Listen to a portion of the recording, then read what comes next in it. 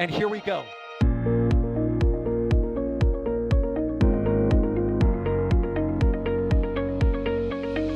have liftoff. Propulsion continues to be normal. R68 chamber pressure looks good. Following up. Roger, with planet. Water towers fly! Yes! Echo down to nominal. Fighting downside FT off. Bring in FT off. It's orange! 45! Oh my god! Oh my god! Decollage. Put that in the big bag, Eagle. 343 unfolds to go. Indeed. We rise together, back to the moon and beyond. If the methane would be igniting in the flare, correct? Yikes. You dead? We don't need any more of these.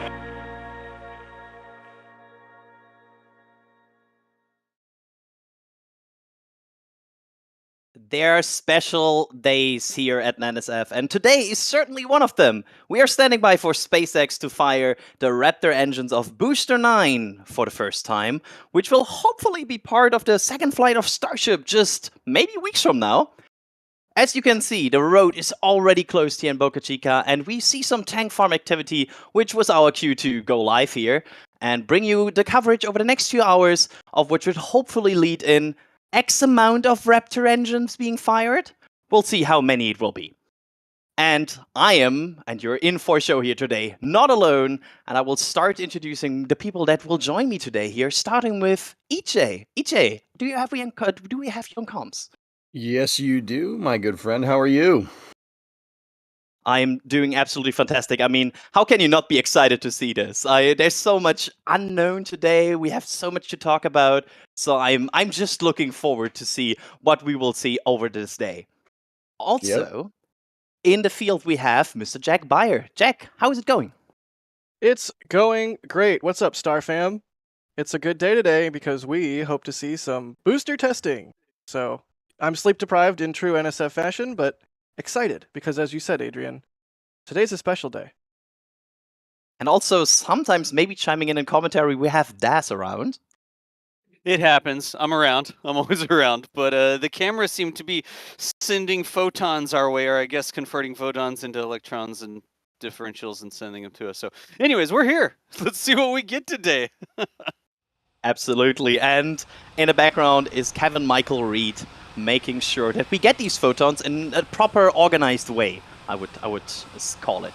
So we have probably some questions here coming up, and if you have some questions about this event, make sure to tag at NASASpaceflight in chat. That will add them to a handy little tool we have in the background that makes sure we can answer them. I will not say all, but a lot of them. Not all. If we try to answer them all, we would be here for days. But just give you a quick overview again. We have an overpressure notice, which always means we are in for a show, because an overpressure notice usually means we might get a static fire today. Hence the title that alludes to the fact that we might see a static fire today. So, Jack, how are you feeling seeing some engines firing? I'm super excited. This will be the first test of a booster on the orbital launch mount, firing its engines since the first integrated flight test of Starship. Obviously, we saw that spin prime the other day, which seemed like it went great. And so today, hopefully, things go equally great, and we get a static fire of Booster 9. Right off the bat, we have a question from Rocketman Andrew saying 33, meaning are they going to fire 33 engines? Yes or no? It certainly seems like that's what they're trying for. EJ, what do you think? Let's go around the horn. Do we think they're going to go for 33 today? I think they'll do it. I mean, SpaceX is known to test, to the max, so we got to see if that deluge system works. So, as a child of the 90s, to the max, immediately it's like testing extreme. So extreme right now, man. Right. So, Adrian, what do you think? 33 engines? Okay, obviously, let's separate the two questions. One is, will they try for 33? The other question, which we will answer next, is speculating, will they achieve 33? Because if you remember, the Booster 7 static fire when they attempted 33. I believe they hit 21 or 31. Sorry, 31, not 21, if I'm not mistaken. And I think that was 2 engines were closed out before the actual test itself for whatever issues. But Adrian, what do you think? Will they try for 33 today? Yes, I think we will see 33 engine static fire today, at least like an attempt to do it, at X amount of thrust. And I think that's also like the third question we should answer after this. How much thrust will they do for it today? And yeah, I think they will try for 33 again. All right, and so the obvious follow-up question is, will they achieve 33, or do we think it'll be a subset of that? I love how you started off the stream by saying X number of Raptor engines. That's perfect. What do you think? Will they achieve, like, assuming they try for a 33 engine static fire, do you think they will hit all 33? In a rare moment of confidence and optimism by me, I will say yes. I think this is the first time we will actually see 33 engines like properly ignite in a static fire. I'm optimistic. EJ? Yeah, I think they'll get all of them. But I think Adrian brought up a very poignant point. Like, I don't think that they'll, they're going to send 33 engines, but I don't think they'll send them all at full power. Yeah, that makes sense. It'll probably be a little bit lower, but I think they'll get them. I mean, if you're shooting for lower power, I mean, who knows? Anything can happen. But I think at a 33 at a lower power is probably what they're aiming for. I'm trying to remember the Booster 7 33/31 engine static fire. I forget. Adrian, did we get confirmation that they were like at 50% throttle, or was that just sort of hearsay that was floating around? No, based I think on some numbers SpaceX tweeted a bit later, it was confirmed that it was about half. And also, there has I don't think there's any possibility for a full power test today, out of multiple reasons. A, we have not seen an evacuation, and I think for a 33 engine static fire, they would need to load the booster at least completely to counterweight it, and I'm not sure if they would do that without like at least a proper evacuation of the around area, and even then you still lack about 2,000 tons of counterweight of the ship at the top, so that would be a pretty big job for the OLM to do, and that's the reason I don't think they will fire at full thrust. Like, that would be quite a thing to do. Yeah. Yeah, and I am seeing a tweet in our back channel here. Thank you, Alex. It was a 50% throttle test on Booster 7, the previous time they did a 33 engine static fire attempt. So I think it's fair to say, if they are going for 33 today, it will be at 50% throttle, similar to what we saw with Booster 7. Good stuff. Good question right off the bat from Rocketman Andrew there. Johan is asking, will we see... Oh, I didn't ask Das. Das, what do you think? Are you busy? Are you busy photosynthesizing? Well, I'm checking to see if the camera is actually recording on the server the way that it's supposed to. Because wait, what was the question? I'm kidding. No, there's no reason to go for broke out of the gate. They have a bunch of new systems, and it's the first time they're doing all-up testing on these things, right? So I guess it could be full power if they wanted to, but I don't see why you would need it to do full power. Like, why not do a lower power test, go in there and see if the steel plate started to bubble or bend or crack or something that, had you gone full power for a longer amount of time, it may have become a larger problem, right? But why do that out of the gate? Why not do it a little bit and see what the impacts are, and then if the impacts look like they're good, then ramp it up and see if you've actually got the full shebang and see how it goes there. I really think I don't know why they would do less than 33 engines, because that is part of their deal, making sure all 33 engines are healthy and can be spun up and run and that sort of stuff. Oh, look at that. There's the static fire test of Booster 7. But I think it's going to be lower power for the first shot so they can shake out some bugs. How's that? Yeah. Was that even the question? I think it was the question. No, right? you did great. You did excellent, as usual. Let's see here. Okay, so we have Johan asking, will we see the shower today? Which I assume they're talking about the new deluge system, which I think I mean, I don't want to put words in anybody's mouth, but I think it's safe to say that yes, today's test will involve the deluge system, which might as well be, you know, as significant as firing the engines on the booster itself, because we want to make sure that that deluge system works with Raptors firing above it. Adrian, any thoughts? Will we see the deluge system activate today? I would be absolutely shocked if we didn't. Like, I Agreed. feel like that's the main thing. That's the main star of today. So to see if the steel plate can survive 33 Raptor engines firing at them. Of course, and now here's a caveat, the 33 Raptor engines test fire of Booster 7 initially also looked very promising. So even if we get a fire day and everything looks good, that doesn't mean it will be for full thrust for launch, because again, Booster 7 looked good after the static fire, everything looked great, and then we saw the rock tornado at launch. So I wouldn't expect any damage. If we see partial power static fire and we already see damage, I think that would be bad news. That would, in fact, be bad news, but we're not hoping for bad news today. We're hoping for good news. Let's see here. So, yeah, just to recap what we started off with, this is going to be the first static fire of a booster on the launch mount since the first integrated flight test of Starship.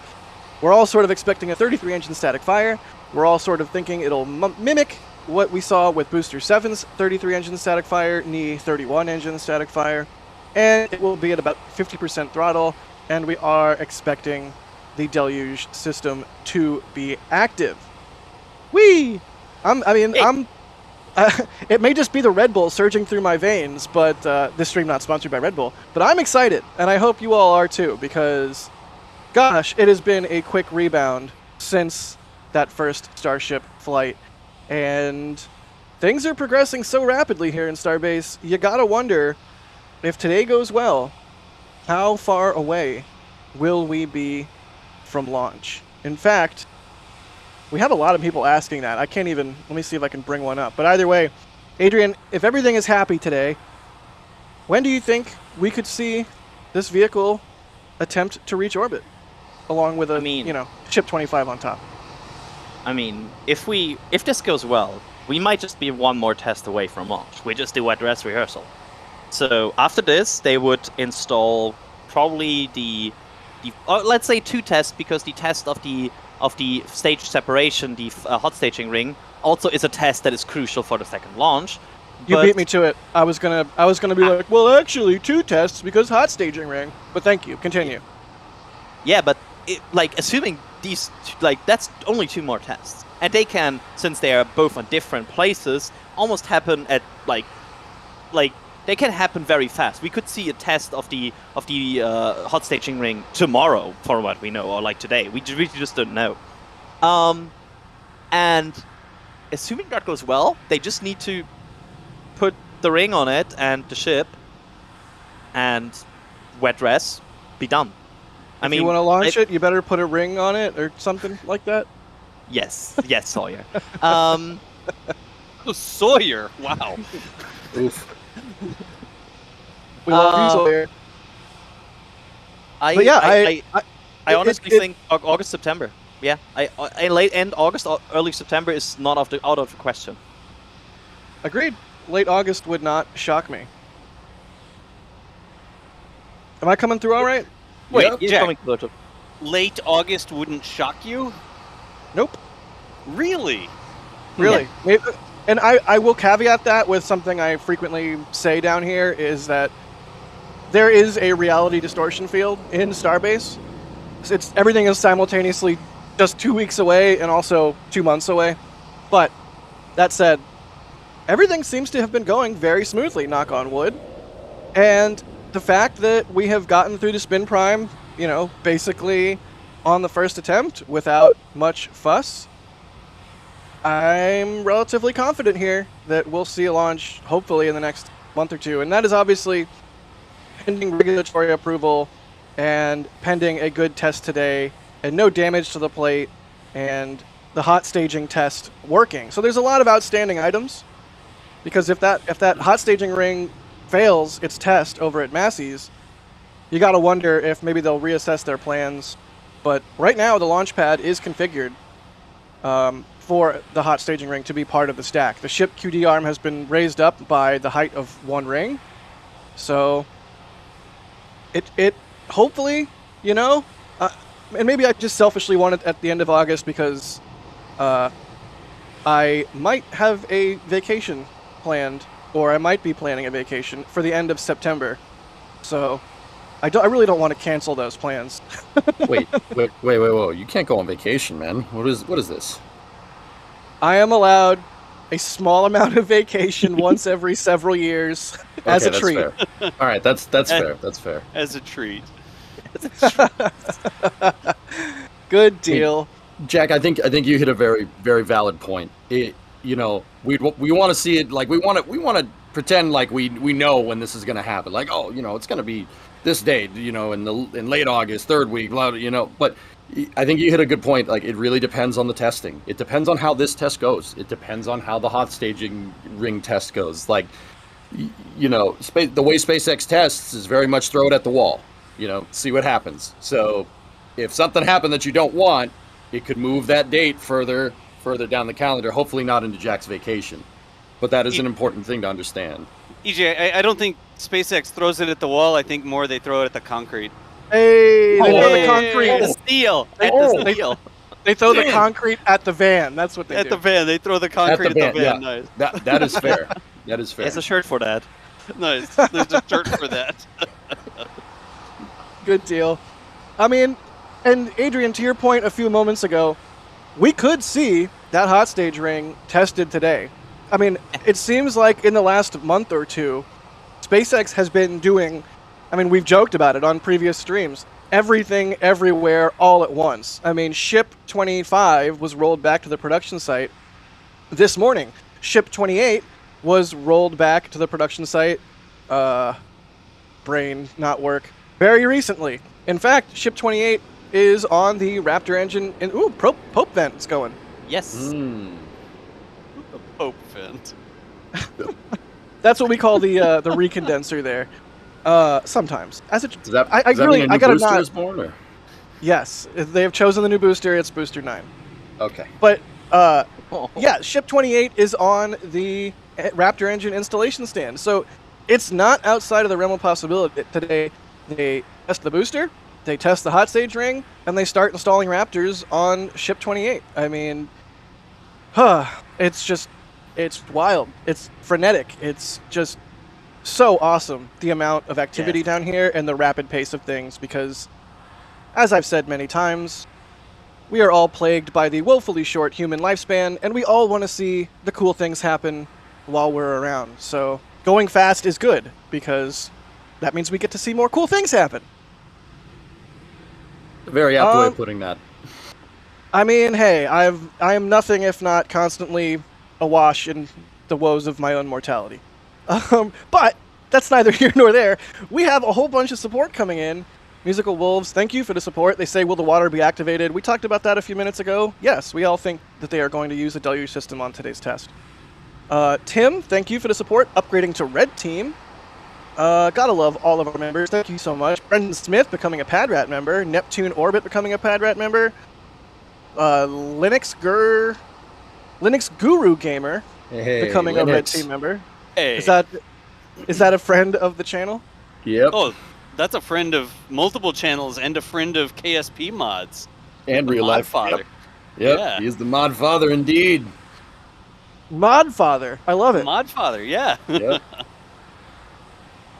We have Josh. Thank you for giving us a tip there at, what is it, tips.nasaspaceflight.com? Yes. Thank you so much. We say, remember everyone, tip your Texas tank watchers. But everybody watching this stream is a Texas tank watcher, so should everybody take a $1 bill out of your wallet and put it in your pocket? There you go. Tip yourself. You can also give other tank watchers a membership. Like, that's also a tip way. Yeah. Very, very good. Very good point. Adrian, you must have had more sleep than me. No. Spoiler, no. Musical Wolves, thank you so much for the super chat there. They say, is Sunday the new day for testing? Seems like Sunday is the new norm for testing in Starbase. They have a certain amount of weekend closures that they are allowed to do. And as we were talking about a moment ago, it really just seems like they're going for broke and testing as rapidly as they can. And if that means they use up one of their weekend test days, so be it. I don't think it's like necessarily going to be a codified thing going forward. I don't know. Adrian, do you have any thoughts here? It's 5. They can only do it 5 times. So I think they use 2 now. So it's 3 left. It's it cannot be the standard because they only can do it like I think 3 more times in a certain amount of time. So yeah, but it really shows you how much they want to like get this thing going. They want to use every single day. And it seems like they're really in a very fixed schedule right now where they're like, okay, we can spin prime on Friday, then we need like 1 day to reconfigure everything for the static fire, and then we can fire on Sunday. And they could have waited for Monday. They have a closure for Monday. They could have done it, but they don't want to. They want to go as fast as they can and save every single day because they have programs depending on this. They have Starlink depending on this. They want to get this thing moving. They want to move the Starship program as fast as they can, and every day counts for them. Yeah, and not just Starlink, but also Artemis. EJ, Yep. please go ahead. I was gonna say, I think there's another contract, small contract with NASA that they might have that they probably should get moving. You know. Yes. I mean, the sheer number of launches that they're going to need to do to prove out this system. I mean, they need to do propellant transfer testing. And we got a little pip of the roadblock there. Road is closed. Beach is clear. They wasted no time this morning. I mean, I was out there at like, I don't know, 6:45, and they were already driving up and down the beach clearing things. So SpaceX jumping right into testing today. This is like a double roadblock. It's like 2 sheriffs and 2 SpaceX securities. Usually it's, oh, well, no one's leaving. Thanks, Sheriff. They heard us. They were They heard us serious talk. about the roadblock. Good deal. But yes, they're going to have to launch a lot of times to prove out the system for the Artemis program, and it makes sense why they are jamming away here. Rhaegal, thank you for the what? Quick question: is it hot out there today in Texas? So far, it's fine. I mean, it's always humid and brutal, but you know, it's not the heat of the day yet. Give it another hour or two, and it will be properly nuclear out here. But right now, it's not bad. There's a breeze, there's some clouds, and the sun has not yet fully, you know, gone overhead. So, not so bad right now. I'll take it. But check with me again in like an hour or two. I was just wondering if we might have seen the return of the roadblock shade. That was just me wondering, like if we will. These longer tests tends to bring out the roadblock shade, where they put a tent there. But right, they put up a little Yeah. pop-up tent. Yeah, I have one of those. I should have brought it out today. Hindsight. Let's see. Rhaegal is asking, and thank you for the super chat there, buddy. Do they need to do 90% thrust to prove to the FAA that the systems are up to standard, based on the previous 50% not being a realistic pad test? I mean, I don't think we've heard concretely. Wow, I didn't mean to do that. Oh no. Oh god. Oh no. I don't think we've heard one way or the other what requirements they are being asked to satisfy by the FAA, but I think suffice to say they're not going to want to just nuke the pad right out of the gate. They're going to want to test it at a lower throttle. But what do I know? I'm just a guy with a beard and a camera. EJ, any thoughts? I mean, we talked about incremental testing. I think Das is pretty much right on the money there. You don't want to destroy the pad right now. I think Adrian also brought up another good point that there's no mass simulator, i.e. Starship, up on the top there. Right. I don't think firing 33 engines with nothing above the booster is the best idea, and I will use a reference to the space shuttle to explain why. Hey! Yeah, here we go. It's coming, right? Here we go. So Happy crispy noises. yes, the shuttle you couldn't test the boosters there. Like you couldn't test those things. I mean, obviously for one reason or the other, but even if you wanted to hold those 2 SRBs to the pad they have 4 bolts on there, that even if the bolts didn't work, it would still rip itself off the pad. You couldn't you couldn't basically like static fire the SRB. I mean, obviously you have to refuel it, but the thrust of weight would actually shear those bolts right off the pad, even if they didn't separate. Right. You need the mass to hold the stuff down. Yeah, and that is precisely why Northrop does those booster tests out in Promontory, Utah, because that's the way that you test those. You know, you make a lot of them, like not a large amount, but like you make a set of them, you test a number of the set, and that verifies that the entire set is good. You can't do a full stack booster. That would have been crazy, though, huh? I mean, I wouldn't hate it. Just, it's something we'll have to confine to Kerbal Space Program. But I just going back to the question here, yeah, without a weight on top of the booster, seems like they would not want to go much higher than a partial thrust test. Otherwise, you know, who knows? Maybe it would just rip itself right out of the mount, and that's not good. That's bad time. I mean, 15 million pounds of thrust. That's probably not good for it if there's not any mass above it. Let's see here. Matt is asking, or Matsky is asking, what do we think after static fire? Will they bring the booster back to the production site for installing the hot stage ring, or can they install it at the launch site? I will start, and I will say that the hot stage ring test article has the little nubs on it that they use to lift a booster with the chopsticks. And it might look hilarious and a little bit ridiculous, but I feel like either with a crane or the chopsticks, they would be able to install that single ring on top of the booster at the launch site. Or lift, well, I guess they can't lift Ship 25 up with a crane anymore because they removed the lifting points yesterday. So it would have to be put on the booster with the chopsticks or a crane, which I think is entirely possible. Adrian, what do you think? I think Booster 9 will only leave the orbital launch mode one more time, and that's Raptor assisted.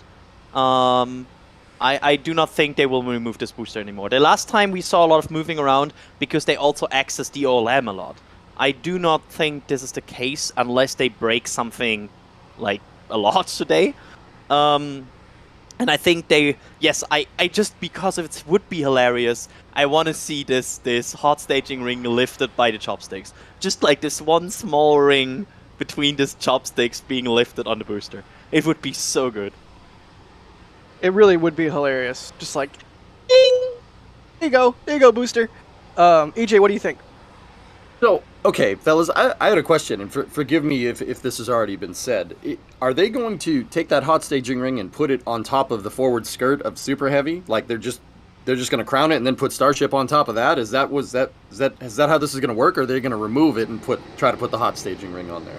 That's a good question. I don't think we necessarily know at this point. Yeah. My inkling is that they could just set the ring on top of the booster. But, I mean, until we see it, it's sort of hard to say. I mean, if they crown it like you're saying, then yeah, I mean, I don't see why they couldn't just throw it on right there. But if something needs to be removed or something needs to be taken off, I think they would roll it back. But I think Adrian might be right in this regard. They also might just put it on there and be like, all right, let's go.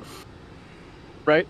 Das, do you have any sage-like thoughts? I mean, I know you always do, but about this in particular? About this specifically? I think the interesting thing, when they were assembling that over at Massey's, surprisingly, we saw them remove the hot stage ring separate from everything else, right?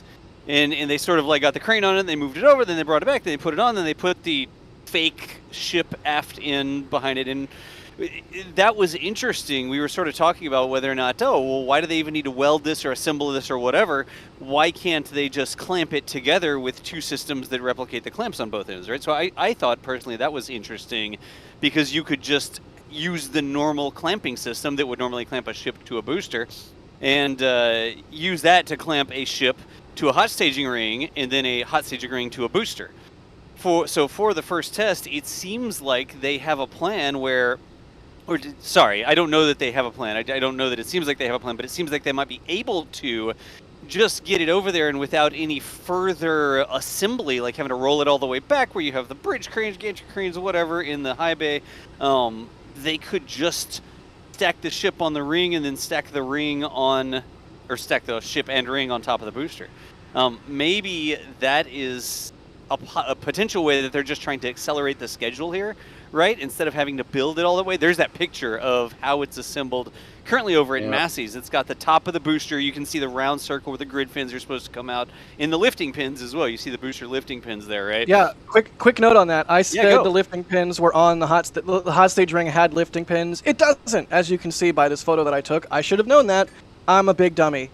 The test article has lifting pins. The hot stage ring itself does not have pins. But like you said, Das, I could see them very easily lifting the ship up with the chopsticks, setting it down on the hot stage ring on an SPMT or something, then lifting the combined hot stage ring and ship up on the booster.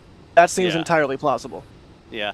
The biggest thing, again, what we're looking at on the left-hand side, right? That is a fake top of a booster, right? It's like just the top end of the booster where you have the grid fins thing, the little hold that sticks out the side, and then the pins, the little ears that stick off. And then you have the hot stage ring, which has a surprising lack of triangles in it, if you ask me. But whatever. What do I know? I've only seen other hot stage rings.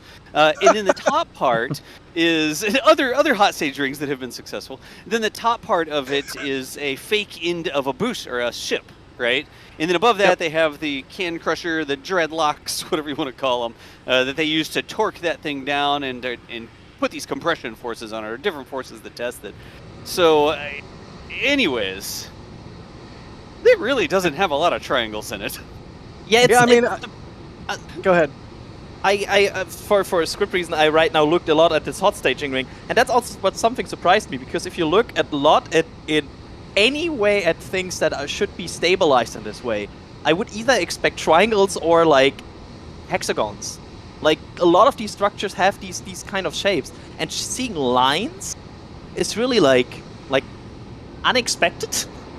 There's the smallest amount of an arch there, and it's super minor, but you can see how there are the full-sized cutouts, and then on either side of each bank of full-sized cutouts, there's a slightly smaller cutout that's like a little bit tapered. It's not a full arch by any means, but I have to wonder if that's, a triangle substitute. I'm trying to think of like stevia, but for triangles. Anyway, yeah, it's an all-natural substitute, Das. What? I don't know. Okay. Anyways, S.E. Robinson Jr., thank you for upgrading to Red Team. Terrace Ceviche, I'm probably butchering your name. That's definitely not your last name. Terrace, thank you for the super chat. They say, now that the water-cooled plate is installed, is a static fire without deluge even possible without breaking it? That's a good question.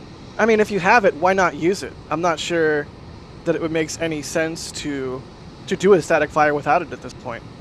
Go ahead. So, sorry, I have an opinion here, because we saw that there was at least, even with the... So, we have this McGregor test, right? Where they fired a Raptor at a steel plate. And that looked to be at least, partially a bit melty. And now imagine a situation where you just fire 33 Raptor engines on a steel plate without any cooling. I don't see... Probably won't end well. Yeah, I mean, it's still steel. It would probably start to melt. And you don't need a full melting, but even starting to see some of these very tiny gaps that are in these plates being melted over, you suddenly have a problem, because then your pipes are blocked. So I don't think they wouldn't run it, because I think it would put more danger onto the system. Yeah, makes sense. RC Horseman, thanks for gifting 5 red team. Oh, go ahead, EJ. No, it's all good. Thank you for the gifted. I do appreciate it. We all do here. Certain metals don't like absorbing heat very well. And let's be real, the metal down there is going to absorb a lot of heat. It warps. Like if you're trying to weld aluminum, for instance, it'll warp if you put too much heat into it. And warping, Adrian's right. It could block something that could be useful later when they go to launch. Yep. Yeah. And to be clear, the plate under there is steel. I know you weren't saying it was aluminum, EJ, but I just want to make sure everyone is on the same page, all of our viewers and everything. It's a water-cooled steel plate. L44VA, thank you for the super chat there. They say, there goes the new paint job, which if you've been watching Starbase Live recently, they painted the orbital launch mount legs. As you can see, they look quite spiffy. But, I mean, talk about a Sisyphean task. Paint the legs, they get roasted. Paint the legs, they get roasted. It's like, you know, pushing the boulder uphill for eternity. But it's all in service of a functioning launch mount, because the salt air out here is no joke, and also the heat of 33 Raptor engines is no joke. So you want some corrosion mitigation, you want some thermal coating. So, yeah, launch mount looks great. I think it's an important thing to understand, Jack, that every launch pad that's near water is like that. Every pad requires constant maintenance. It's just not something we see all the time because, you know, we don't have a close-up view like this with every single launch pad. Right. Yeah. Every pad out there needs to be maintained. Flame ducts get messed up from rocket engines. Right. They shoot rocks out. Rocket engines are super abrasive for concrete. We found that one out last time we saw this go. Pretty good example. So every pad needs to be maintained like that. Yeah, I think that's a very good point. Adrian, please.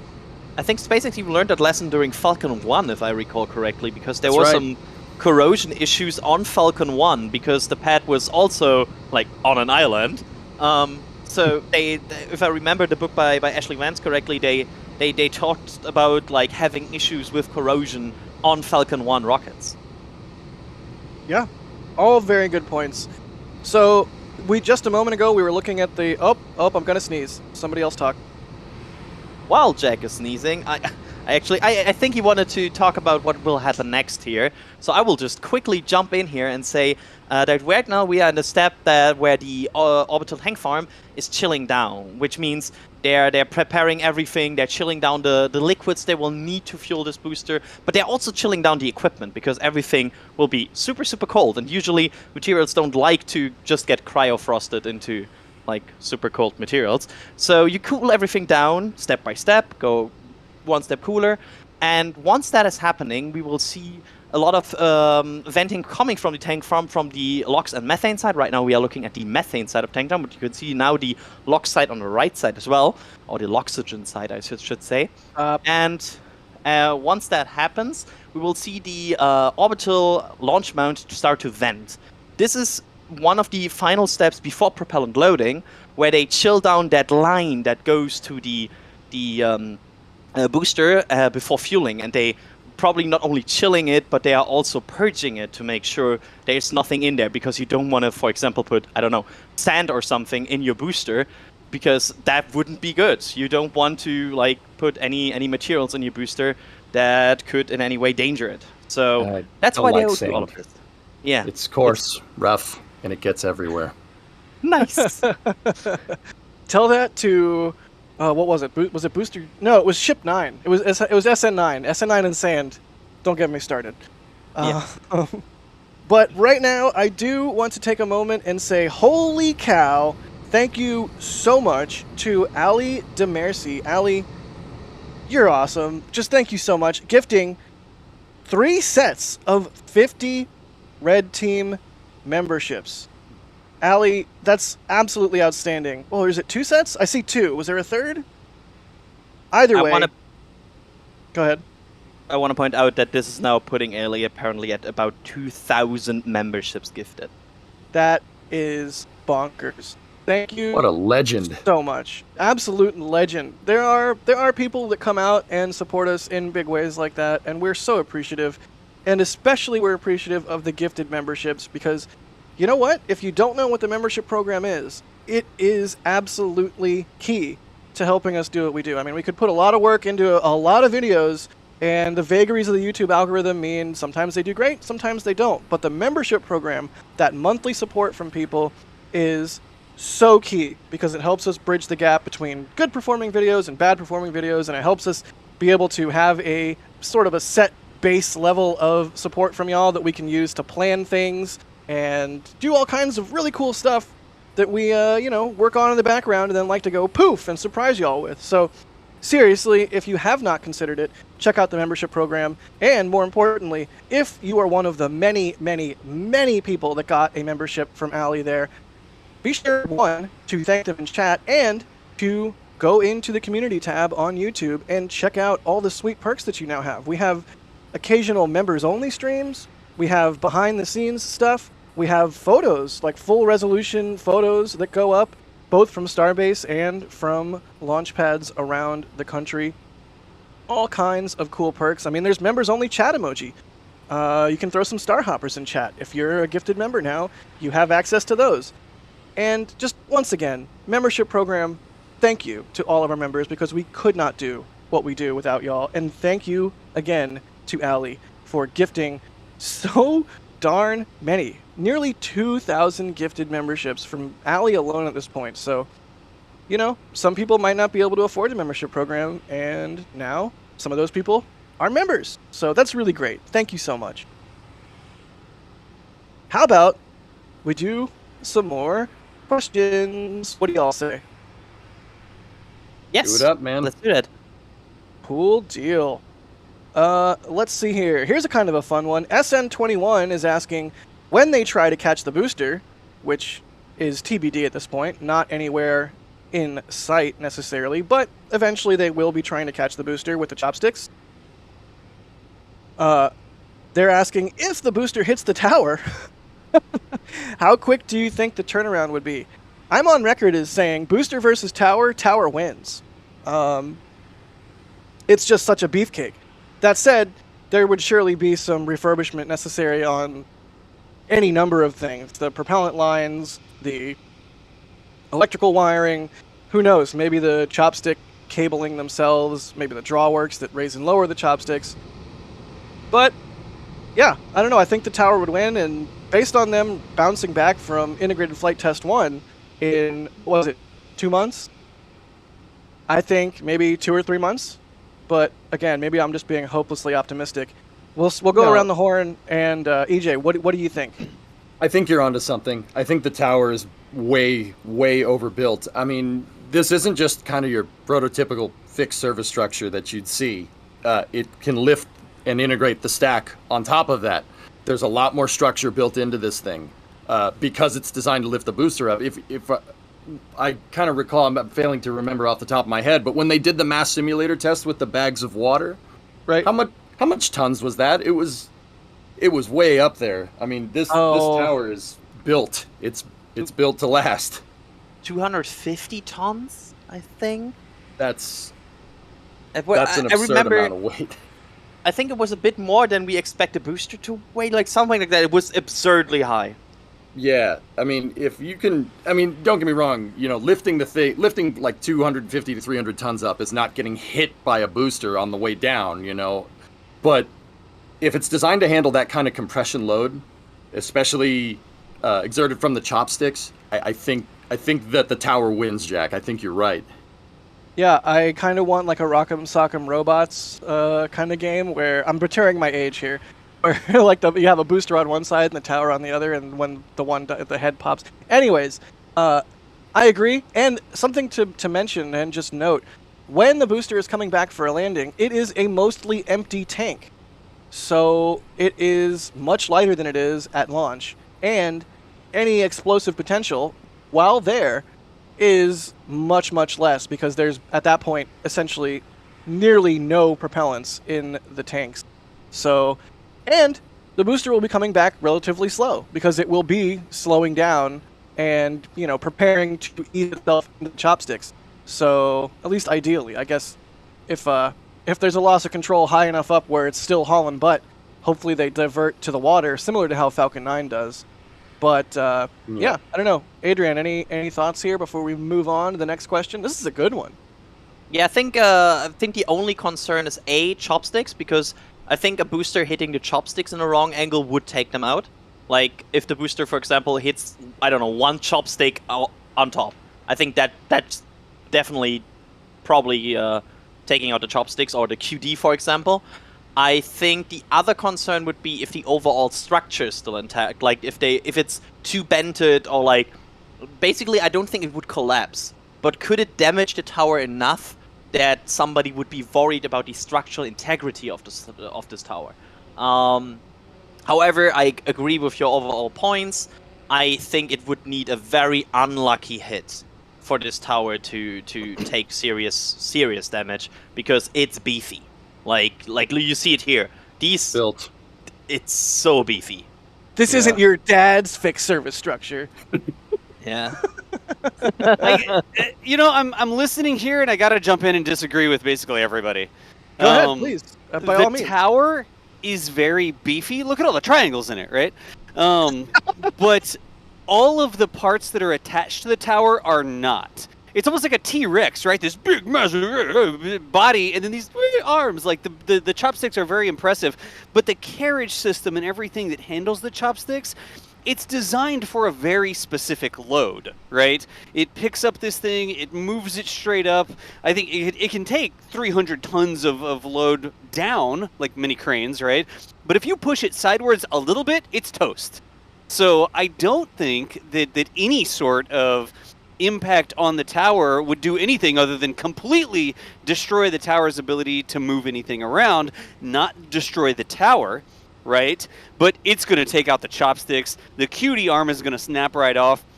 All the infrastructure on the inside, if stuff gets into there and starts tearing out those lines and stuff like that, they don't have an extra set of chopsticks sitting around, right? I guess maybe other Cape they do. I was going to say. They have, yeah, exactly. But well, we have seen them barge stuff over from the Cape for Starbase. But please continue. I think that the tower itself may be super beefy, but a bunch of stuff is just going to get stripped off of it that will take a lot of time. Because remember the time between, they've stacked the top segment. Fantastic, that's great, right? It's all done. And then like a year and a half later, the tower's actually done, or however long the lead time was. Tower beefy, little greeblies on it that actually do stuff, not as beefy as the tower itself. Is that fair to say? Yeah, absolutely. Fair point. Yep. Yeah, I don't think any of us would expect the tower and all the little greebles, as you say, great word, on it to survive completely unscathed. Surely there would be damage, and surely that would take time to fix, but I don't think it would be like a year to repair. But, depends, I guess, on how big of a walloping it would take. I mean, at some point you also run into a situation where you're like, is it worth to fix everything anymore? Or are you just building a second tower? Because you need to think about a lot of different things when you repair something, in contrast to just build the same thing you built already. So there might be even a point where they're like, yeah, whatever. We will just build a new one with new chopsticks. Yeah. And sometimes repairing stuff can take longer than installing it in the first place because you've got to start with pulling out all the stuff that's broken or bent or whatever, right? And then you go back and you start from the clean slate of, okay, we've got the tower completely stripped down or whatever needed to be fixed, replaced, right? I really do think that the chopsticks are toast unless one very specific thing happens. It either completely misses and goes nowhere near the tower, or it exactly lands right where it needs to for the chopsticks to catch it. Like any other motion, sidewards, touching one side, even being off balance where one ear catches and the other doesn't, the chopsticks are toast under most situations except for a total miss or a completely perfect catch. Mostly perfect catch. I mean, if one little pin doesn't catch, I think the chopsticks are toast. Right? Yeah, fair. I just really quickly want to note that DOS said sidewards again, which I love. Anyways, Adrian, please continue. They knew what I meant. It's always crazy if you think about it compared to Falcon 9. Because we are always like, oh, it's so impressive how accurate they land Falcon 9. But then you're in a situation where like, well, that accuracy is probably not cutting it for this. Because from everything we have seen so far, and how the chopsticks move, they're not like super fast. They cannot adjust very easily and just catch the booster mid-air. The booster basically lands on them. And they need to be very, very precise with this booster to land it just there in the middle. Otherwise, like a bit of wiggle room like they have on the drone ship, it's not here. They don't have that. Right. Yeah. You know something that I haven't seen? I would love to see the scale of the chopsticks, and maybe this has been done. There's so many good 3D renders out there. The scale of the chopsticks overlaid on the barge, right? In like the barge that catches the Falcon 9s, and then show the landing accuracy. We're always like, oh my gosh, it's so accurate. Oh, it's amazing. It's another bullseye, right? and then show me the landing accuracy as best we can observe it on the barges compared to the width of the catching pins on the booster. Yeah. Right? Like, I that mean- would be an interesting graphic to see, and it's like, yikes! 95% of the time they do not catch it, even with the amazing accuracy of the Falcon 9 hitting the barge. It's like, that's not enough. I actually don't know that math. I would be really interesting to see how that works, like how that math shakes out. Yeah, this phrase gets thrown around a lot, but orders of magnitude, or maybe just an order of magnitude. It seems, even though they're super accurate with Falcon 9, it's just a whole nother level. Adrian, go ahead. It would be funny because you probably would make that graphic and be like, yeah, from the last 10 landings, 8 took out the left arm, 1 took the right arm, and 1 was bullseye. As long as it was rotated correctly, right? Because Falcon 9 doesn't care about its rotation on the barge. The booster's going to care about its rotation even. It's not just hitting the bullseye, it's hitting the bullseye with the right rotation so the little catch ears catch on the chopsticks. Like, geez. You got another thing you got to do. But also you cannot have that rotation be corrected last minute, because otherwise you have momentum on the rotation, and that sounds like a horrible bad thing for these pins. Yeah. Because usually these pins are built to have like strength in one way and not in a way of like rotating them on the sticks. Yeah. Right. Speaking I love the pins. Yeah, go, Jack. What we just zoomed out on there on the chopsticks, that was the pins they used to attach. There we go. Thank you, camera operator. Goes back up. It's like it can hear me. Those pins are the ship pins. So the mechanism on the chopsticks for lifting a booster and lifting a ship is 2 different mechanisms. And since several days ago, those ship pins have been extended on the chopsticks. So that begs the question, if today's test goes well, and if the hot stage ring test goes well,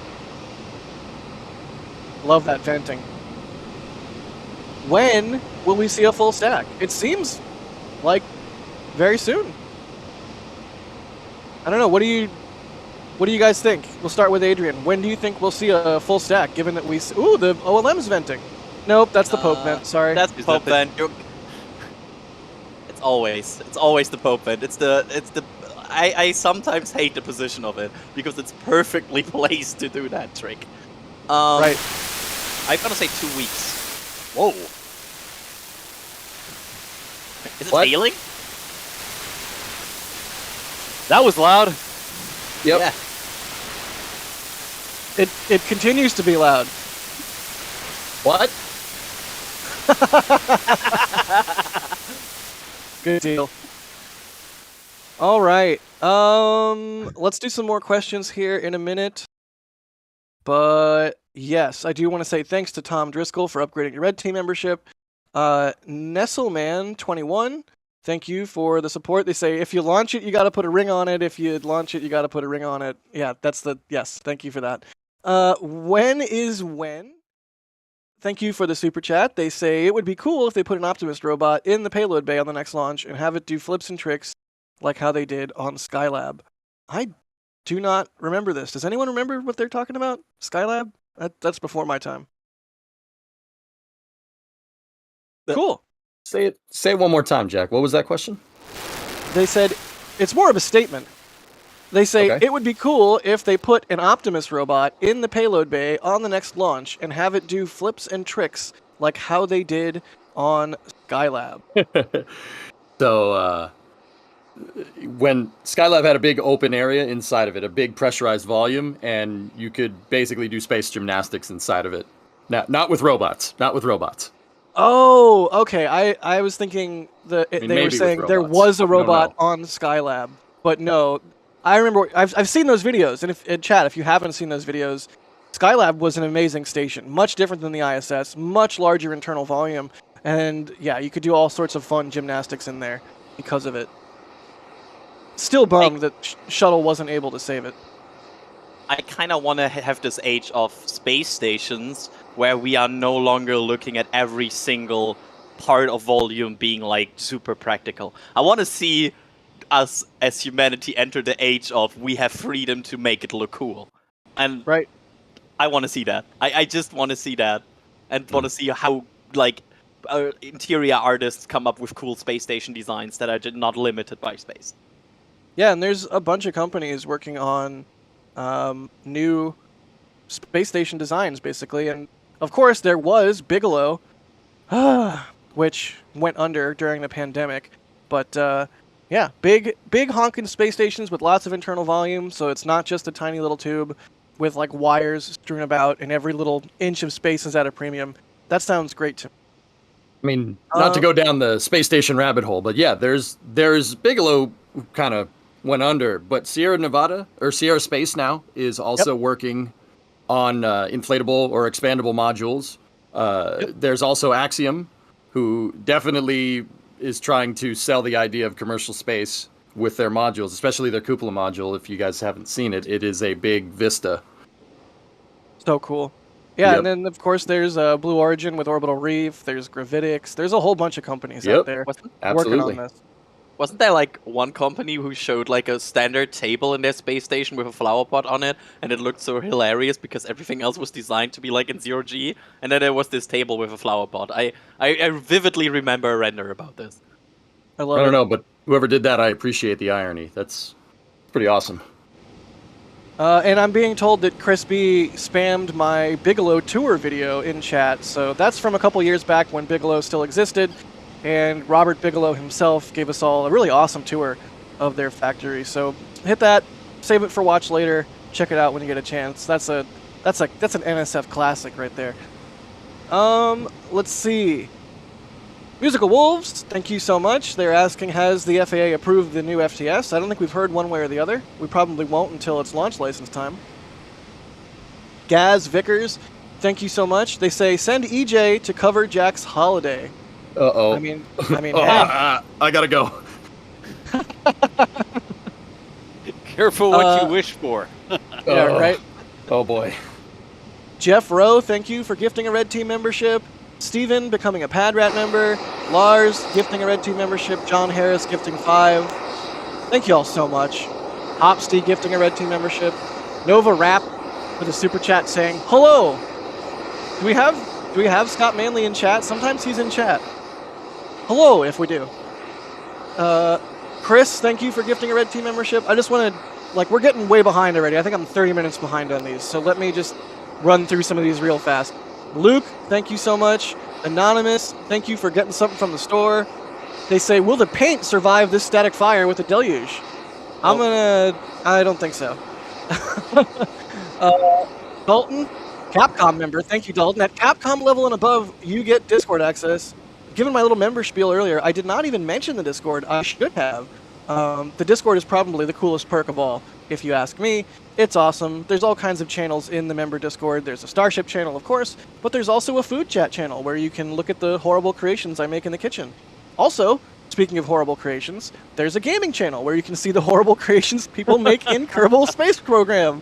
There's all kinds of cool channels. There's a party chat, there's tech chat, and of course there's like small sat, and there's a channel for everything you could possibly want. So the members Discord rules, and Dalton, since you're a Capcom member now, you get access to that. So pop on into Discord and say, hey, if I remember, I will send you my customary Forrest Gump waving GIF. Let's see. Guidrus, I'm probably mispronouncing that. I apologize. They're asking any updates regarding the FAA lawsuit. Nope. Rankley, thank you for the support, gifting a Red Team membership. Paul says, I love your coverage. Watching now while charging my Tesla in Maine. Thank you for the tip there. Super appreciate that. The pad is working, so that's good. I think the pad's doing stuff. I don't know if you guys can tell. You know. That's like a checklist item, like pad's doing stuff, check. Yeah, pad's doing stuff, so we got that going for us at least. Santiago nice. Becoming. Yeah. Oh, sorry. Go ahead. There was apparently some Booster 9 venting that we just heard. Oh, excellent. Yeah, which usually means they, to quickly explain, they usually pressurize it with some sort of ambient pressure, and usually this is part of them releasing that pressure to make space out down the line for what they actually want to put in there. So venting during these events is normal. Would just this to be point a that out. purge out, Adrian? Would they be pumping like nitrogen into the tanks to Yes. get everything else out? yes, usually that would be the case as well. They purge it and they make sure it's stabilized when it's not tested. There's a lot of like minor things of pressure control and like flow control going on here. That's really, I feel like sometimes not appreciated enough how complicated it is to manage such a tank farm and how many different things go from A to B to C in the right way. Especially if you're dealing with cryogenics. I mean, if you flow too fast, you can overpressurize the line and create a geyser, and I'm pretty sure we don't want that. Oh. Yeah, I mean, you introduce such a timing factor to that, right, with cryogenics, because not everything just needs to go the right way, but also at the right timing with the right temperature. It's really impressive, and I'm really impressed because at the beginning when this tank farm started, we were like, oh, this seems rather unreliable, because it was. At the beginning, it was totally unreliable. There were a lot of scrubs. It was really wonky, and now it seems really solid, which is kind of impressive. I mean, no, the vents are gaseous, not solid. Oh. Wah, wah, wah. Good deal. Santiago becoming a Paddock member, thank you. Anonymous grabbing some stuff from the store. They say greetings from Switzerland. Go B9 S25. Thank you so much for doing that. Justin, thank you for grabbing a plushie. They say it arrived today, just in time to watch. Label doesn't say if it can be cleaned with a hot deluge wash. Maybe this test will confirm it for you. Do we still have any more plushies? Let me check the exact amount. I think we have some more, but these vents. This is what we want to see. The booster is coming alive. You can see it coming out of the booster. I don't know if they can hear us, but you can see it coming out of the booster right there. What? That joke is not going to get old. It's really not. I'm going to keep doing it. If I'm becoming annoying, just let me know. No, it never gets annoying. Okay. What? Oh gosh, I have to resist the urge to just say what back, and then the stream just becomes us saying what back and forth for like 5 minutes. Yeah. Anyways.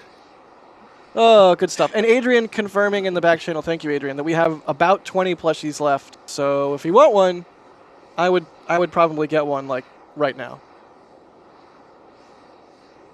Let's see here. More super chats really quick. Again, we're super far behind, so I'm just going to speed run some of these. Conservative Space Nerd, thank you for the support. They say Kathy has organized the work without throttling the speed. I don't get it. Does anyone get that? No. Is that Kathy Looters? I don't even know how to say her last name properly. I mean, it could be real. Like, so we know that Kathy Looters now works at Starbase as well, right? And helping to manage the whole complex. So that's probably related to that. And yes, I agree. It seems so we knew there was some sort of management shift a few months ago. I think in the beginning of the Booster 7 like serious test campaign again. And it seems they really have hit a good cadence since then. Everything seems very organized, very on point, and it's really not that comparable anymore to the hop tests, where it seems a bit more random, a bit more wild. Like it was more the Rocket Wild West, and now it's a proper really rocket program. Yeah, over time, this entire facility has really gone from like a pile of dirt with some hilariously scrappy testing to more and more of a fully fledged like launch facility. And there's still a ways to go, but the distance we've traveled in the last 3 or 4 years is very remarkable. Dave, thanks for the support. They say, can you define success for the hot stage test? Assume goal is for structure under flight conditions, not a test where we see the actual separation.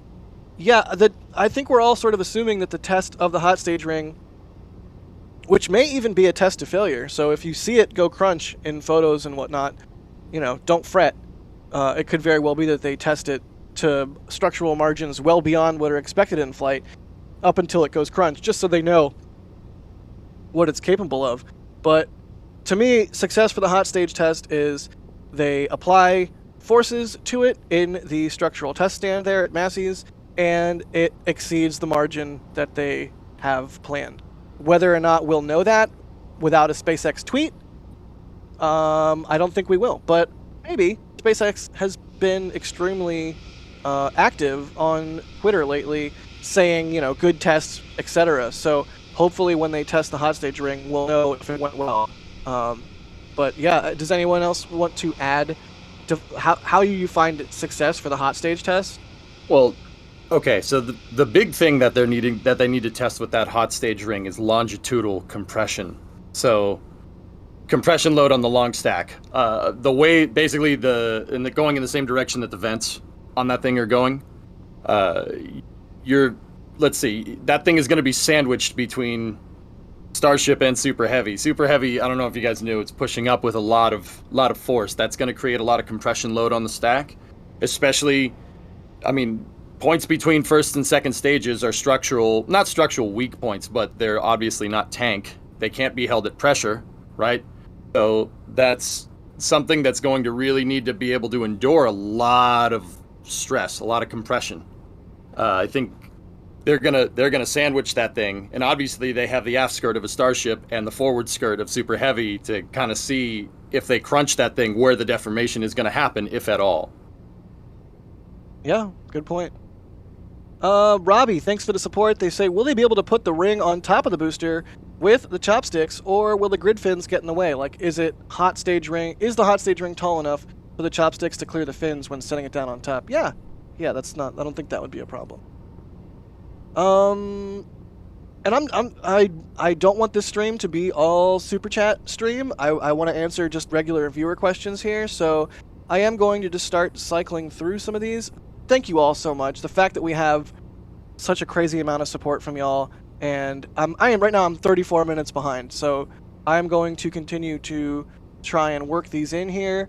But let's do some viewer questions, because you don't necessarily have to support us monetarily at all.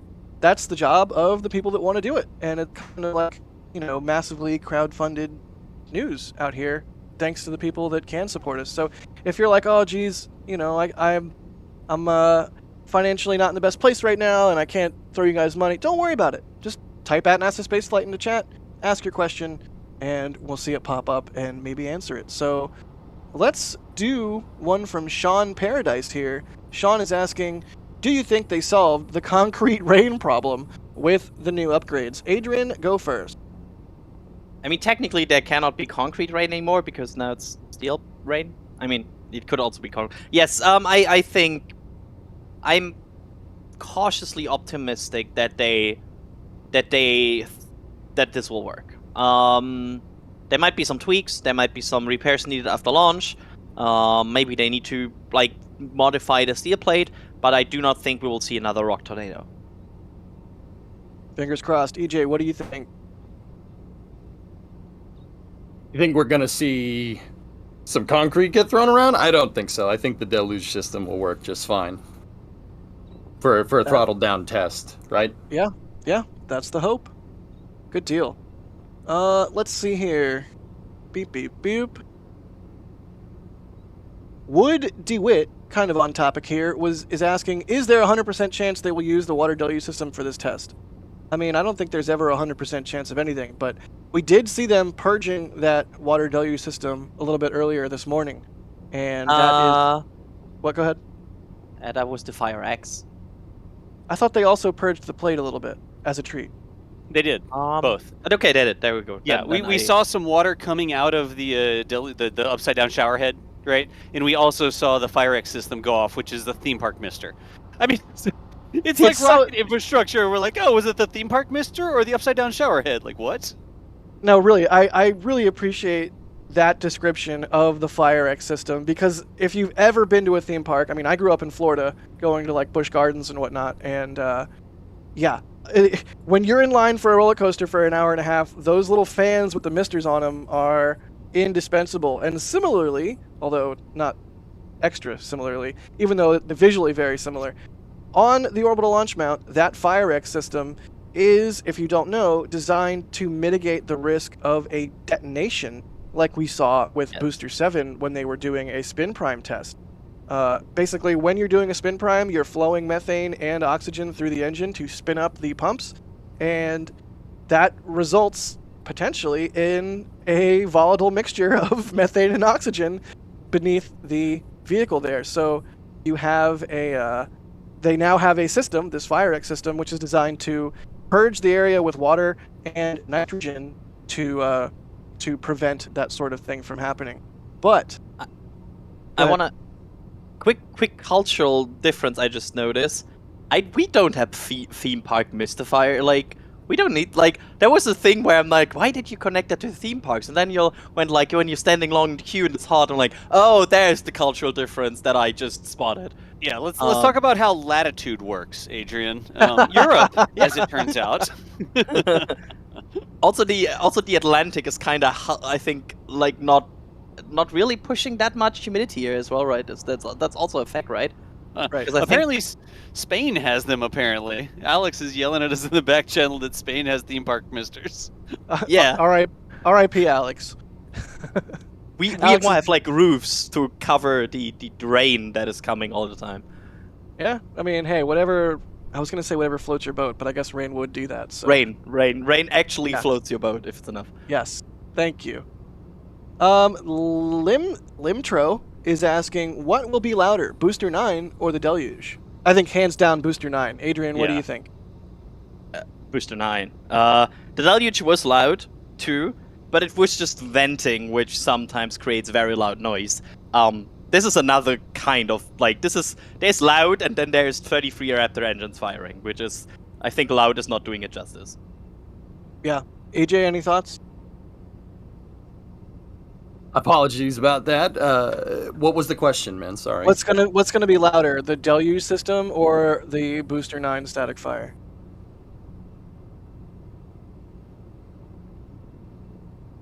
Good talk. Good talk. Hold on a second, guys. I'm having a little bit of audio problems. I'll be right back. Oh, good. No worries. We're here. Das, what do you think? I think because we hadn't really seen it much, a lot of people were confused with the Deluge test in what caused the loud noise, because the Deluge test itself was not that loud. The water coming out of the plate was not that loud. It's the blow-off and the release of the excess pressure that they didn't need from the Deluge tank farm, whatever we're calling that, right? That's what was ridiculously loud on that test. So it's not the water coming rushing out of the thing that made all that noise. It was those, I'm going to call them blow-off valves. I don't know if they're actually blow-off valves. But I would call them the blow-off valves from the Deluge system that go when the Deluge is done and they're releasing the extra pressure. I mean, maybe I'm mincing words a little bit too much there because it's required for the system, but it's not the actual water coming. I don't know if anybody wants to take that one way or the other, but those vents were very loud. I do not think the vents are as loud as Raptor engines, especially 33 up close. Agree. And yeah, there we're looking at the Deluge tank farm right there, which was installed extremely rapidly, I might add. Yeah. Let's see here. Oh, there's a super chat from someone named Jack Byer. Hi, Dad. I love you. Wait, really? Yeah. Hope you're doing well. I know. Nice.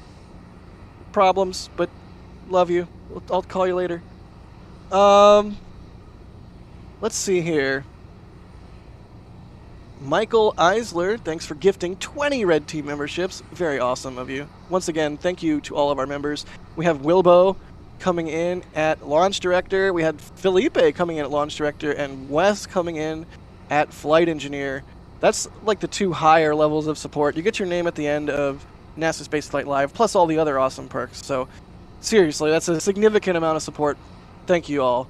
Thank you, all of our members. Y'all are awesome. Let's see here. I don't know if we know the answer to this one. Das, you might, since you did the explainer video from the orbital test flight. But we have a question from Dark Ace asking, how far downrange did the stack make it during OFT1? Do we know? You mean like the wreckage coming down? Yeah, like how far away did it make it from the launch site? We didn't actually talk about that in the explainer, but I can tell you that it was, it's just going to be an approximate thing because it was scattered all over Tarnation. 90, I would say, probably scattered between 60 to 90 to 100 miles. Or, oh, wow. 150 plus kilometers. I don't, because it was spread all over, right? And so Right. the stack didn't make it anywhere. Well, I guess, you know, when it was still a stack and not a confetti of rocket pieces showering down, how far did it make it, right? Right. But if I had to sort of like put a number on it, I'd say 50, 60 miles or 80, 100 kilometers and beyond. But I can't tell you exactly how far the stack was when it actually lost structural integrity. Good deal. Well, that's a far better answer than I could have given, so thank you for that. Foxy the Pirate VODs, if I'm even reading that right, they're asking a very apt question here. How long until the static fire might begin? Adrian, you want to run us through a little bit of where we're at in the testing flow, and based on what we've seen in the past, sort of what we expect to see next, and how long it might be until we see things get real? Sure. Right now we are looking still we are still in the preconditioning phase. We can still see both sides of the tank farm being activated, which is good. We still see some pre-cooling going on everywhere, which is good. Next thing we would see is like these lines that go to Booster 9 getting frosty, and the old orbital launch mount starting to vent from a vent that is on the left side of this view right now. Basically on the left, like on the left side of the hat. And once that is going, they're preparing for propellant load. Once that vent stops, then we imagine it kind of like a T way of the vent going, where one way leads outside of the OLM and the other way goes into the booster. And once they do that and they switch it, they go into propellant loading. And once that happens, we then expect probably a very significant load of liquid oxygen today, and the needed amount of methane. That's how I would frame it, because you want to increase your counterweight as much as you can, while also not increasing the potential explosion. So a little methane and as much oxygen as you can is probably the way they will load this. And I would say it's always a bit hard to guess, because there's also some other ways how they pre-chill, and sometimes it's a bit different. Probably around 2 hours, a bit north of that maybe. But you never know. The flow could change. But Right. About that is my feeling right now. Yeah, I mean, a lot of this is sort of us extrapolating on what we saw with Booster 7, right? Where same thing was, as you were saying, they've kind of filled the LOX tank on that 33 engine static fire, and the methane tank was only partially full. So, yeah, good shout there. Thank you for that, Adrian. Let's see here. You know what? I'm going to throw this one to Adrian, too. Adrian, I'm just throwing you under the bus here. Under the launch mount? No, that would be bad. Don't do that. Please no. Stefan is asking, when they light the Raptors, what is the primary source of ignition? Must be a spark or something, ? Famously, those outer 20 engines are ignited by the launch mount itself, right?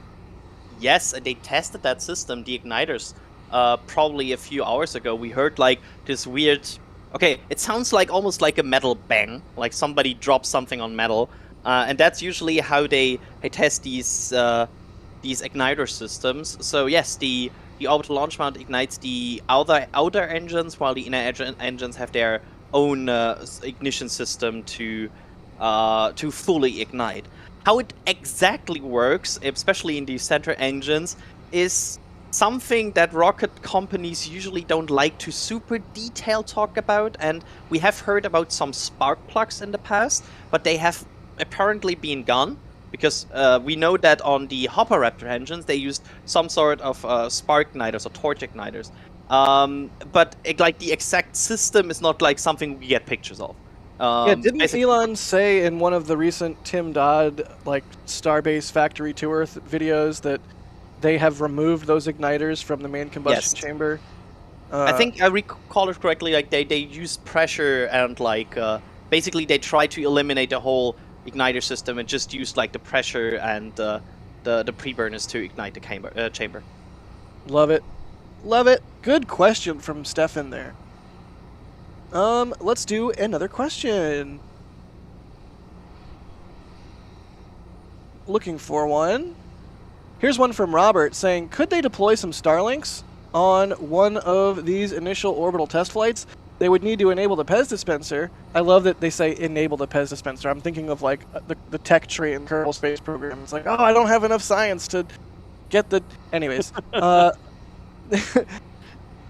yeah, I think as of right now, the earliest possible ship, and y'all can correct me if I'm wrong, that could potentially carry Starlinks would be Ship 28.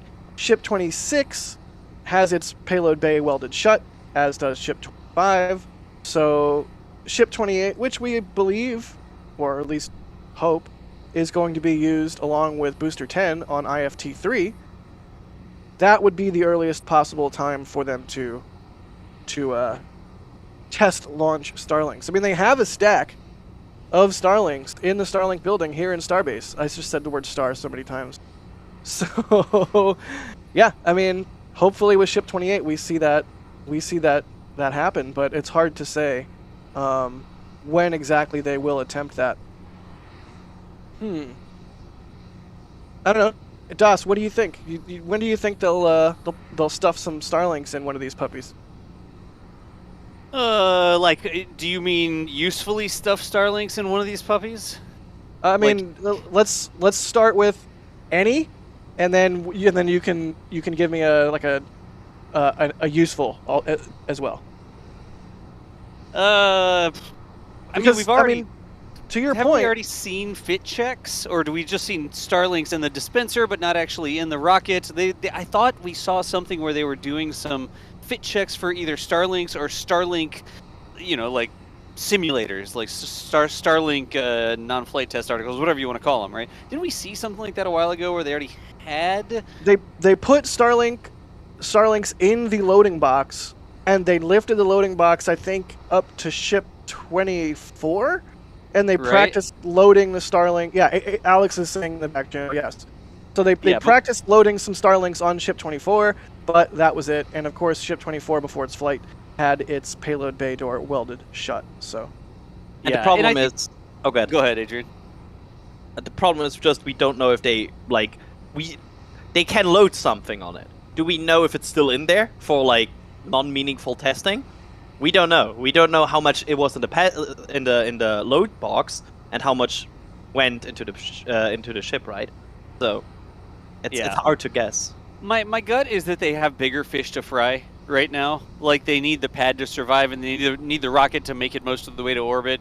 And they should be thinking about these things, but once you remember the whole Starship variant thing, right? Like, once you have the rest of the systems solid, right, you can actually fly it and not destroy everything and get it to orbit, or get it close to orbit. I mean, for actual payload, you need to get it to orbit.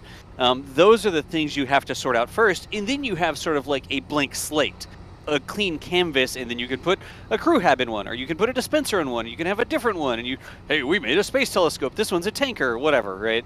All those different things that can happen rely on you making the system itself stable and workable. So the real question is there like an opportunity loss, like a cost, where the team that is working on this payload stuff could be doing something else that's more important, a more basic problem, or whatever? That's the answer. I don't know. Like, would they slow down some other development that is more important, or sooner on the tech tree, whatever you want to call it, right? By having them work on putting Starlink specifically, or payloads into the Starship. Clearly somebody has to be thinking about this, right? But actually doing it out there, I think there's a lot of other stuff. And the question comes down, and I don't have the answer to it, would they slow down any other more important work by worrying about that right now? They have a lot of ships and stuff back there. Some have payload holes in them still, and that sort of stuff. I wonder if it's not the human power, like the focus of the human beings who would work on that versus work on other things. And I don't know the answer to that.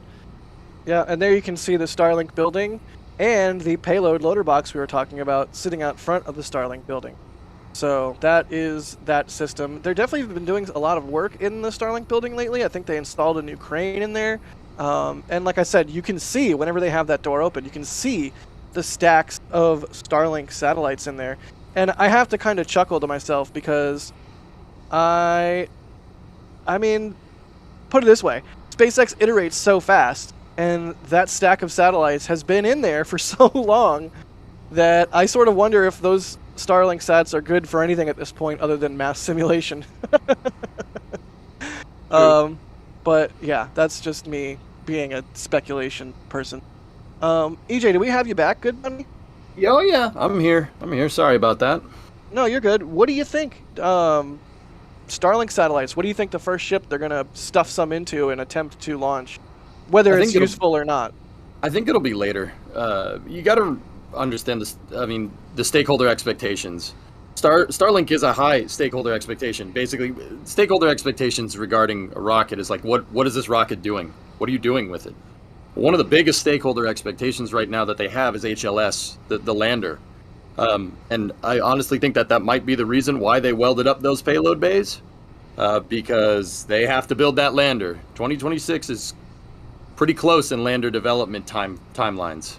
That's really, really important to get that done. I think they're going to focus more on trying to get that thing to orbit and then maybe baseline it and then move right to the lander. However, with that being said, Starship in the long run is going to need to maintain the Starlink network.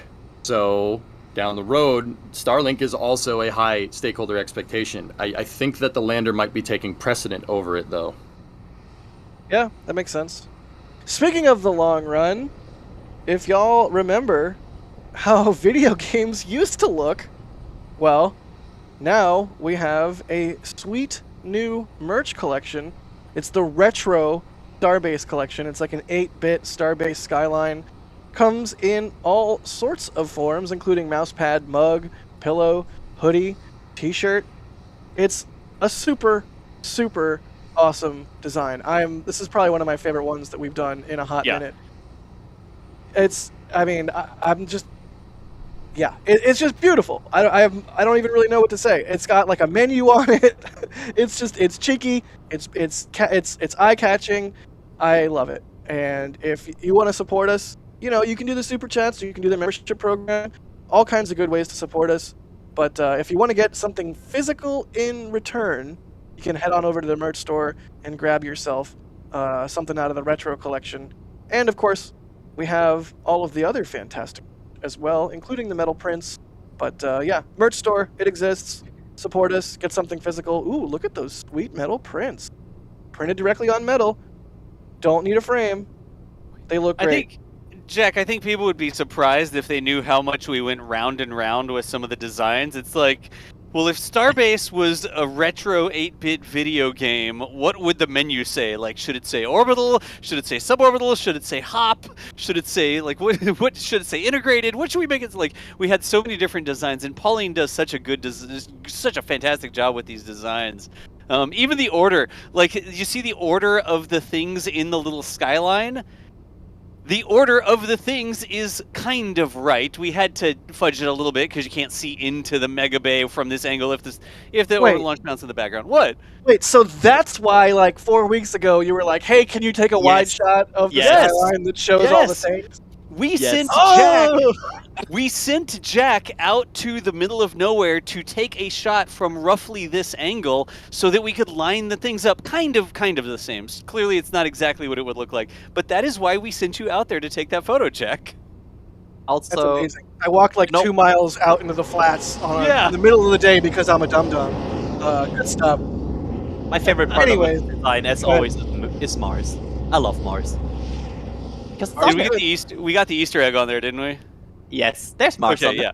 There's a little Easter egg. There's a little Easter egg on there. I don't know if anybody would find it or not, but anyways, we did. We thought it was fair to put try again, right? Because they've tried once. They lost their one life in hard mode, but they're gonna try again. So good deal. So yeah, that's the new merch that we have in the store on this occasion. So check it out if you are so inclined. And thanks for even considering it. Super appreciate it, y'all. Could not do this stuff without your support.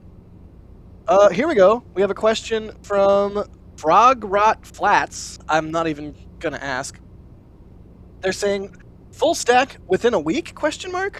I say maybe plausible ? I don't know. What do you think, Adrian? The hot staging ring is kind of throwing this off for me, because they still need to, even if they test it and it is successful and they use that same ring, they need to remove it from the test stand, roll it back, probably look at it, inspect it, put it on the booster, and then put the ship on it. That sounds not impossible in a week, but certainly it would be a tight fit in terms of timing. So I'm gonna say 2 weeks sounds more realistic to me. It's Starbase. It's always 2 weeks. 2 weeks. Das, what do you think? Full stack within a week? Question mark? I don't think they're going to see the full stack until we see the results. Sorry, of the hot stage ring. We know that they've already moved the ship quick disconnect up so that it matches. Right? Am I right on that? I mean, I'm looking at it. It's on screen right now. And you can't stack the ship up there and get the disconnect to actually attach to the ship unless you have the hot stage ring in place. That's correct, right? No, that's 100% correct. After the first integrated flight test, they did a significant amount of work on that ship QD. In fact, they removed it from the arm, did a bunch of work on it, and then reinstalled it with that extension so that it can support the hot staging. Yeah, so it's like you've sort of locked yourself into that, I think. I haven't seen it go up and down, right? Like, oh, it's an adjustable ship QD arm now. I haven't observed that. But you've sort of like locked yourself into that design. You have to have the ring there in order to stack the ship on top. You certainly want to make sure that you don't stack the ship on top and then the ring collapses. So I have a feeling we're going to see the work done on that hot staging ring. The testing, the dreadlocks, whatever you want to call it, right? Hey, look, a new order. And the outcome of that is going to determine how quickly we can actually see the full stack. But not having seen those actual load tests, get the ground truth done, right? You have to know how that thing's going to work. Pending the results on that, that's going to be what's the limiting factor at the rate they can make another full stack. Make sense? Yeah. Yeah, no, makes perfect sense. Am I too, like, realistic or not? Like, I don't want to say pessimistic. No. I'm not being pessimistic. I just... Sometimes people are like, oh, DOS is too... he's never positive. And I'm like, well, I'm positive that they're going to test that thing before they stack it. Hey. I mean, honestly, I think what we do here at NSF is we try to bring everyone information and informed speculation, and our commentary is nice and balanced, I think. A lot of times, you know, I can be off frolicking in the land of optimism, and we need somebody on the other side of the seesaw to sort of counterbalance things and say, well, maybe yes, but also here's the reasons why maybe no. So no, don't dare I say, don't doubt your vibe, because it's true. Yeah, I mean, I want to look at it, and I realistically like to think through those things. That's not just like, yeah, SpaceX, full send, make the stack, run! Like, you know, like, I mean, come on, like, they're actually engineering things here, and they're doing a ridiculous amount of very complicated work to make all these things work. It's not just full send, stack it, and launch the thing, right? I don't want to minimize the work of the engineers and the talent of all the folks over there, so that's why I'm sitting here like, well... They're testing the hot stage ring, and they're probably doing that for a reason, right? Right. I think Das, I don't think you're pessimistic. I just think you're a Kerbal player at heart. It's gonna blow up unless you do everything right. Which, I mean, that's not far off, man. Like, I think that's pretty fair to say. EJ, I channeled my very best. Go, baby, go! There, like, I didn't want to blow up people's ears. Does anyone know the origin of Go Baby Go? I feel like somebody had to be the first person to say it at some point. And now it's turned into like a meme amongst launch photographers. I mean, I don't know that EJ, did you hear it somewhere else before you were screaming at the rocket? It's from cheering at hand egg games. It's from cheering at hand egg games, nice. And then aligned to rockets. Yeah, I mean, makes sense. I'm more wondering, I heard it from several people during orbital on the roof. Did you scream it in the moment of liftoff? Huh? Oh, I may have said it on the roof, but I don't know that I was screaming it like a metal fan or anything like that. I've heard several people at least say it. Yeah. I definitely heard it at Falcon Heavy demo. Like in my video of Falcon Heavy demo, there is extremely audible Go Baby Go.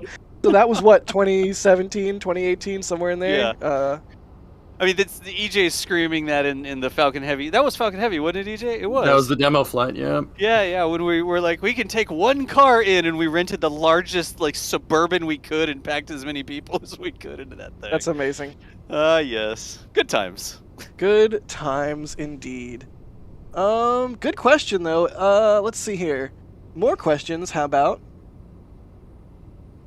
This is I don't know that I love this question just based on what it's asking, but I'm gonna ask it.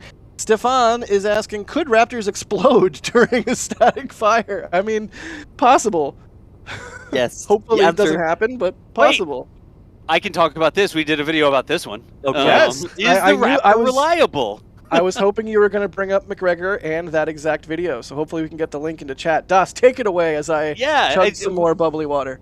We did an entire video on, is the Raptor reliable, and it ended up with the title 1,000 SpaceX Raptor graph, or SpaceX engine test on a graph, or something like that, right? But we looked at all the Raptor tests that we've logged at McGregor, well over 1,000. It was probably in 12, 13, 1,400 tests now, and in that entire time, a Raptor exploding, right, where we saw something that was obviously an engine energetically letting go, not just flaming out or chunking even engine parts out the back, right? Like, it can puke parts, but not completely explode. Hey, look at this nerd! Who put him on screen? There's closed captions and everything. Let's explore what's actually going on, and this time I have a graph. Nice. So we did that, and in all of those, well over 1,000 tests, times where we saw a Raptor energetically explode, like force out the side of the Raptor and not just out the back of the Raptor, even if it included green engine-rich combustion or engine parts or whatever. It was only a couple times. It was like 6 single digits, the number of times in 1,000 tests that we saw that happen. So you have to sort of temper that with SpaceX not giving me Excel spreadsheets or anything. You have to temper that with the fact that at McGregor, it is a very structured environment. It is a test stand environment. It is one engine at a time. They're sort of trying to make me a liar on that because they've been doing salvo tests where it's like horizontal go, vertical go, tripod go, and they like do 3 tests. They do 3 fires all of a sudden, right? Yes, the audio was out of sync because I was reading the subtitles out loud. Sorry. But anyways, we don't see a lot of Raptors exploding. We've seen Raptors let go, but we don't see them explode in a way that a Raptor would like hit the Raptor next to it. And then they also had those engine shields that they put in, and they were actually running engines to intentional failure to see how the engine shields would affect that, right? It's good video. There's so much good video here. I think that it's highly unlikely that we see a Raptor explode, and when I say explode, to define the term, I mean a Raptor putting a significant amount of force out the sides of it as opposed to out the back. Does that like make sense as a way to draw the line and explain what I'm talking about? Absolutely. And just to sort of pile on, and one of the differences that we've seen between Booster 9 and Booster 7 is in that heat shielding and in that structure that surrounds the engines. And it looks much more robust and refined on Booster 9 versus Booster 7. So hopefully if there are any issues, either during a test or during flight, it is further mitigated by that additional structural reinforcement, shielding, whatever you want to call it. And I have some information from our back channel. Apparently, Walter Cronkite said, ooh, go, baby, or something like, is that? Who's got the best who does the best Walter Cronkite on the stream? Not me. It's definitely not me. EJ? My gosh, the building is shaking. Look at that rocket go into the clouds at 3,000 feet. Wow. Adrian, go. Just to report from a page called NASA.gov, I'm not sure if we call that reliable. From the beginning of America's manned space program, yada yada yada, Cronkite anchored CBS Evening News. He was on air during the launch of Apollo 11 shouting, "Go, baby, go." There you go. From NASA. Wow. There you go. I'm curious what we're going to find on the NASA.golf webpage, but you know. It's Sorry, Adrian. fancy golf playing. Oh, look, a crane driving around. I mean, NASA.golf should just, like, point to the footage of them playing golf on the moon. Thank you, John Krause. He sent me a NASA.gov webpage. And yes, shouting "Go, baby, go" during Apollo 11 from NASA.gov. Wow. Thank you. Cool. I mean- you learn something new every day. Go ahead, EJ. Yeah. Das, if we go back to that demo footage that we shot from Falcon Heavy, Yeah. there were clouds at 3,000 feet that day. I checked. So, There were. I mean, I said go baby go, but I also said into the clouds at 3,000 feet because there actually was clouds at 3,000 feet that day as a nod to the legend. Nice. Can we go back to the other shot? What the crane doing? Just driving around, crane things. Raining. It's Just crane things. I guess the technically weirdest- it's not craning right now. It's hiding from us in the back of the Star Factory area. Merch The weirdest- idea. A shirt with a crane on it that says "Just crane things." Just crane Oh, things. I wanted to, those cranes. They like bump down the road. They're not really designed to drive on the road at the speeds that they do. I mean, clearly they can, but when they're driving down the road, they look almost comical the way that they sort of rock back and forth with the big tires, right? And Yep. it's like, what is that crane doing? Yeah, it's There's not like one- they're driving around on a nice finished concrete slab that's perfectly level. If you didn't know, if you've never driven around on Highway 4 down here, it might as well be the lunar surface with how cratered and potholed it is. So yeah, you can even see that one kind of doing the bob as it rolls down the road there. Adrian, sorry I cut you off. There was one particular, like, a lot of potholes when I was there, and I remember, like, close to the launch site, close to the production site, where it was just like, when I was driving down there with Das was just avoiding all of the holes in the street because it was that bad. Also, I wanted to point out that there's like one particular crane that has like I think somehow a bit of a damaged suspension, and SBL ops and SBL sometimes call it the vibe crane because it's just vibing down Highway 4 because it's the best. Good deal. Good deal. All right, y'all. Well, where are we at? We're still seeing the tank farm sort of chilling down the propellant lines. Adrian, Mr. Spreadsheet himself, what are you thinking right now? Where are we at in the flow? What the booster doing? I wish I could bring you any more breaking news, but so far we are still in chill down. This is a particularly long chill down. Alex also in the back channel already pointing out, come on, OLM, do something. We are basically standing by for this OLM vent to start. It's just staring at it and waiting because that's really the next thing that should happen. Of course, it's always the problem. We don't know how much fuel they will load, and if, for example, this could be a very high fuel load, which maybe means they need to cool this down more, prepare it a bit more, a lot bit longer. It's hard to guess right now, but we are still waiting for the OLM vent to start in preparation for propellant loading. That's where we are, and as long as that's not starting, we are probably talking about 2 hours. Still, like, it's a moving target unless that starts. Good deal. Well, thank you for that, buddy. Let's see here. Ooh. More of a statement. Masked Dingo says, I just unliked so I can like again. Maybe chat, maybe don't unlike, but if you haven't hit the like button yet, you know, it's right there. Yet another way you can help us out in a non-monetary fashion. Super appreciate. Yeah, what are we at? 16.5 basically, and we got 4,300 likes. Yeah. I hope it if you doesn't could go just- down. Oh look, no, we got 4,400 likes. You could just go ahead and like the video. That'd be great. Yeah. Thanks, okay. Lumberg. 4,500 likes. Thanks, Lumberg. We're also going to need you to come in and cast on Sunday. We're gonna need you to static up. fire on Sunday. It's not an off day or anything. Oh, good deal. But for I'm real, so lost here right now. Yes, Adrian, watch because more movies. He has to watch Office Space. Adrian is going to appreciate Office Space. Look at that. We just did 1,000 likes in the space of like 30 seconds. I love it. Thank you all. Nice. And Did you yes, get that memo? Adrian, I did you get the memo about the TPS reports? Adrian, I know we always say like this is the next movie you have to watch because you have watched The Fifth Element now, but I mean for real, it might sound silly that a comedy movie isn't that important to me, but Office Space was extremely formative to me growing up. I sort of saw that as a kid and was like, wow, I really don't ever want a soulless, horrible job like that. And I had some. Disney. Oh, But jeez. but now I have an awesome job. And once again, thanks to all the members. Thanks to everyone hitting the like button. Because I think we all can safely say that we love what we do. And we have successfully avoided that horrible, horrible fate of those employees in Office Space. Anyways, we'll watch that at some point, buddy. I will say I like doing impressions of Office Space and not actually living it. You know, Yes. I think that's fair. 100%. Yeah. Sounds like Well- somebody's got a case of the Mondays.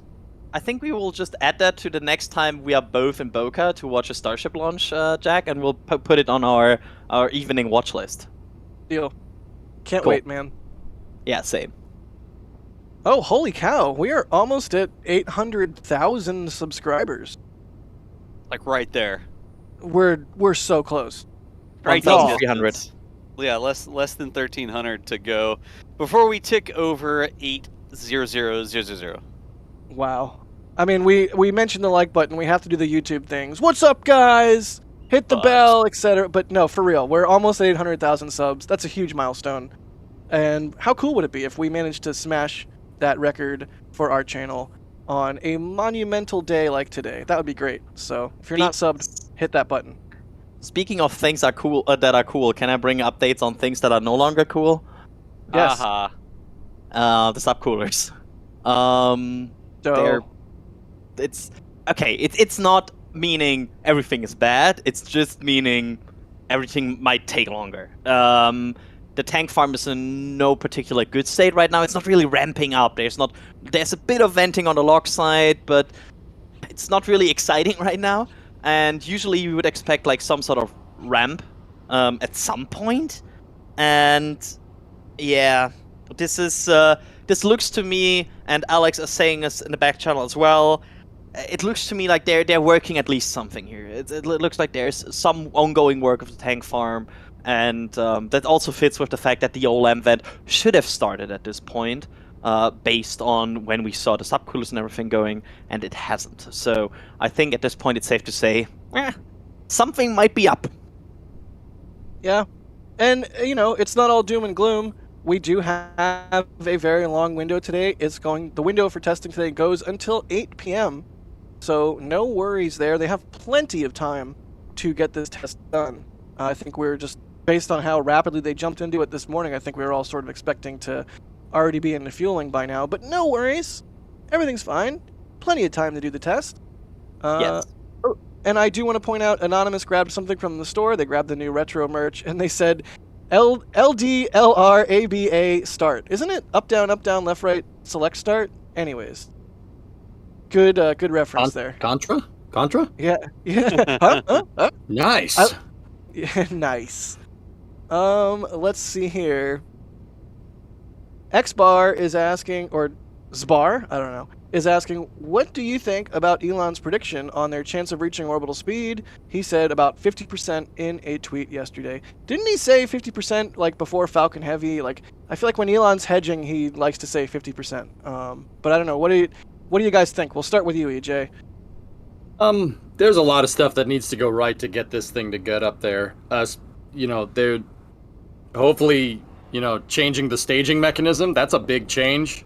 I think that probably is the reason why he's like, no, maybe it'll work. I mean, one does not simply change the staging mechanism on your fully reusable super heavy rocket. So I think that probably is affecting judgment a little bit. Yeah, fair. Adrian, what do you think, buddy? I would be way more conservative than Elon, so I cannot blame him. Like, if you would ask me what's the chance of this reaching orbital speed in the next flight, low 20 maybe.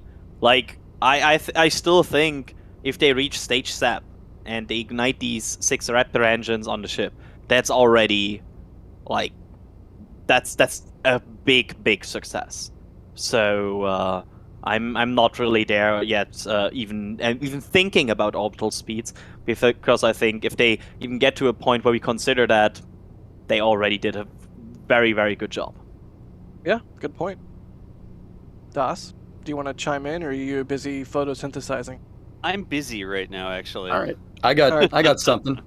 Go, please. please. I think it's important to mention that Elon in that same tweet, Jack, said that getting to staging is kind of what they're aiming for. I mean, right. Before it was get off the pad. Now it's get all the way to staging, which is that's it's incremental progress. So I mean, orbital, I'm not sure they're going to make it, but if they can get it to staging, then yeah, I think that's kind of the expectation for the test. There have been other rocket launch companies that are just the past that have look at done this. tests. Hang on, whoa, what's going on? Uh-oh. We have some cars headed to the pad. The red team is heading in, potentially to do some work at the pad. This is not a scrub. This, at least so far, appears that some folks are heading to the pad to do some work. Huh. Interesting. I mean, that does kind of corroborate what Adrian was hinting at, that there might be some type of thing with the subcoolers going on. Like, I don't want to speculate too hard, but clearly they're sending people to the pad, and they were chilling it before, but now they're not. So, you know what else is happening? Remember how we talked about everything happening everywhere all at once? Yep. The ship thrust simulator is heading past where I am at right now, and heading from the production site to Massey's on an SPMT. I don't know if we can get views of that. Maybe we'll hear in a minute, but thank you, Andrew, for pointing that out. It's cooking. It's cooking up Highway 4. So SpaceX wasting no time getting their assets into position and continuing to do work not just at the orbital launch site, but also the production site and also at Massey's. That's fun. I just grabbed the jacket for a second. Did they really send a team to the pad while I was grabbing that jacket? Yep. They did. Yep. Oh, wow. Huh. Yeah, question marks on that. I'm not sure what they're going to be doing there, but hopefully they're able to fix whatever issues have popped up and get that solved, and we'll see what happens. And we'll keep our eyes looking for those vehicles to head back from the pad, but no big deal. I mean, we saw the red team go out to the pad for SLS, and that baby launched, so no worries. I mean, I think it's important to point out that it's a small team of people heading out to the pad, and the roadblock is still in place. So I think that's a pretty good indicator that we're still going to see some action today, hopefully. Yeah, and Alex on our back channel saying this also happened with Booster 7, so on the 31 engine static fires. So not unprecedented by any means. We've definitely seen this, not just with Booster 7, but also on previous Starship tests as well. So not the end of the world, but when we are sort of gauging where we're at in the testing flow, right now we would be in a hold as these teams get to the pad and start to assess whatever issue they are working. Yes. Good deal. I mean, you were talking about SLS. I mean, the thing that they needed to send the red team out for SLS was quite literally torquing down a bolt. When you're dealing with cryogenic propellants and they have to flow at a very slow rate with liquid hydrogen. Keep in mind, this is on SLS, not Starship. When you're flowing liquid hydrogen at a very slow rate, you're slowly thermally conditioning the plumbing to move the propellants around. And that slow chill can actually back bolts out. There we go. There you go. I love seeing the thing on stream that I can see with my own two eyes. It's kind of wild. Like the complicated system of levers and pulleys in the internet tubes that cause it to go all the way from where you are, all the way up to our servers, all the way out again, and then back to YouTube, and then back to you again. I'm doing the trucker honk signal. I don't know if SPMTs have an air horn though. Beep beep. So this is not a tracking camera I'm running, by the way. This is just one of our normal fixed view cameras, the PTZ camera that is not great at tracking. And I cannot do a nice smooth track like I would like here, but there you go. So I see chat asking, what is this? First off, I want to say this is headed away from the launch site and production site. This is going the opposite direction. This is heading towards the Massey test site. And this is the ship thrust simulator. So sometimes when they do a proof test of a ship, they put it on a structure like this, and you can see those three I guess protrusions right there. Those push on the aft dome of the ship in the same manner as Raptors would, pushing against the ship as they thrust the vehicle into space. So this is essentially a structural test stand, and it is headed back to Massey's where they have begun doing all of these tests. So, very interesting. I see Andrew just waving at it. I mean, I love it. It's interesting to point out. It's not a sentient thing. It's just a metal structure, you know. There's a guy in it though. Is that somebody in it? Oh. Am I seeing that right? I don't. No, I think it's just a thingy. Okay. These I thought it was SPMTs are remotely controlled. Usually, there's a guy in a truck behind it with something that looks like a briefcase. They also have little like chairs on the power pack. I think if you let it, I'll get it. Yeah. Yeah, you'll get it. I think they're riding on the SPMT. Sometimes they walk behind it. Sometimes they ride it. Sometimes they sit on a cooler on top of it. That was the funniest thing during the steel plate. There's the rider. Here comes the rider. You can see him on the back. Yeah, he he's looks having a good time. absolutely chill. Look at him go. That's awesome. He has no idea like job. 14,000 people are watching him right now.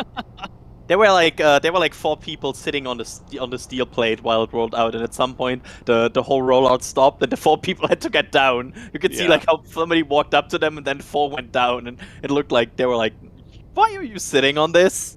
It's like, seriously, guys? Yeah, Guys, I got a question. You think SpaceX ahead. owns that SPMT with all the X's on it? Yes. Question. I'm not sure, but I'm gonna venture a yes. Yeah, I don't know, man. Maybe. One more X would do it to me. Like I need one more X. Like that's One not more the- X. Yeah. That's amazing. Oh man, this is fun. I'm having fun with y'all today. Thanks for Yeah. Same. thanks for just being who you guys are, and everybody in chat. Thank you for joining us for today's stream. I know we're in a little bit of a hold for the booster test, but no shortage of activity here. All kinds of things happening. So at least we have some stuff to watch and joke about. In the worst case, this stream could go on for as long as 7 hours and 15 more minutes. Wait, no. That 04, DJ. Oh, yeah. Wow. Oh, yes! Yes! Now we're talking, man. What a nice truck. That was a Tell beautiful the truck. stripe on the tailgate. You could tell you're like, oh, that's an 04. Yep. Sweet Gotta truck. love it. Gotta love it. Could probably pull that whole thrust Nice. simulator by itself. This is awesome. I love the tone of your voice. Just so proud and confident of the truck. I love it. I love that those baby- box body Fords, man. That They're baby my could pull favorite. like 3 of these thrust simulators. Yeah. Back in 1982, could have thrown a football over those mountains. Good deal. All right, let's do some. Go ahead. No, I was gonna say I'm gonna stop with the jerky track there. This is not a tracking camera. I've been doing the best I can to keep it in the center of the box there. So Good deal. Let's do some more questions. Let's see here. Alex Shepard is saying, how is the booster stabilized to avoid vibrations or movement during static fire? Is that just sheer mass alone? EJ, any thoughts? So, what the whole? Say it one more time, dude. Sorry, I was still worries. thinking about the truck. That's terrible. But I'll be the honest. The truck's got you all flustered. No worries. I mean, messed up, man. Oh gosh. We're being asked by Alex, how is the Yep. booster stabilized to avoid vibration or movement during static fire? Like they're not holding the booster with the chopsticks or anything like that. Is it just sheer mass that is sort of stabilizing the stack at this point? What do we mean when we say stabilizing? Are we talking about like holding it to the pad or what? I mean, I presume they're saying like when the engines are firing, how are they avoiding the whole thing shaking itself to pieces or vibrating too much or what have you? I mean, the launch mount itself has clamps, but beyond that, I mean, it's just a very heavy booster. I think. I don't know. I'm not sure. I mean, Go ahead.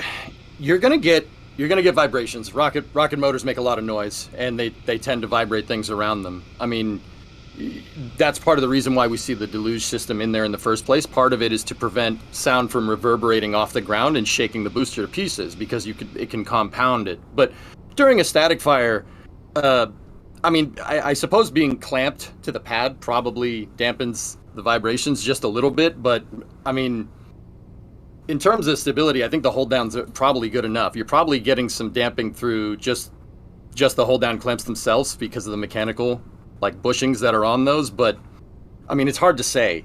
They could have a damper installed in the hold downs, but you don't really want to dampen a hold down point because it's holding something up. You don't want it to move, except when it pulls away. So there's a lot of different things that they could be using to stabilize vibrations. I mean, the other thing that rockets do is you have, everybody's heard like, oh, ignition sequence start. It's important to stage the engines. You don't fire all the engines at once. You can create a shock load doing that. Basically, the overpressure event of 33 engines going off all at the same time can break things. It's like dropping the booster up, so to speak.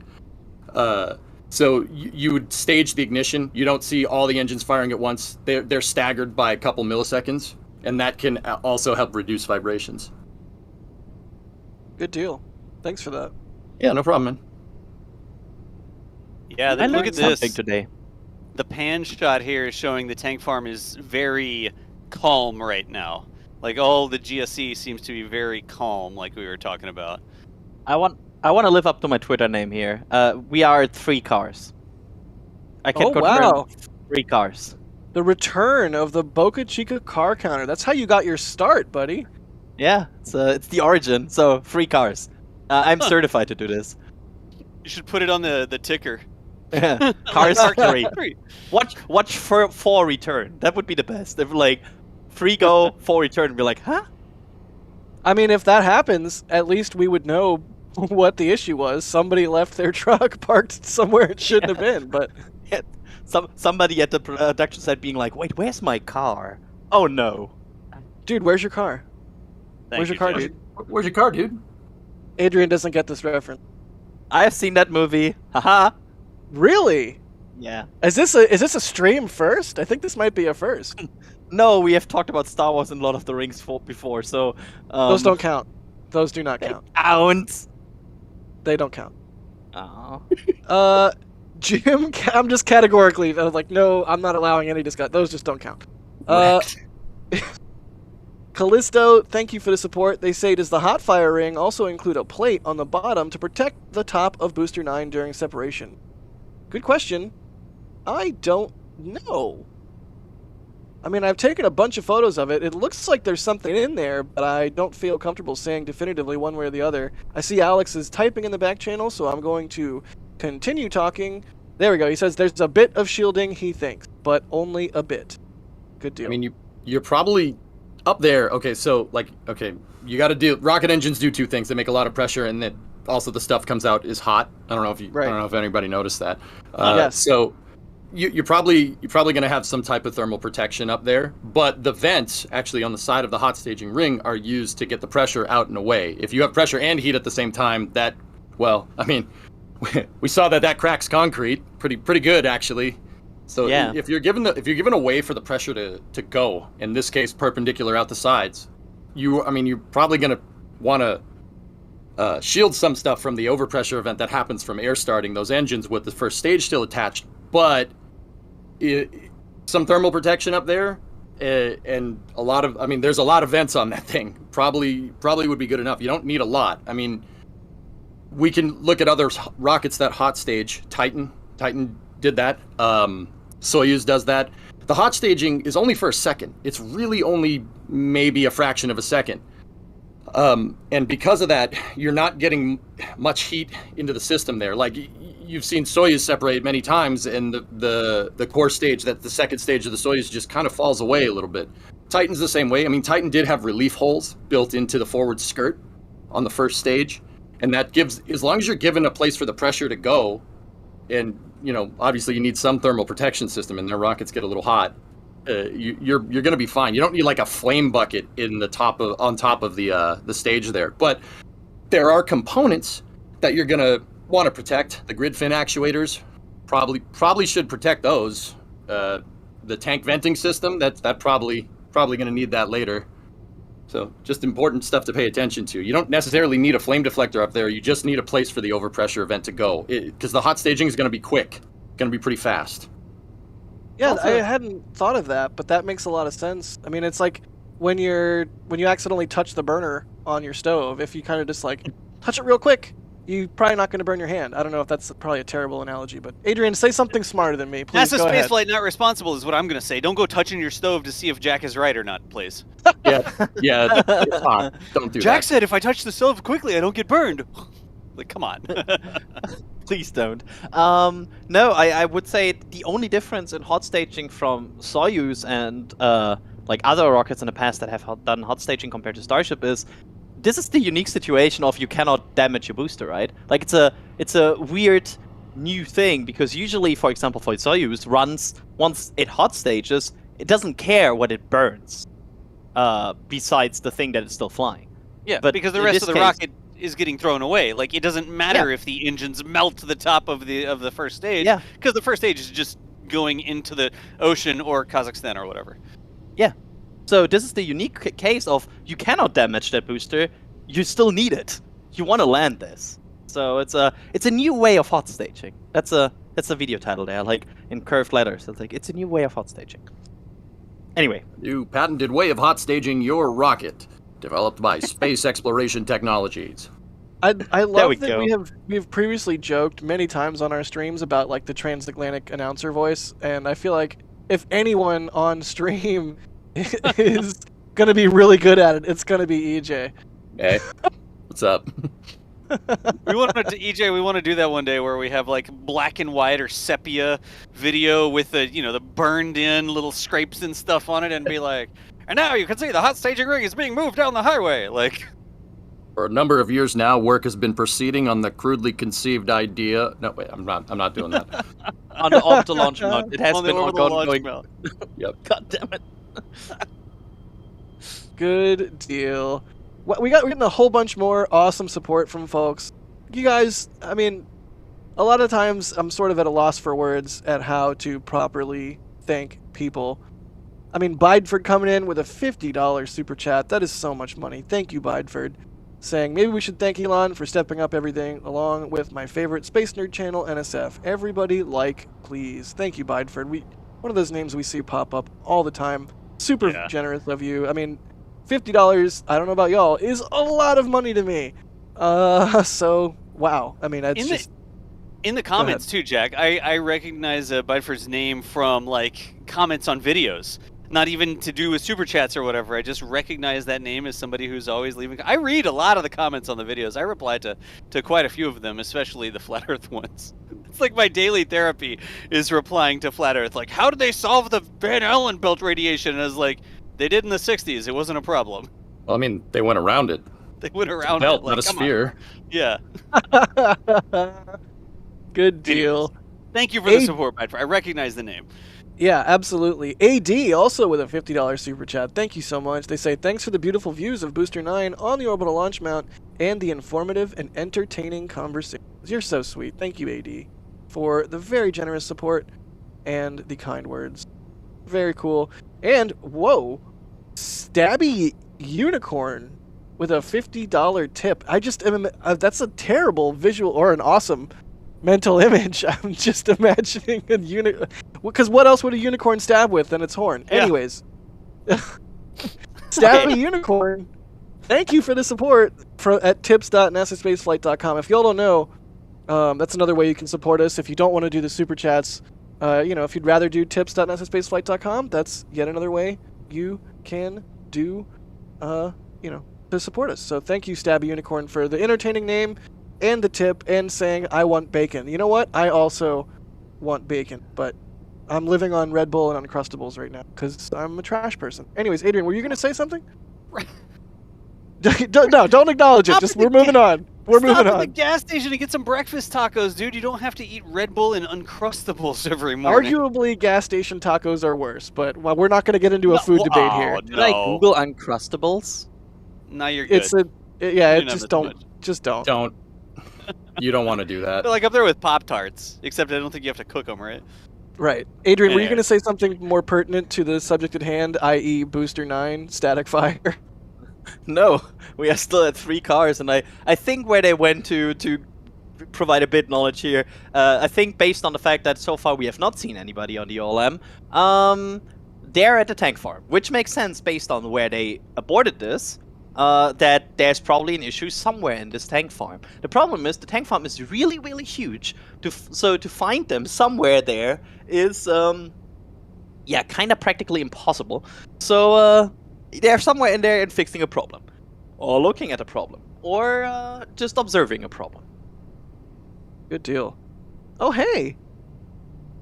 We have Forger Stucky in chat saying Walter Cronkite said "Go baby go," which was very out of character for him during John Glenn's Atlas Mercury orbital flight. Did he say it multiple times? Either way. Go ahead. When we had the whole argument in the back channel a bit ago about that, there was some sources saying Atlas, some saying like Apollo 11. Apparently, it happened multiple times. Nice. Love it. Good deal. Thank you, Forger, for the support there. Always love seeing your name pop up in stream. Let's see here. Here's kind of a fun one. Misty is asking, which Pokemon is the... No, I'm kidding. Misty is asking, could they land on the... Yeah, did you get it? Did you get that one? Blastoise. Yeah, of course I got it.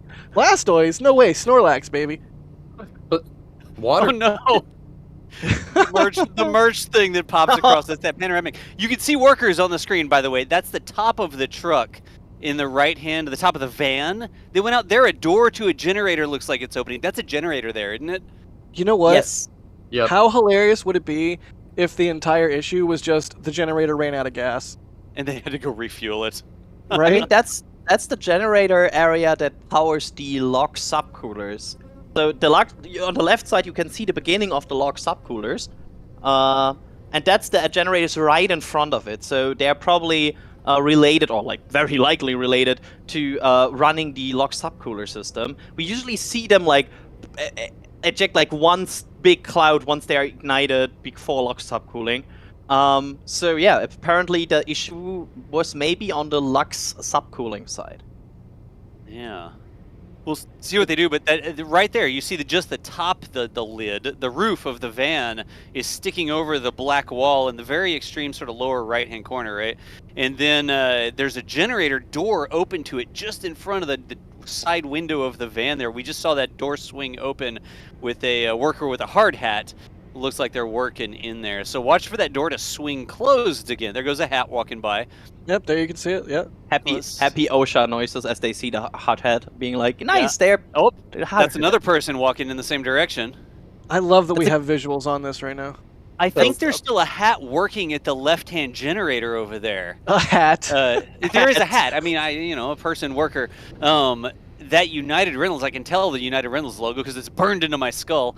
But that generator, now in the middle of the screen, you see some hard hats walking around, and it looks like, yeah, look at that.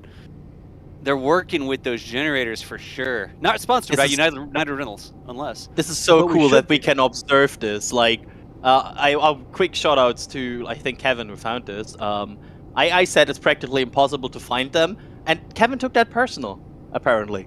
And was like, I will... It's a reflection too, Adrian, real quick. I thought that they were between us and the generator, but that looks like a reflection of the hard hat on the side of the generator, and they're working on the back side of it. Maybe that's a door that's open with a peeling United Rentals logo, right? You see it sort of peeling? And they're behind what seems to be a door, and you can see the hard hat, I think, reflecting off the side of the generator. Hey, Das, I don't mean to interrupt, but chat, I saw chat going bananas over there, and I think I see why. Chat was going bananas because there is some really hefty super chats in there. For real. Like, I mean, I don't even... What do you even say? I mean, Chris Laub coming through with a $500 super chat. No way. Multiple. Way. Multiple? Yeah. Yeah, there's definitely a bunch up there. Holy cow. Chris. You guys might want to look at it. Yeah. I have all my technical screens open right now. I don't have the panel open, so I didn't. But look at that. $500, Chris? Not to overshadow that, there was 100 before that. A couple hundred before that. 100 from Dave Johnson as well that says, please don't eat those crappy tacos, which... Thank you to Dave for having my back on this one. Yeah, he's talking to you, man. Yeah. Wait a second. Yeah. Wait I mean, clearly now we can use some $100 to not eat the gas. The gas station tacos are really not that bad. I mean, that's not saying they're good, though. That's the thing. Well, let's put it this way. Like, in North Carolina, I can't get actual Tex-Mex breakfast tacos at all. So Okay. when I end up down there, I'm like, these are delicious, because I can't get them back at home. So maybe my bar is skewed a little bit. I like the chorizo ones good. They're good. I see Cosmic Perspective in chat saying stripes, which is exactly where you get those. Yeah, the Laredo Taco Stripes. Is that new nice. Stripes open yet?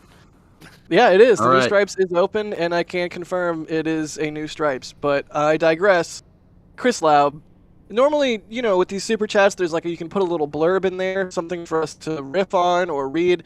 Chris Laub didn't put anything, which is fine. It's just remarkable that they don't. I mean, they contributed $500 to this stream so that everybody around the world can watch these tests. Chad is saying $500 in tacos. That's a Simpsons reference if I've ever seen one. Nice. Although I think it was $300. Either way, Chris Laub, seriously, man, that's absolutely and utterly outstanding. I don't even know what else we can say other than continuing to have our fun and bring you guys this test and hopefully entertaining you while we wait for the red team at the pad to finish things up. But seriously, Chris. Those super chats contribute directly to Jack's Taco Fund. You can help a starving Jack buyer. You're not wrong. Eat Crustables in the morning, Yeah. Normally a few dollars a day. Normally, I'll make like a nice little southwestern scramble in the morning, or I do make tacos, and I'll save a bunch of tacos and have them like leftovers. I'll have them in the morning. I'll have them at dinner. Delicious. But suffice to say, I did not plan this morning out as well, and so I have my backup food. I'm not even going to tell you what's in the cooler next. I want to point out that for remind me all for the third flight, because I probably won't make it down there for the second flight. But if I make it down there for the third flight, what I really want to do is film the last 12 hours before we go live. How everything is going down, because I think I just remembered because we got breakfast tacos one of the launch attempts. I really want to have like a vlog style documentation of how everything of the NSF team is going down these last 12 hours before going live before Starship launch. Honestly, that was such a cool thing. That's a really, really good idea. If we all just had a GoPro or something, and at 12 hours to go, we strapped a GoPro to each of our chests, and it just recorded. I mean, it's pretty wild. I mean, yesterday was relatively chill up until around mid-evening. We got close to sunset, and things started to get real. And then, of course, right around 9 o'clock Central, Mary got the overpressure notice, which really made things real. And then it was just adrenaline dump after adrenaline dump after adrenaline dump, and the pace was frenetic. And I mean, I think between Andrew, Sean, and I, we might have collectively slept a total of 6 hours, maybe. And that's probably being generous. And, we got out here before the sun was up, and we were getting cameras set up and running around, making sure everything was going to work for the stream. And yeah, I'd second that, Adrian. That's a really good idea. Just this moment of departing the pad on launch day was because we were departed, I think, around 9 or 10 p.m. local. And that was just, maybe earlier even. And it was so weird to know that you're leaving the pad for launch. And it was such a cool feeling. I want to do that. Next time I'm down there, I want to just make sure that we get that get that running, because I think that's just a really cool thing to do. Kevin in our back channel says, a 24-hour shift didn't feel like it until it was over. And I will 100% echo that. The amount of joy and fun and adrenaline that at least I, and I'm sure all of you guys, derive from doing this stuff is exceptional. And it's so fun, and it's all because of y'all's support. But as soon as the launch is over, or the event is over, and a few minutes go by, maybe an hour or two, you start to wind down, holy cow, the crash is real. Oh my, holy McNuggets, Russell Snodgrass. Another one. With a $500 super chat. Russell, and that's yet another one of those names we see pop up all the time with high dollar levels of support. Russell, you're the best. I mean, everybody watching this right now, if you're watching this, you're the best. But Russell is really the best of the best. Seriously, Russell, thank you. They say, keep the awesome coverage coming, or maybe bacon tacos. You know what? Oh, I'm going to have to do some bacon tacos as like a member thing, and I'll post it up in the food chat channel, which we have now. Thank you, Adrian. But Russell, we're friends. seriously, thank you, Russell. What'd you say, EJ? I said, Russell, we're friends now. Bacon tacos? Yeah, we're friends. Making tacos, making bacon tacos, making bacon, you put it on your taco. Okay, Russell Thank got a you, Jack. song. That was his song. Thank you, Russell Russell. got a song. It's very rare. It happens every now and then, but it's exceptionally rare. Thank you, Russell. That is so much money. And hopefully, you know, our animated and I don't even know what to. I can't even talk. Thank you, Russell. And somebody else talk. We have fun with it. I mean, you know, there's you see like NASA stuff, and they're all scripted, and they're like, we're gonna have insert celebrity name, and you know, there's this, they got to run this one little thing that they're gonna show you, and then read a press release or whatever. And we don't really do any of that stuff. We're space nerds first. We have photography nerds, we have programmer nerds, we have all sorts of different people.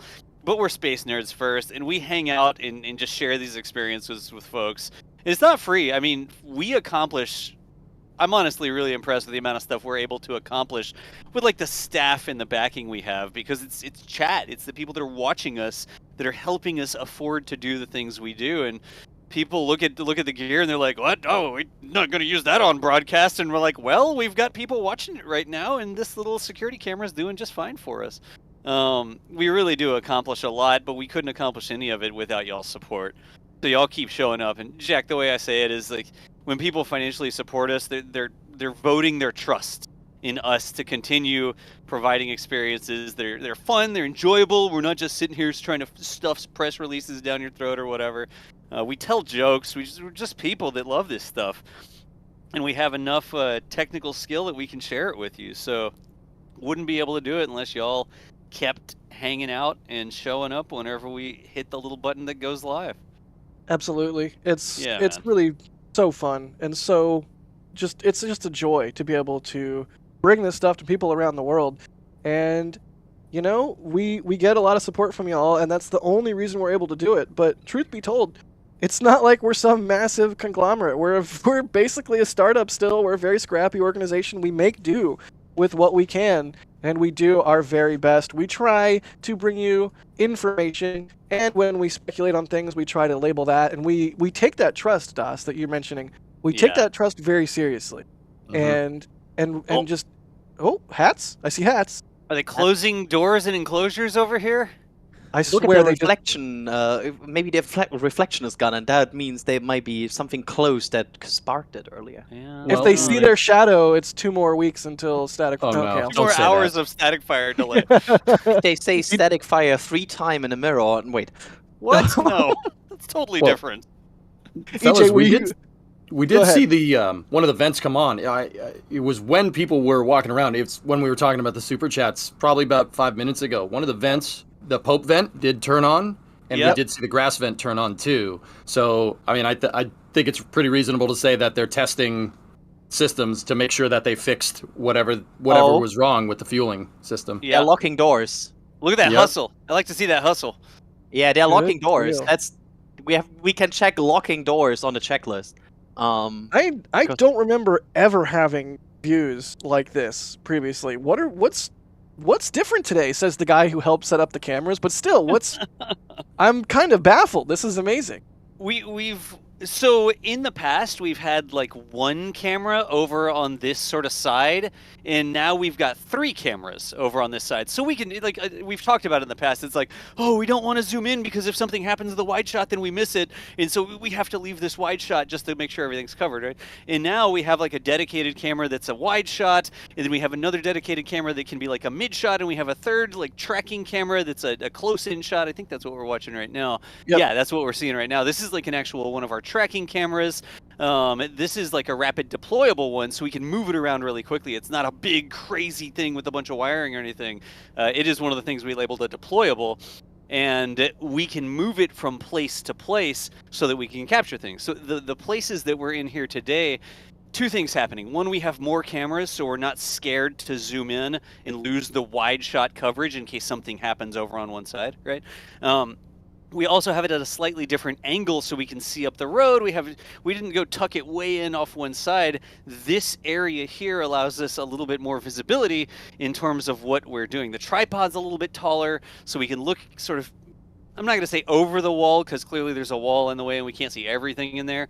But really, we've been moving these deployable cameras around, trying to find a more opportune place where we can capture more stuff, better signal, easier accessibility, like all this sort of stuff, right? Right. So this is part of what y'all have been doing. Yeah, it's been a blast the last week or two out here, in particular, just because it hasn't been just me. It's also been Sean out here shooting the daily video stuff and shooting some awesome photos. So if you remember, you have access to the really cool shots that Sean's been making. And also, got a shout out to Andrew. Andrew, thank you so much for just absolutely busting your butt and getting these robot setups up. The idea to put the second camera underneath the first camera so that we could have the wide and the tight like Das is talking about, just love it. I love it. It's awesome. Thanks, buddy. And just going back, just to tie things up with a nice little bow, like we talked about, we're a team. We're a scrappy little startup, and we're doing what we can with what we got, and just it takes a village, or I don't know. Somebody else talk. I think I might be getting heat stroke. No, Jack, you said we do what we can with what we got, but we have what we have because chat keeps showing up. And they support us, and they vote with their likes, and they vote with their eyeballs, and they vote with their dollars, right? And the biggest thing for me is like when we're turning those dollars around, it's like, how can we make the experience better for people? We're not sitting here putting Ferraris in our Ferrari account or whatever, right? Not even close, honestly. We're trying to see, okay. Yeah, have you seen my Land Rover? Parts are still held on with tape and literal string. Yeah, exactly. It really is like we want to take that support and turn it back around into keeping the views coming, improving the views, all that sort of stuff. So it really is. You were telling the story earlier about, we were so excited when IFT was happening, when the orbital flight was supposed to be happening, or the integrated flight was supposed to be happening.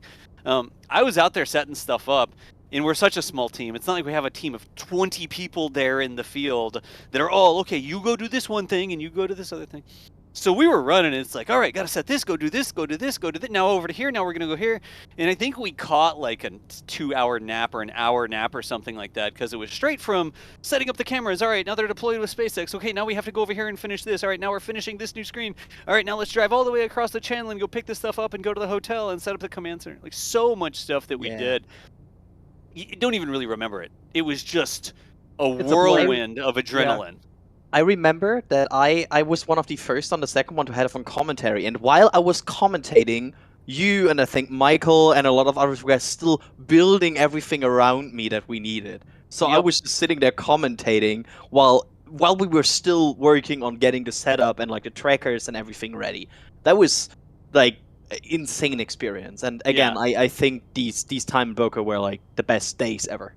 Yeah, and it really is different when it's a team, right? Even if it's not just you there, Jack. Like, sometimes you've been out there and it's just you. I know for a long time Nick was out there and it was just Nick. And it is a total different thing when it's 2 people, 3 people, and you got folks to hang out with while you're doing this stuff, as opposed to being like the one old man in the lighthouse, you know? Yeah, I drove out here after the last Virgin Galactic flight for like a month and a half. It was just me, and then friends showed up, and more things could be done. And so that was really nice. And I gotta say it, for a long time out here, it was literally just Mary. So, that's how it goes sometimes. And when we're able to have the team come out in force, it's really a luxury. It really is. Good deal. Man, this is a fun one. I know we're waiting for this hold to be lifted, but it's a good day today. We're all having fun. We're doing a classic NSF marathon stream, so thanks y'all for coming out for this one. Yeah. I hope everybody enjoys these, because there were some people were wishing these could come back, where we go a bit live a bit earlier, start a bit more about and we just hope people like them, because we saw comments about them that people liked them, and here we are doing marathon streams for cool events. Nice. Yes, indeed. EJ, buddy, if you have any questions here in the panel that pique your interest, feel free to grab some because let me just say I've been enjoying your answers. So, my question thing isn't currently working right now, dude. Feed me. Feed me. okay, What do you got? Okay, hang on a second. Well, I We're will almost- just a moment. I'm not going to feed you gas station tacos though because we are almost at Wait, wasn't that the 800,000 subs. They're delicious. I mean, the viewers said for the tacos. I mean, Okay, well, I guess maybe I'll fine. Feed you we gas have to do station it. tacos. I mean, we have to do what they say. I mean, It's contractually obligated. yeah. Yeah. Yeah, of course. You know the rules. No, don't do it. Okay. Let's do it. see. Kavita is asking, a bit unrelated, but if Integrated Flight Test 2 is successful, would Integrated Flight Test 3 be a full orbital test with a payload, in parentheses, maybe a Cybertruck lol? I mean, you can't really fit a Cybertruck in the payload bay because of the door and the nose cone being welded on, but gosh, that'd be fun to think about. But what First do you they'd think? have to have a Cybertruck. Cough, cough. Hey, sorry. Come on. They're Shots working on it. fired. No, they're spooling it up. I follow along. They've been spooling them up there in Austin. So Yeah, speaking of the busted Land Rover that I drive and love, gosh, I would love an electric vehicle so much, especially a Cybertruck, but that's neither here nor there. EJ, what do you think? If IFT2 goes well, do you think IFT3 will involve a payload? Perhaps maybe Starlinks? I don't mean to sound vague, but it really depends on how well IFT2 goes. You can have partial success, especially with the spiral development that SpaceX is using. Like, by a lot of accounts, IFT1 was a pretty good test. You learned a lot from it, but, I mean, we saw how that ended, right? It really depends on how well the test goes. So with the way SpaceX tests stuff, which is, it's spiral-based, meaning it's not like NASA where you do all the math out, you make sure all your T's are crossed, make sure all your I's are dotted, right? And,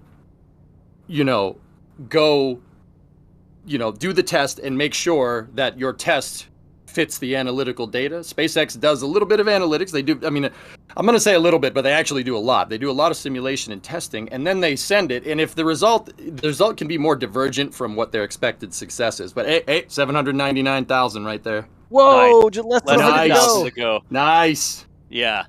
We might actually do it here. So, yeah, I hope so. That would be really nice. So I think that it really depends on how well IFT2 is going to go. And that has to do a lot with, no matter what you're doing, whether you're doing spiral development with rockets or waterfall style development, so kind of like NASA, it really depends on analyzing the data. Everyone throws that around. Every press conference you go to, how did this work? Well, we gotta look. So often with these test flights, there's a lot of developmental instrumentation. All right, so you have test sensors all over the spacecraft, right? They're going to have test sensors up and down. They had DFI test sensors or developmental flight instrumentation sensors all over SLS when they launched it. And they made it a thing to note in the press conferences that those DFI sensors that was the cause for one of the scrubs, but the DFI sensor was actually feeding anomalous data comparatively to the operational sensors. So it's right. Not just, sending it and then being like, okay, this test was good enough. You have to verify that these developmental sensors are basically, they're giving you the same readout as the operational sensors. And then from there, you can kind of figure out how well this test went. And that really depends on what they're really looking for. I'm pretty sure they're looking for staging per what Elon said. So, it's possible, depending on how well that test goes and depending on how well this IFT2 test goes, you could see a payload on there. And yes, it would be really funny if it was a Cybertruck. I kind of want that to happen. I feel like it needs to happen. I don't know how it could possibly happen at this stage of Starship's development, given that the only sort of payload door we've seen is that little tiny Pez dispenser payload door. But, undeniably, one of the things that made Falcon Heavy demo flight as cool as it was, and still to this day one of my very favorite moments of all time as a space nerd, was the fact that they just yeeted a car into heliocentric Mars orbit, crossing orbit, whatever you want to call it. Like, absolutely amazing. And when the fairings came off and they were playing David Bowie and Starman sitting there hurtling through space, like, what a moment. So Yep, yeah, I think absolutely. we would all love to see something similar with Starship and a Cybertruck. So, you know, maybe someday. mean, I don't, A guy I don't can dream. I don't know about you, but if they do make it to orbit, hopefully we see some type of hypersonic entry test with the vehicle. I mean, if it has tiles, it has it. If it doesn't, oh well. But it would be cool to get that truck back down. Talking full scope. Like if on IFT3, if they send one with tiles, bringing it back down and landing it, and that truck will join one of the very small amount of spaceflight hardware that has actually come back, from orbit. Now I'm like trying to visualize how a Cybertruck in the nose cone of a Starship would affect CG of the entire stack. If at all. I don't know, the whole thing's so massive, it'd probably be fine. The header tanks could compensate for it, if I'm understanding how they work correctly. Yes, yeah, that makes sense. More questions. Here's an interesting one. Oh, actually, before we do this next question, Adrian, do you want to give us a brief overview of where we're at for people who might have just joined? Yeah, so we were looking at SpaceX preparing to static fire Booster 9 for the first time, and maybe last time. Right now we are in a hold as they aborted the pre-fueling sequence where they chilled down the tank farm. And we are now in a situation where we had 3 cars going to the launch site, and we already saw them working on a generator on the oxygen side of the tank farm, where there appears to be an issue. And you're going hard on Loxygen, huh? You're trying to make it's implemented. It's implemented in my normal speaking now. And at this point, we are just waiting for them to finish up that work, and it looks like they're about to. They already closed some doors, and once that happens, we hope these cars depart. And once that happens, we hope to see the tank farm going into full force again. And with that, they resume the attempt to static fire Booster 9. Was that a good overview? Yeah, great, thank you. Once again, the test window today goes until 8 p.m. local. We are 34 minutes shy of noon local, so 8 hours, 34 minutes, plenty of time left in the window to get this static fire done.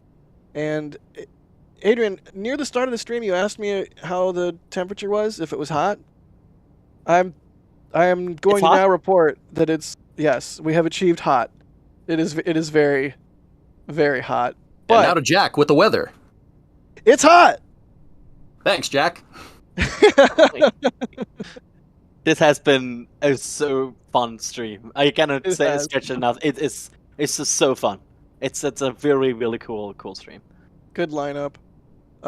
In contrast to the tank farm, by the way, which apparently is not cool. But you know what? Wow. But as hot as it is, you know what? If testing takes a little bit longer and we get a little bit of evening or late afternoon lighting, I mean, I'm not going to complain. That's going to be a pretty beautiful thing. Remember in the good old times when they would static fire at night? Pepperidge Farm remembers. Good talk. Yep. All right. I mean, yes, I do remember that. Let's see. Just Some Canuck is asking, do you think hot staging has a higher risk of causing tiles to fall off the Starship? EJ, go. That's a good question. That's actually a really good question, a very fair question.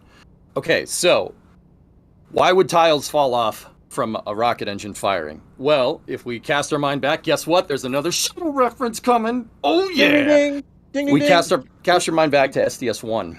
With STS-1, they didn't spray the pad down with enough water. That coupled with the booster overperformance, the boosters worked a little bit better than what they expected. That actually caused reverberations off of the ground. And those compounding reverberations of the rocket noise reverbing off of the ground, off of the deck of the pad, actually caused some tiles to fall off.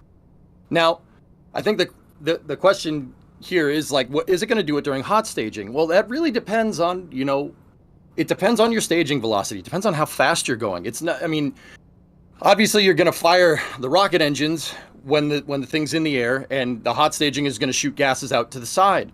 Now, the real question is, what are those gases coming out going to interact with that's going to cause reverberations of tiles? We've seen them static fire Starship a couple of times on the suborbital test stand, and tiles do fall off, but that's when it's reverberating off the ground. Now, that doesn't necessarily mean, because the ground isn't near you when you're staging, I mean, hopefully, right? It's not near you. That doesn't necessarily mean that tiles won't come off. You can get reflections from the overpressure of those engines bouncing off the supersonic boundary layer or hypersonic boundary layer, depends on the staging velocity. It will reverberate off of that. Rockets, when they fly at high speed, they leave a wake somewhat similar to a boat in kind of in visual only, not water is not air, but they're both fluid mediums that it can fly through. But you could get reverberation off that, and that could cause some tiles to come off. But by and large, the main reason that tiles or tile-based rockets have tiles falling off is from reverberation off of the ground. Now, once again, whether it's going to reverberate off something, some aerodynamic effect at staging, really depends on how fast you're going and also the shape of the vehicle. You know, it has to be pointy. It has to be more pointy. But it's really kind of hard to say. More pointy, more rigid. Yep. Let's see here. We have people getting in a truck. Here we go. Heck yes, And the window's rolling going up. The AC is turning on. That's serious signs here. I just noticed that we have the subscription counter in the bottom right. That's awesome. So close. But yes, they're leaving! They're leaving! Nice. Okay, chat. Now we learn to count with Adrian. We need to count 3 cars passing the roadblock. If there are 3 cars passing the roadblock, the pad is clear again. So we are now learning counting. All right. Ein Auto. Zwei Auto. Yes, wow. Perfect. Good German. Wow. Zwei Auto. Ah. This is like German, the Count from Sesame Street. Yes, it's basically. Yep. Basically, we're now. How is he called? Is he called Count Numbers in English? He's just called the Count. Okay. Oh yeah, that works because it's the Count. Oh, that's a good one. Sawyer would be proud. Yeah, I just realized that's a good one. Sorry. Well, as we watch this team leave the pad, which is awesome because it means we're going to get back into the testing flow here, I am going to eat a snack, so I will be right back. Adrian, I'm leaving the questions with you, buddy. Feed EJ questions while I feed myself horrible food. Okay. I'm hungry. EJ, let's take over the show here. Hit me with those laser beams. Yeah, we can talk about this question a bit, and it's about a program we talked about a bit before. How long do you guys think till they launch HLS after the test flights? And Oof. that's an interesting in general discussion about how really tight this timeline is to support the Artemis program here with the HLS lander, right? It's kind of I mean, we were talking a little bit earlier. I honestly, I mean, some people were disagreeing with Chad, but I think SpaceX is kind of focused on getting to orbit so they can move towards HLS design. Bill Nelson, the administrator of NASA, has stated that, an Artemis 3 landing with HLS, so with a Starship-derived lander, is going to happen sometime, I think they're shooting for 2026. Landers are one of the hardest things to make in any spacecraft design. Anybody that's played Kerbal knows that. No, landers seriously are a very, very long, what's called a long lead item in spaceflight. It's something that takes a long time to make. I mean, how do you test it? How are you going to test it? You got to send one. I mean, SpaceX is going to supposedly do not supposedly, it's on contract to do an uncrewed landing to support the real landing, right? So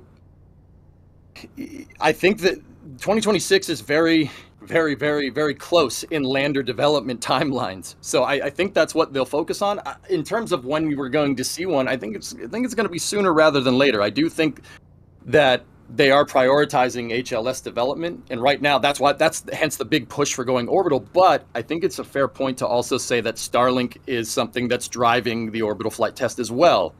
I think the lander is a lot closer in terms of needing to get that done, because right now there's nothing to put that lander in space. There's nothing. Yeah. There's nothing. They definitely have a system in place right now to put Starlink satellites up there. I mean, the V2 minis on Falcon 9 is definitely pushing Falcon 9 to its limits in terms of operational cadence, but there's nothing to put that lander up there right now. And SpaceX really has to get those fueling operations down as well. And once again, 2026 is very, very close. If you cast your mind back to the Apollo program, remember Apollo 8? Apollo 8 launched without a lander in there. The reason why Apollo 8 launched with no lander wasn't because of incremental testing, but because Grumman wasn't finished with the lander. They weren't ready to go. That's why they launched Apollo 8 with no lander in it. And they went and did a circumlunar navigation and came back. So landers are a long lead item. It's right up there with propulsion. And ironically, landers have propulsion too. So it's something to take into account. I think we'll see an HLS test sooner rather than later, but also sooner rather than later might probably like next year. I mean, it's hard to say. It really depends on how well these tests go. It's okay. Really, it's like we're crazy leaving. that, yeah, I'm really excited right now for 3 cars to leave. That's the weird thing of Boca Chica. You suddenly watch cars leaving and get excited. It's that's an interesting world we live in. And yes, I agree. It's really a tight, and they're leaving. 1. We saw the 1 car turning around. Yep. That's 2, and that's 3. So if we see 3 cars here leaving, I'm sorry I interrupted this question now, but No, it's all good. I think this is more important. And there we go, 1, 2, and I think the last one is a security car, making sure that the pad is clear again. So that will probably, yes, leave. And there we go, 3 cars departing the pad now, which probably means we are moving into the direction of a pad clear situation again. All right, here we go. I think an important thing to understand is that, Jack talked about it before he went off into snack mode. I mean, if we look at pictures, we were looking at pictures of these guys working on the generator. It's important to look. I mean, the Boca Chica pad has not been there very long, but there's a lot of stuff that's rusty on that thing. It looks like it's been there for years. Well, that's what happens when you make a pad close to the ocean. You get that saltwater air, and that saltwater air can change the pad. So, you could fuel it one day, right? And then, wait a month and then fuel it again in a month, and you might have something that changed because of corrosion or oxidization. Yeah, it's this whole topic with like HLS and everything. It's such a interesting situation because you're no longer only in this SpaceX corner where they can develop how they want. They're tied to basically the biggest contract of modern space. Yep. And they're crucial for the fulfillment and for getting humans back to the moon. So it's a bottleneck item. Landers are always long lead. You have to build around the lander. That's really, really important. I mean, the engineers for the Saturn V were constantly in a struggle to balance the rocket's dry mass over the lander, over the payload. Because if your rocket can't get the payload into space, your payload isn't going to space. I mean, I don't mean to, it's like, oh, thanks for that insight, EJ. That's very apt. Yeah, I know, but that's a lot harder to do than you might think.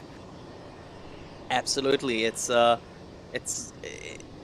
also, I just realized I cannot shake this head out of my head right now.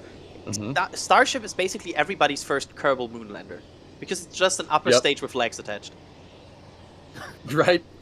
I mean, I think it's fair to call Starship more of a reusable upper stage than anything. I mean, it's definitely not a dedicated, reusable vehicle like the shuttle was jettisoning the external tank, but it might end up that way, which is kind of weird. We're kind of at a crossroads here to, what you should call it. Is it an orbiting vehicle like the shuttle? Is it a reusable upper stage? I'm kind of moving more towards reusable upper stage.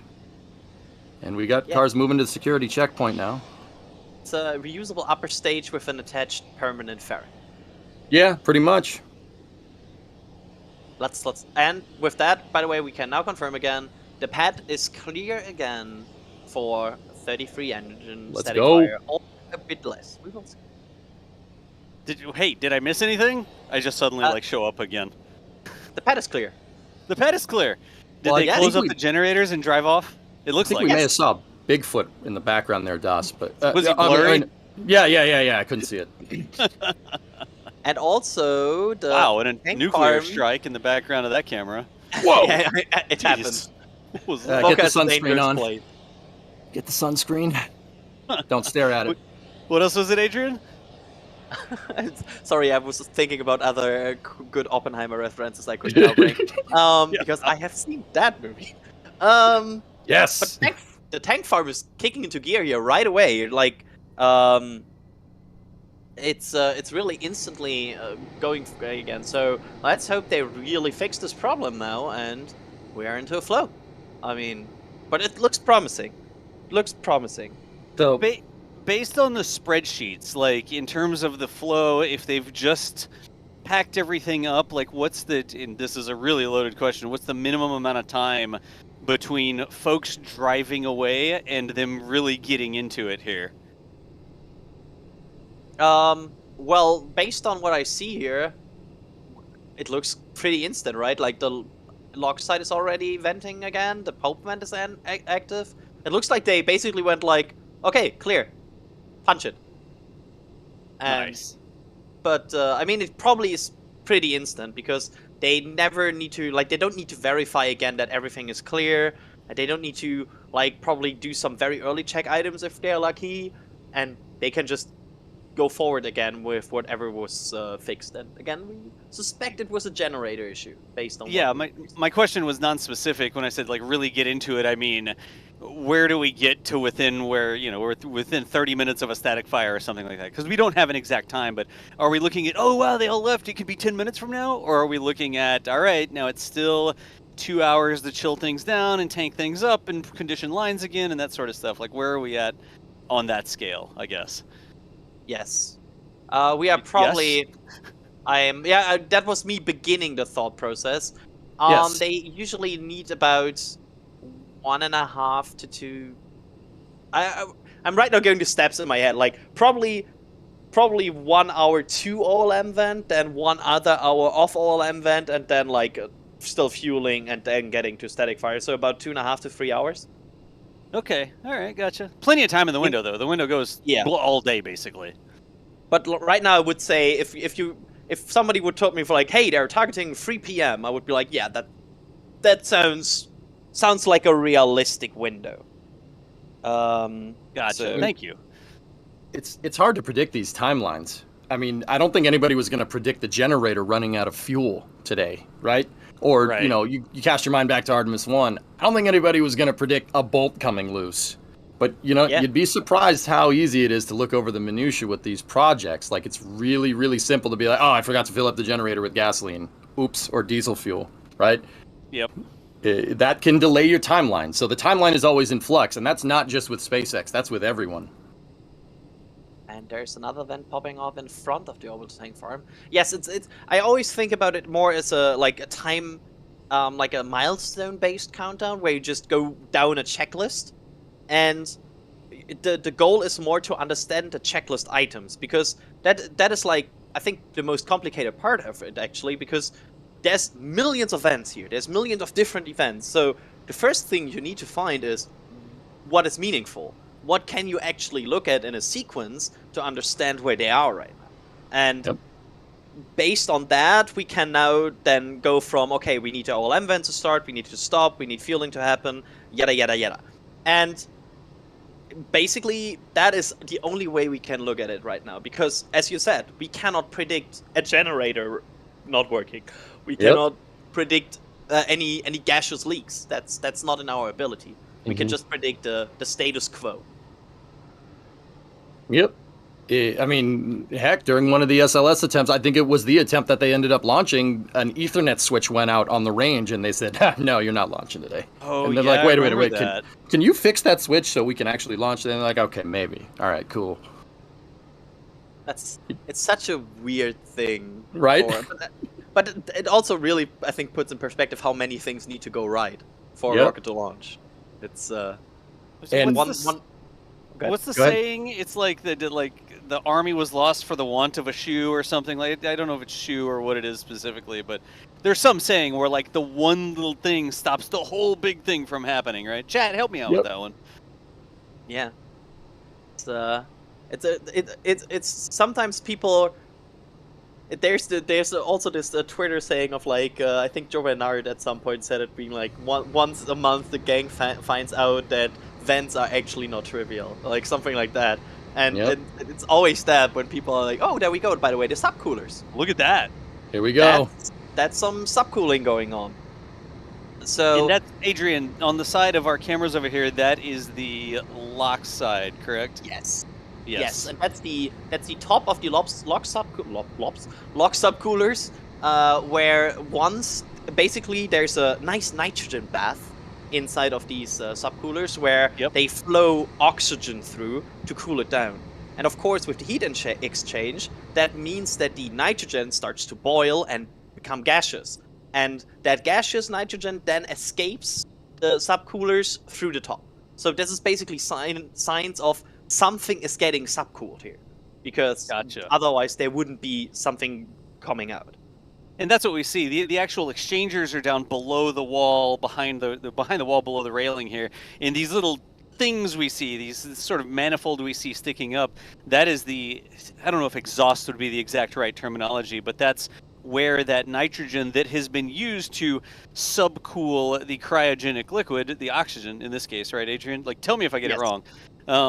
That's where we see those vents come from, because that process has started. When nothing's happening here, we know those things are not active, but when we see the venting from this specific location, that's how we know that they're doing that specific step in the process. Yes, basically, of course, this is still not really significant venting. This is just a bit of boil off at the top. Oh, sorry. There you go. Subcoolers.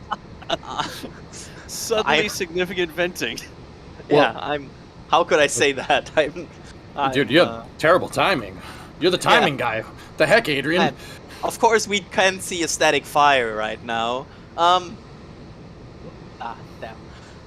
Almost worked. But yeah, this is now proper something. This is now going on some subcooling. Okay, this is so Adrian. Okay, so in DOS, maybe you guys can chime in. Why are we subcooling the locks? Isn't it already cold? Why are we doing this? Adrian? They're cryocooling it to even colder, to my knowledge. Like so the plumbing that goes to the pad, right? If you just start flowing locks at minus 293 F, I know that's units that some of you don't understand. I get it. It's really cold. Just go with that. If you start flowing that into a warm pipe, it's going to evaporate. You're going to geyser it. You can overpressurize the lines because too much of your propellant can evaporate. So we saw that subcooler go, it was kind of working, and then you said something and it went, yo! Right? That indicates flowing. They're flowing more fuel. So we should start to see the lines start to chill down now. Yes. This is basically everything as... Oh, this is actually more significant than I think we saw even before today. But yeah, this is subcooling of lines, the vents, everything. Because basically everything that has contact with the oxygen or the methane needs to be cooled down. Like everything. It's because, as I said before, stuff usually doesn't like to come in contact with minus 200 degrees liquids all of a sudden. Usually materials don't like that. Mm-hmm. You can get two-phase flow with that. That's what that's called. You don't want to flow gas and liquid through a liquid fuel pipe. That sounds like something that could break the pipe. Yes. Yeah, a lot of people don't understand, like, you know, you want to fill up a bucket with water from your garden hose or whatever, right? You're like, oh yeah, you just go turn on the hose and you fill it up. And rockets are slightly more complicated than that. Imagine that if you wanted to fill up a bucket with water, if you didn't do it just right and you didn't condition the bucket correctly first, the bucket may crack, fall apart, or explode when you start putting water in it. Right? And that's the deal with the rockets here. You don't just get to like turn on the valve and let things start to flow. You got to make sure that everything is ready to accept the flow. It's a, I guess, a kitchen thing. I don't know, I hope nobody's ever done this, but you've seen if you take boiling water and you put it into like a glass container that is not rated for boiling water, the glass can crack. Right, the glass can shatter actually, and that's the same sort of thing that rockets have to deal with in the other direction, where you have to condition everything. You have to make sure the lines are ready. You don't just run over there and be like, all right, hit the button to start the liquid oxygen flow. Like, that's not how it works. So when we say that it takes, you know, some amount of time, minutes, hours to get ready to condition the pad, to condition the lines, it's not just, all right, fill the rockets, bam, and it starts to go. You have to make sure everything is ready to start accepting that, so that your bucket doesn't explode when you turn on the valve. Does that make any sense? Yeah, you're changing the material properties of the pipe here. Well, not necessarily material properties. You're changing the temperature, and that's going to cause the pipe to contract. And if you do that too fast, the pipe won't seal. Once again, they ran into that problem during one of the wet dress rehearsals with SLS, flowing hydrogen too quickly. Flowing hydrogen too quickly caused an unacceptable leak rate. Now, with hydrogen, because it's, gaseous hydrogen is so small, it's really easy to get a leak rate. Methane being a little more stable because of that carbon that's in the methane makes it not leak as much, but it's still something you got to consider with any cryogenic propellant. It'll geyser if you flow too fast, and you could break something. Yep, you got it. Oh, look at that. That's what we want to see. Like, I'm really getting optimistic based on this. And this is actually kind of comparable to the Booster 7 situation, because they had similar issues on the Booster 7. Like they had to abort the initial attempt and then had to send somebody out, and this is comparable. Mm-hmm. So, and it makes sense, right? Because especially on a day like this, you want to be very careful. Everything should be right. Yeah, the wind's working in our favor here too. The way that the venting is going, it is keeping those views clear. It looks like a wind from the south blowing up from Mexico right now, keeping those vapors out of our way. Because sometimes when the wind is not right, it blows the vapors right over the sort of field of view, and you can't see anything. So we'll see if the wind sticks this way. But this is good wind for static fire viewing right now. Absolutely. We had worse views during a static fire so far. Yeah. So the one thing we are going to struggle with, we're coming up on noon Central Time here, and y'all already know we get this turbulence, right? The heat actually roiling above the ground and causing the views to become a little turbulent, or they look fuzzy. Not as sharp as they are, and as we get through the day here, they get fuzzy like this. So that's the trade-off with. It's wonderful, like first thing in the morning when the land hasn't heated up yet, heated up, head up, whatever it is. You get these nice clear views, and then as it gets a little hotter, the views get a little bit turbulent. So yeah, I think I once called it haze on air, and oh yes, there was a significant lecture of why it was not haze.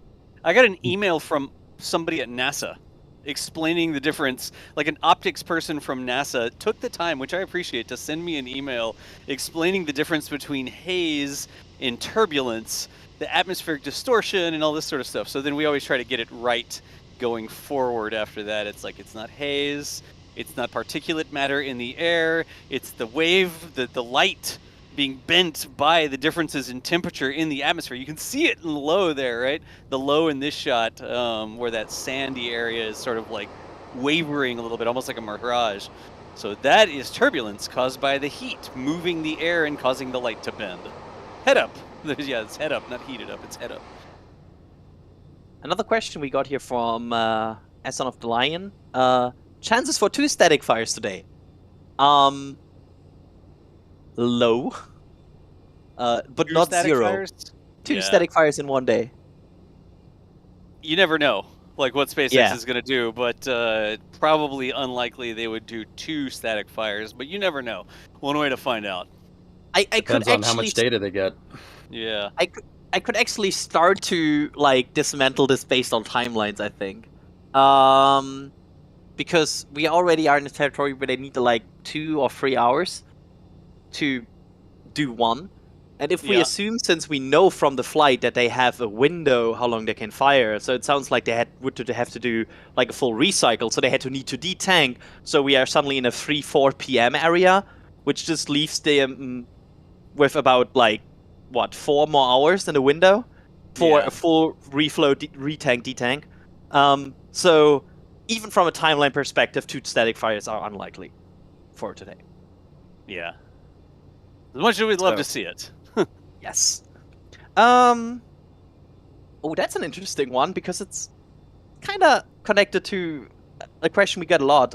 Could they land on the grid fins instead of the pins?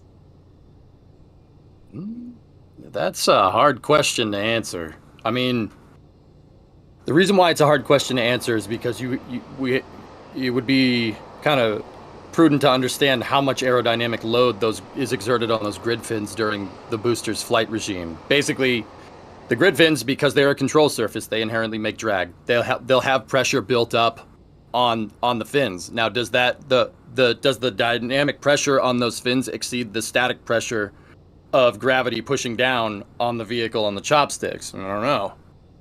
I mean, it's hard to say because it's kind of comparing load to pressure, but it's still a force being applied to the vehicle. I mean, my guess, I think it could do it. I don't think you should do that every time. Probably shouldn't do that every time. But maybe. I mean, those grid fins are a lot stronger than people think because they have to cut through the air at a really, really high rate of speed. What's your thinking, Das? Wait.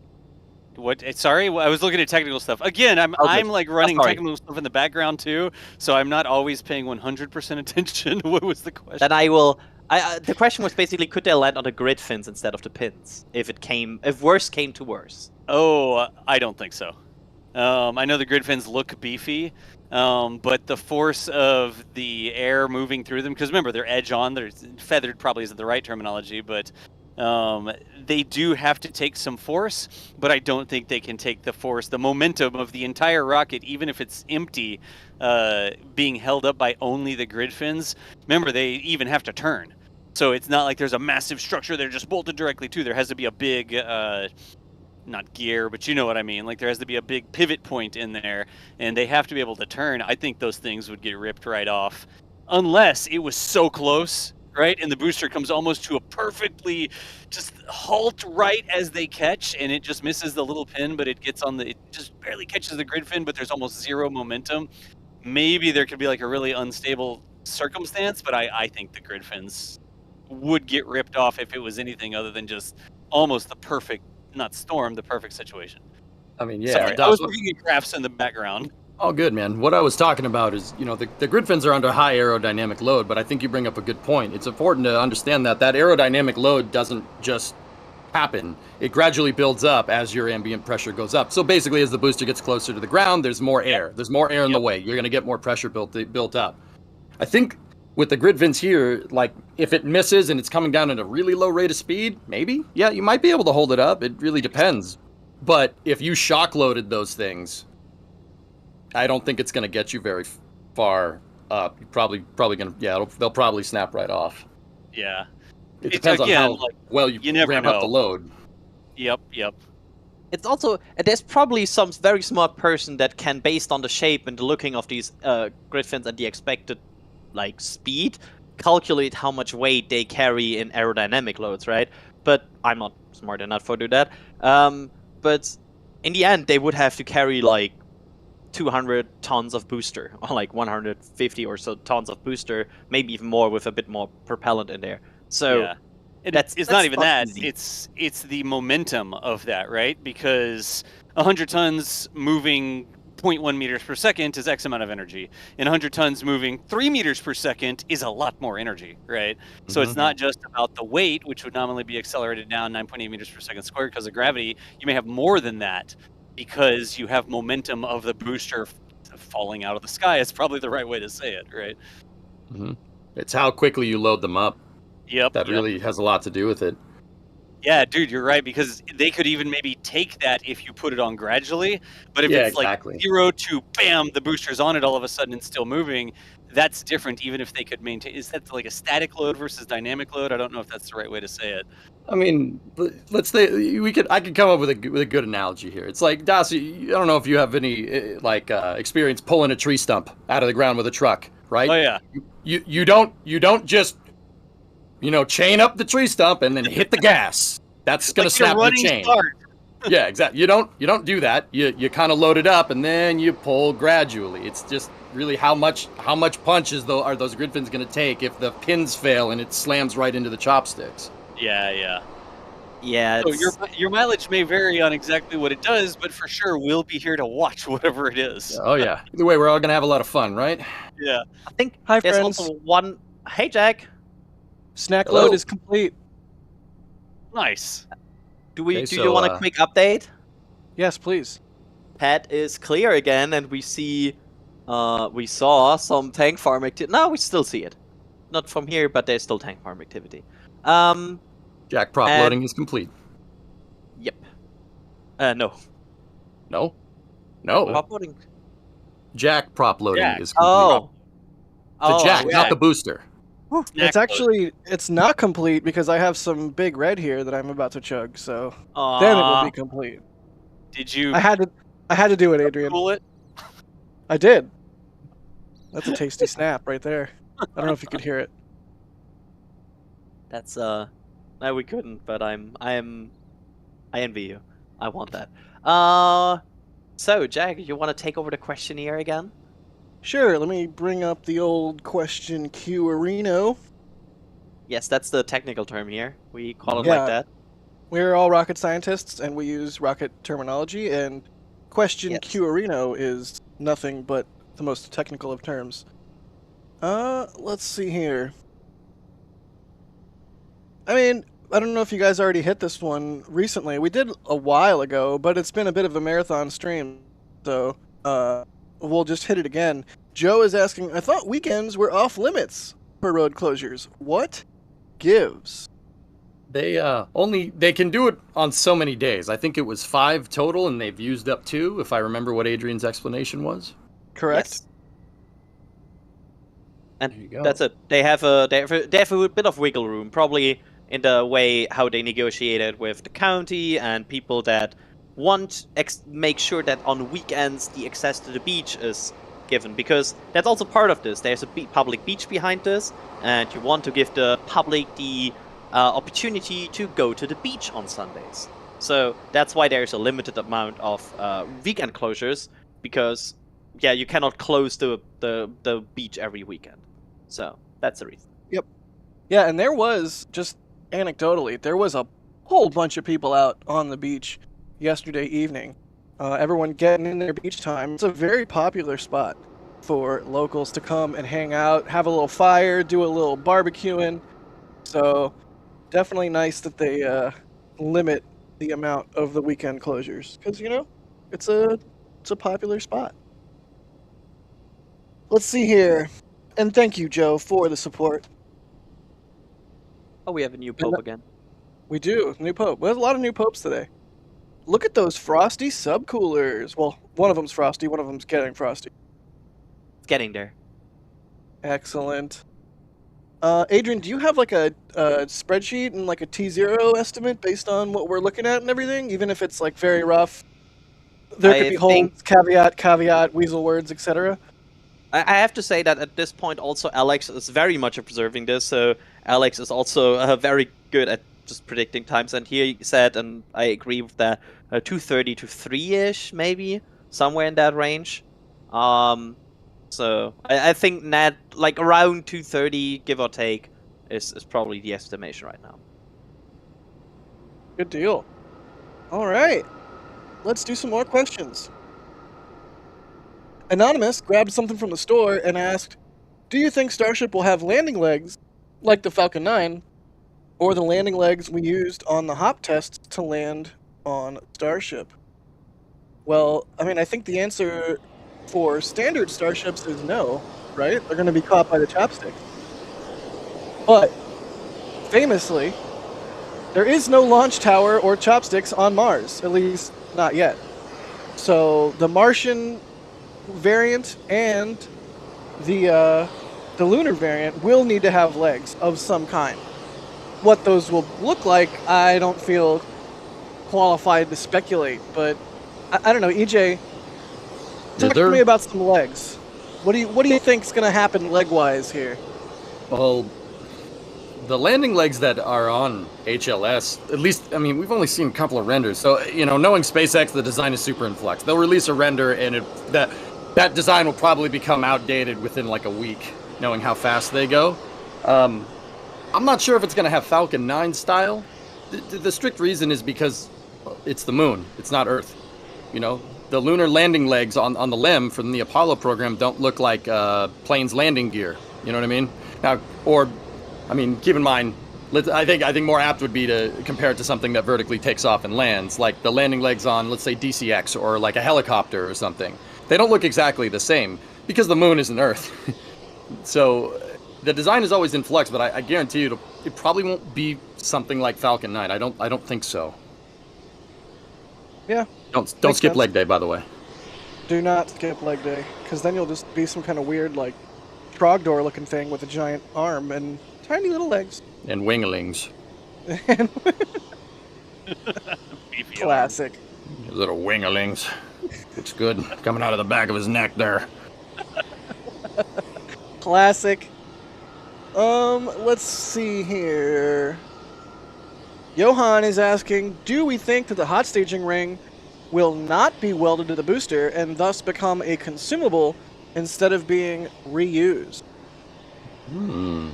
I kind of feel like it's just going to be expended. I mean, it's a single ring.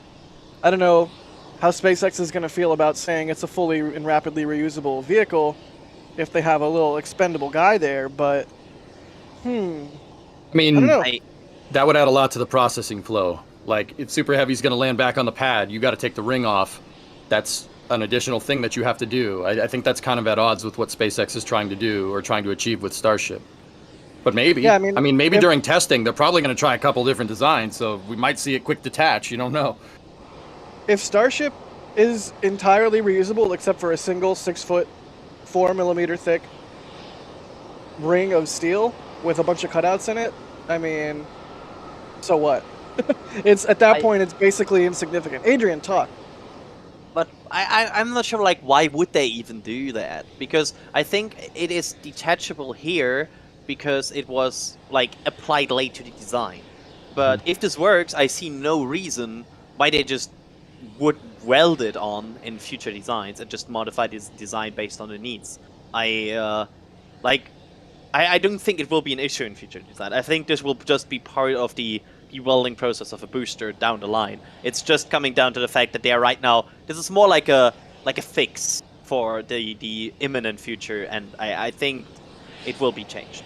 That's just like the landing legs that we were talking about a second ago. SpaceX's designs are always in flux. They're always changing things to try and achieve an optimal outcome for whatever they're trying to do. So, Adrian, I think that's right. I think it'll probably stay detachable until they kind of freeze that design on that ring, make sure that that it works to their liking with like the dynamic tests from Massey or during an integrated stack. But I think it'll be integrated into the final design.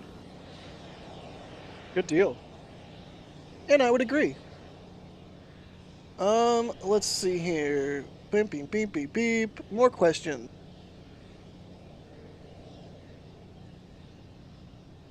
Paul Adams is asking, how long is prop loading based on past static fires? We talked about this a little bit, but Adrian, why don't you run us through it again?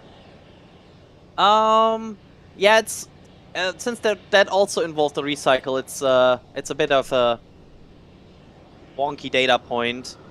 But overall, we are thinking from here on out about 2 to 3 hours. That's the thinking. So that Look at that. based on Oh yeah. A lot of flow. Which vent is this? I think that's one of the Alex says recondenser. That's a recondenser, recondenser. that's It's like the stack between those two vertical white Yeah. tanks that we see from the south side. There you go. Thanks. Can we zoom out a little bit? Yeah, a lot of tanks. It's I'm not sure. If I recall correctly, that wasn't always the best sign for these tests, but it's also there. Sometimes it just happened and went on, and then and it's like a different set. We spotted some different setups the last few days and how they do it. So that's the recondenser system where they, as the name says, recondense things and make sure they're liquid again. Specifically methane, right? Or is it? Yes. Basically, they do it a lot with methane because, methane is a gas you don't want to emit into the atmosphere that much. It's a how is it called? Like, how's the permanence Greenhouse again? gas? It's Yeah, a very greenhouse gas. bad- Thank It's you. a really bad greenhouse gas. In fact, one of the worst, if I'm not mistaken. Yes. So there's like two ways how you can dispose methane. You either handle it. You either recondense it, or you burn it off, so it becomes CO2 and water. So they choose the former because that also means they get a lot of that. But yeah, overall, this is the way how they get it back into the tanks. Yeah, long time tank watchers will remember the days of the flare stack, and then the flare stack went away and was replaced by the recondenser, which at the time felt so fun and novel and futuristic. And now we're just like, oh yeah, that's the recondenser, no big deal. But definitely a lot better to recapture that methane than flare it off or let it just escape into the atmosphere willy-nilly. Again with the rocket terminology, I'm sorry. I know willy-nilly, it's very technical, but let's see. Sanketh is asking, why not test a booster on a flight up to 10,000 feet? I mean, I think, and I'll throw this to y'all here in a second, I think SpaceX basically proved they can get a vehicle, even though it started with Starship and not booster, they can get a vehicle up to 10,000 feet and return it safely, and that is no longer something that they care to do or could really gather super important data from. Right now, the data they need is on sending a booster in a full stack uphill, getting it to stage SEP, getting through stage SEP, and hopefully getting to orbital velocity. That's where all the precious, delicious data is right now. But I don't know, EJ. I mean, it would sure look cool. It would look cool, right? Like, oh yeah, absolutely. I don't think that's in the cards. I mean, what do you? I think they're shooting for orbital. I mean, it's pretty obvious. I mean, I would really, that would be really cool to see the booster leave the pad by itself and then come back down and get caught, just like what you were saying. But I think they're shooting for orbital because if you're gonna send the booster off the pad, that's such a complicated thing to do. I mean, 20 hold down points, 33 engines. If you're gonna do that, might as well put a Starship up on top and do a hop test integrated with your flight test, right? Hence integrated flight test. Indeed. I mean, and it goes back to like test as you fly. We're not ever going to fly a booster by itself. We'll never say never, but it is highly unlikely that a booster ever flies by itself without a ship on top. So, you know, you want to basically test the entire vehicle in the same manner that you intend it to operate once operation. And a lone booster shooting through the stratosphere, what level does the stratosphere start? Shooting through the atmosphere is not necessarily representative of that kind of test. Anyways, good question though. I don't want to just be like, nah, no, but yeah, it's just probably not in the cards, unfortunately. I mean, trust me, I'm sure along with everybody watching here wishes they had done more Starship test flights. It felt like we got to SN15 and it was like, all right, let's do like 2 or 3 more of these and just really nail it down. And nope, that was that. But so be it. At least now we're moving on to the entire vehicle going full stack and having a fully integrated vehicle. And, you know, ultimately those sorts of tests, be it a lone booster or the Starship low altitude hops, those tied up the launch site. And if they had done more of those after SN15, it would have taken them longer to get the tower up and running. It would have taken them longer to get the mount built and fully kitted out and the tank farm built. Like, a lot of work was done, and you need to free up the launch site. That's part of the reason, going back to where we were at before, why the Massey test site coming online is such a big deal. I mean, I think it's understated. I don't know if people really appreciate the significance of that, but all of these proof tests that used to take place at the launch site no longer have to. And so they're able to continue working on the infrastructure there at the launch site without interruption and do these sorts of tests that are necessary and require the launch site without, That's called parallel testing, man. You can test more than one thing at once. There's a lot of parts on this rocket to test. So having more places to test means that you can test faster. Yeah, more testing, more better. I like that. Sounds good to me. Let's see here. Joe saying moon, moon, moon, moon. I like it.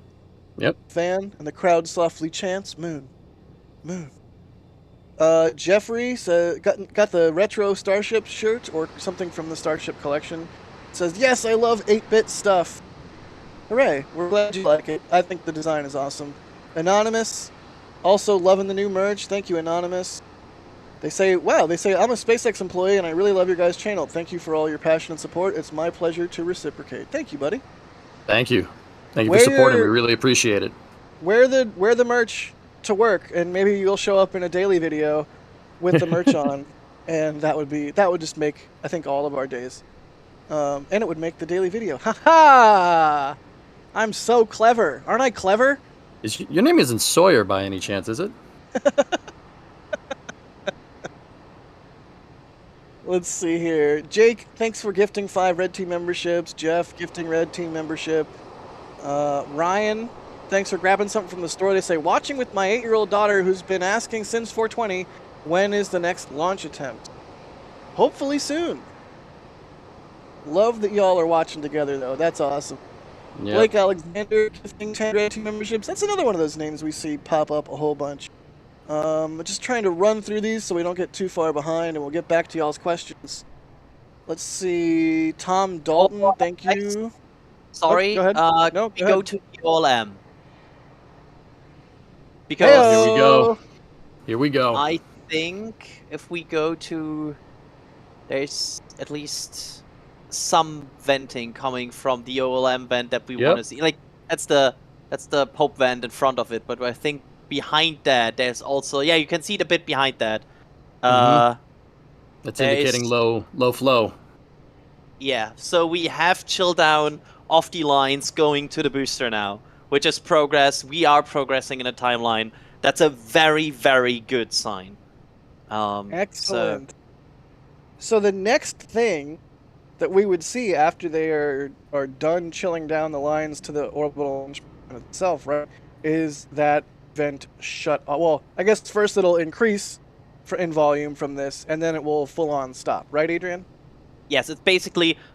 It will become heavier and heavier, then it will sometimes enter a mode that we call waterfall mode. That sometimes happens, sometimes based on humidity and other factors and when not. And once that happens, it then suddenly stops, and that's the beginning of propellant loading. Did you snap your fingers? Yes, did you hear that? We did. Yeah. Sometimes So there should I do a lot of hand movement during my commentary. So yes. Nice. I mean, it added. It was good for dramatic effect. I'm a big fan. Nice. I'm glad you enjoyed it. Good deal. EJ, Stephen Kingsley is asking, I think that the grid fins could support the weight of the entire booster as observed by Falcon 9's, slowing down after entry, burn before landing. This feels, maybe it's counterintuitive and I'm completely wrong, but I feel like no. But I don't know. What are your thoughts? Give me some thought. Give me some hot EJ thoughts right off the press. Were you here when we were talking about this before, Jack? No, I must have been gone. Or at least hours are blurring together. No, it's all good, man. It's all good. It really depends. It really depends on what aerodynamic load is going to be encountered by those boosters. I mean, or by the grid fins, excuse me. Specifically the grid fins. So, is that aerodynamic load that's exerted on it from the grid fin basically being introduced to a lot of air coming up that side of the booster because the booster's falling towards the ground, right? Is that load equal to the load that it would be exerted by gravity pushing down on the grid fins, pushing down on the chopsticks? I mean, you also got to take into account the surface area of the grid fins. Like, the grid fins have those points. They're like a waffle iron on the bottom side. That's designed to cut air at hypersonic flow, or at hypersonic speeds. It's designed to cut it in a very certain way so the grid fin can actually work. That's why it's a hypersonic control surface as opposed to just basically an airfoil up there that can pivot like a fighter jet or something. So the points of load would be very different, from up in the air than they'd be down on the chopsticks. I mean,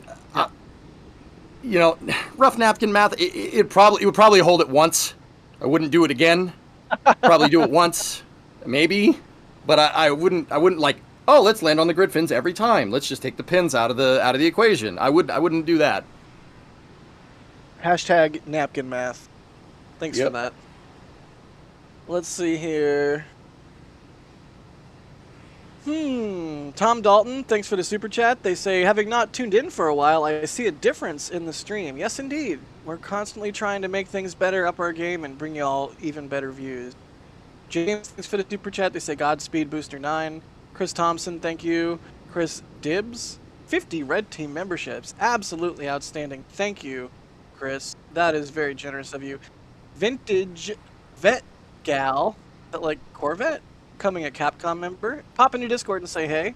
Thank you for that. Also, Mark W. becoming a Capcom member.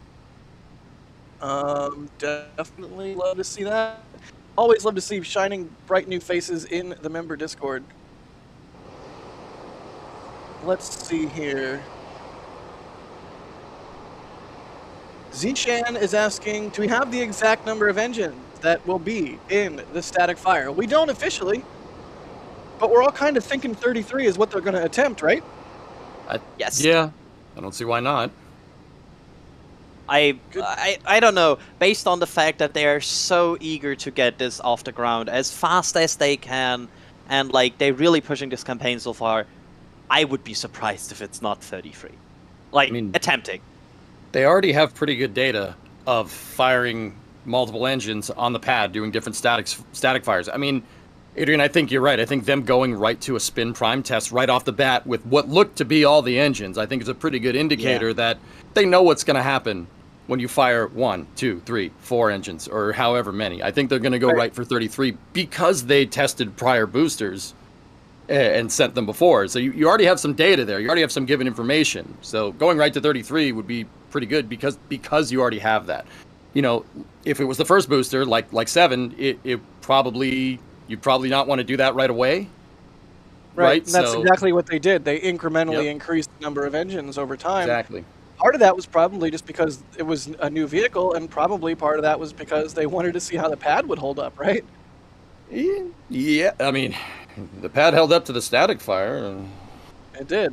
Not so much some other stuff. But, To me, yeah, right. To me, I mean, maybe I'm just taking 33 engines for granted, but to me, the more interesting question is not, is today going to be 33 engines? Because I think it just is. But again, maybe I'm assuming too much. To me, the more interesting question is, given the assumption that they're going to test 33 engines today, do they actually get all 33? Because the Booster 7 33 engine static fire ended up only being 31. So if they actually manage to fire 33 Raptors at once today, that will be a significant milestone. And for some commentary on this and some other thoughts, I'm going to throw it now to Mr. NASA Spaceflight Actual, Chris Bergen, founder of NASA Spaceflight, shuttle fan extraordinaire, lover of horses, amazing person. Chris, what do you think? You think they're going to hit 33 engines today? I have a good answer for that, but I'm just blown by the introduction. I'm like, halfway through that, I was thinking, there's a question somewhere, but I can't think about it. Yeah, thank you, Jack. I do think they'll go for the full set. Will it be all 33? That depends if all 33 lights up. We can allow them some leeway, shall we say, because it is still a big ask to have all 33 fire up. Everyone's happy. We all go home waiting for a launch date. There's a long way to go yet. I wouldn't be too shocked if they did one static fire today. They had, say, most of the engines fire up and great. They then find a few engines that aren't too brilliant. They swap them out and do another static fire test. That's where I think they may go with this. If all 33 fire up, Elon does a tweet saying, good chamber pressures on all 33 engines, then wow. That will be something else. That'll be really impressive. So, yeah, I think they're going to go for full set. If they actually fire them all up, that's the question. Yeah, I think it's kind of a foregone conclusion that they're going to go for 33. I'm just dying to know, do they manage to pull it off? All right. Yeah. Well, Chris, awesome to have you in. I think EJ's going to get a quick break in. And, yeah, now we get some of the Burgonator. Can I call you the Burgonator? Am I going to get fired if I do that? No, you can. I'll take any nickname that's not derogatory. Ooh, okay. So I got a few of those. You're on record now. I mean, you've said it, so I can just name you things as long as it's not derogatory. I just like the attention. Sir Horse himself, Yay! Mr. Chris Bergen. Anyways, let's see here. Here's one. Cooking with tea. This is just for you, Chris, because you're British. I know you like tea. Yep. Cooking with tea is asking, can we expect, or when can we expect, a full stack static fire? Do you think they'll ever do that? No, I don't think they'll ever do that. I think they'll go with a booster, they'll go with a ship. They've done the ship already. They're going to try and do the booster today. The fun fact is that they may get a full stack static fire for free if they get to launch day and it fires up. Now remember, they're going to do not 6 seconds before liftoff, they're going to do 3 seconds now. They're going to reduce the time by half. Elon said that. Now if they fire up for 3 seconds and suddenly the parameters aren't good and the vehicle aborts, there's your full stack static fire test. By default, because they've aborted it and they've had a static fire test and the vehicle's not launched. So I think they don't need to do that separately. I think they just take one for free if there's a scrub actually during T0. Yeah, no, that's a very good point. It's like like you said, it's like for free. It's a bonus.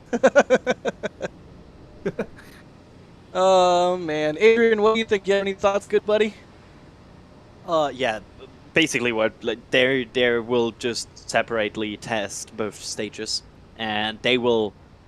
The only thing that both stages ever do together is the wet dress rehearsal.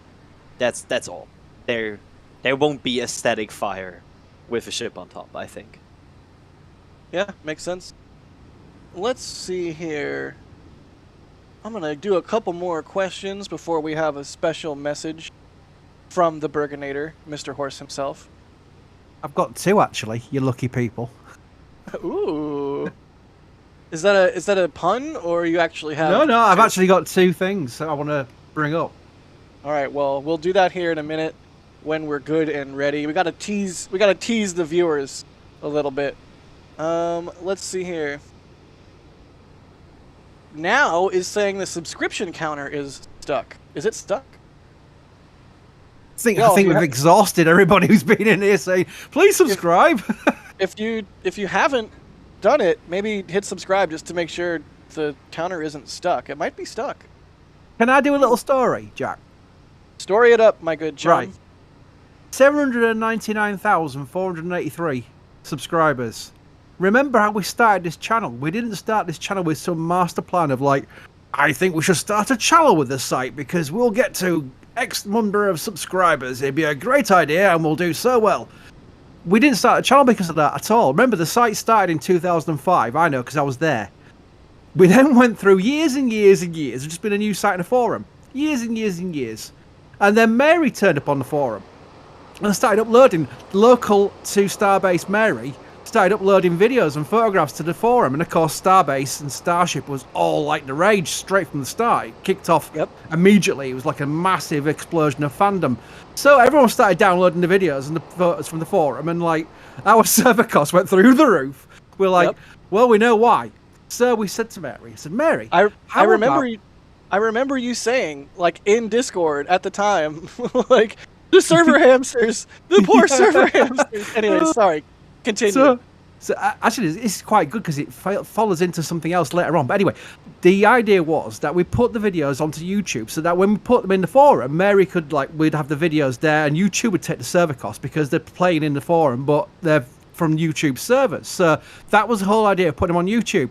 And it was like, basically Mary would send me her clips and send me a little written note with the order of the clips, and I would bandicam them together. Go back to the early days of the channel. You'll see the videos. They're edited by me on bandicam.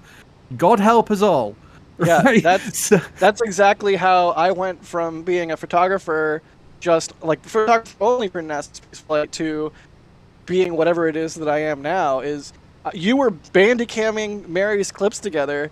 And it was right around the time of the pandemic, and I was like, as a video editor by trade, I was like, we can't be doing this. I love you, Chris, but we can't be doing this. We need to do this footage that Mary is painstakingly collecting day in and day out, justice.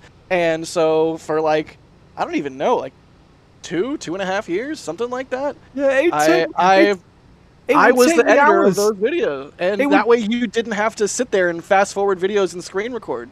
It took me hours because what you do is it's a screen recorder. I had no idea about Premiere and all this business, all those video editing tools. I've never video edited in my life. So I was bandicamming these clips together, and of course, you get about 3 minutes in, and suddenly your email will pop off, and of course it records the sound as well, so you go, oh, gotta start again. Gotta start over, all over again.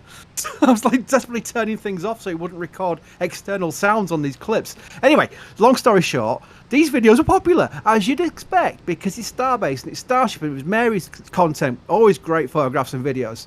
And basically that's how the channel grew, and it grew to the point that we could start getting some revenue out of it, and that's where we could start affording what we're doing, and that's where all this came about. You'd be able to get, you know, basically have bots in our plots around Starbase doing 24/7 coverage. And the irony is that we're on the big screens at the production site in Hawthorne with our stream on. It's like come full circle. It's absolutely crazy. So yeah, long story short, to get from just something to relieve the NSF forum from server costs to 800,000 subscribers is crazy. Yeah, It's not 800,000 yet.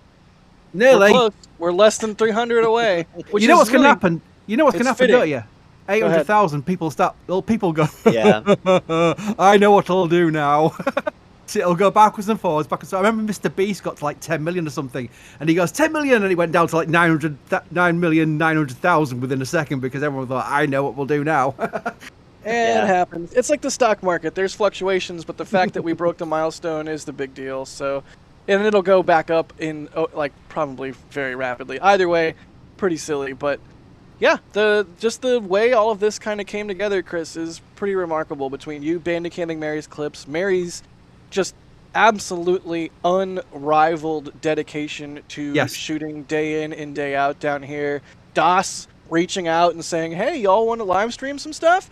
Like it all just sort of fell into place. And day in and day out, y'all have been turning up and consuming our content and contributing your comments and just fueling us with your enthusiasm as we express our enthusiasm. It's been great. So I can't think of a more fitting discussion to have while we watch this counter tick up and while we watch this booster get ready for propellant loading. So definitely thanks for that. I've got a backup point to that and something to say. So first of all, yeah, that was a great point bringing up Daz, because the talent we've got, the people who come, I couldn't, if I was a millionaire, won a lottery, something like that, and go, right, I want to start a site, I want to start a channel, I'm going to hire the best people. I think I could have easily spent that million and not got a better team than I've got right now. Seriously, I'm not even joking. I am not even joking about that. So we have got an amazing team, but you know what? We're always expanding. We're crazy that the ones we've lost are to SpaceX.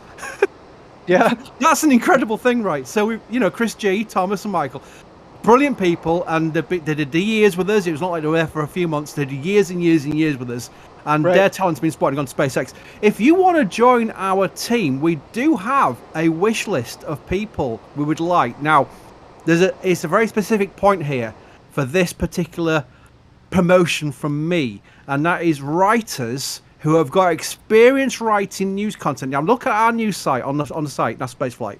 Look at the news site. Look how we do our news, because various sites do different ways, like opinion and things like that. We do pure news, like facts, maybe quotes, facts, pictures, for like that order. So by first thing you want to do is click on our news site, look through the articles, and go, hey, you know what? I can do that. Or more to the point, I've got experience doing that maybe with other sites, and we actually pay people when they write content for us. So if you want to join, I'm going to spam this link like a crazy person when I realise I've just not got it in copy and paste. Let me go back and find it. One second. There it is. I found it. No, yeah, that was silly. I thought I had it really ready to go. And there it is. Okay, right. So I'm going to spam this link. This is a form to fill in. If you have got some experience writing news content, that's the point. We've had a lot of people saying I do poems and TikTok video scripts. No. We're after news content. So I'm going to spam this link. By all means, hit that up. Now, we're not going to take everybody on, obviously. We'll just find the best ones out of it. But if you think you've got some confidence in joining the team, we do pay for content. We do pay for the news articles. So that's one way of getting yourself into our team and getting a bit of money for writing about Starship. Imagine that, because we do think that, as you may have guessed, Starship is the big deal going forward. We're covering Starship, SLS, Artemis, Orion, European Spaceflight, SpaceX, Relativity Space, new companies like everyone like that. We're covering all these rockets, but Starbase is something that's going to be obviously launching a lot of time, so we want to really get a good writer pool in for that. So I'm going to spam it one more time. There we go. Spam, spam, spam. Nightbot can't do anything about me at all. Hit that link, and by all means, luckily, you never know. At some point, you might be writing articles. We might even have you on commentary. You never know. So by all means, click that link and put your name forward. Thank you. Yes, spam, spam, spam. Do spam that, because that is something that we get asked a bit about a lot. You know, people saying, "Oh, I love NASA Spaceflight. How can I, contribute, or how can I be part of the team?" And I mean, Adrian, you basically, your Twitter handle is Boca Chica Car Counters, because you started out as a viewer of our streams and counting the cars, and then you started a spreadsheet for testing. And I mean, I don't want to talk, put words in your mouth, but here you are. You're one of the key members of the team here, and humble beginnings. But whenever you see Chris B post looking for qualified people, don't hesitate to reach out if you're qualified. I mean, that's how it happened for me as well. I saw a post on L2 from Bergen himself. That's coming up soon, Jack. The Horseinator. Yeah, I saw you post saying, looking for more photographers and whatnot, and I think I sent you a message along the lines of like, I live in California and I want to take a picture of every NASA jet or something like that, because at the time I was I still am a giant aerospace nerd, but yeah, and it all kind of spiraled from there. So yeah, but the thing is, go on, Adrian, you say your thing and I'll go back to it. We have an update. Huh? I have not so great news, to phrase it like that. Wah, wah, wah. The all-M vent has stopped and it's way too early for propellant loading. So, might be another hold. All right. Dang it. Yeah. Well, we are. Okay. Just to quickly say this, it could be a bit different this time. Like, it's sometimes there's some it's weird. It's going a bit. It's certainly weird. I would call it. I would call it a bit weird. I wonder, because we've talked about how different weather conditions can result in that vent that we're looking at right there, exhibiting different behaviors. I wonder if it could be weather related or what. I'm trying to be optimistic here. Either way, the testing window goes till 8 p.m. tonight, so plenty of time. And there's of course a backup day tomorrow as well. So we'll keep watching and waiting to see what happens next. Huh. Yeah. It's sorry, Chris, I didn't want to interrupt you. It's just a breaking news moment. No, absolutely interrupt me, because I'm just babbling on. So whenever something happens, you've got to do what like Alex used to do, just basically, Chris, there's something happening. We're going to talk about what we're looking at, because I'll just go off on a tangent otherwise. But no, yeah, I want to just go back to that point about bringing people into the team and the way we've got an amazing team. Jack was talking about how he said he was, I'm a photographer.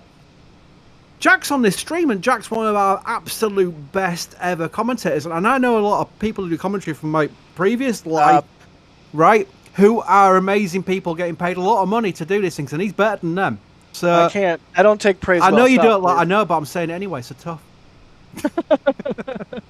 But for real, all that is to say, hit that link if you're qualified. I should note, if you're qualified, hit that link in chat.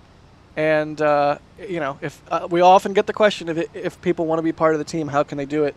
That is a way. So you never know where you'll start and where you will end up.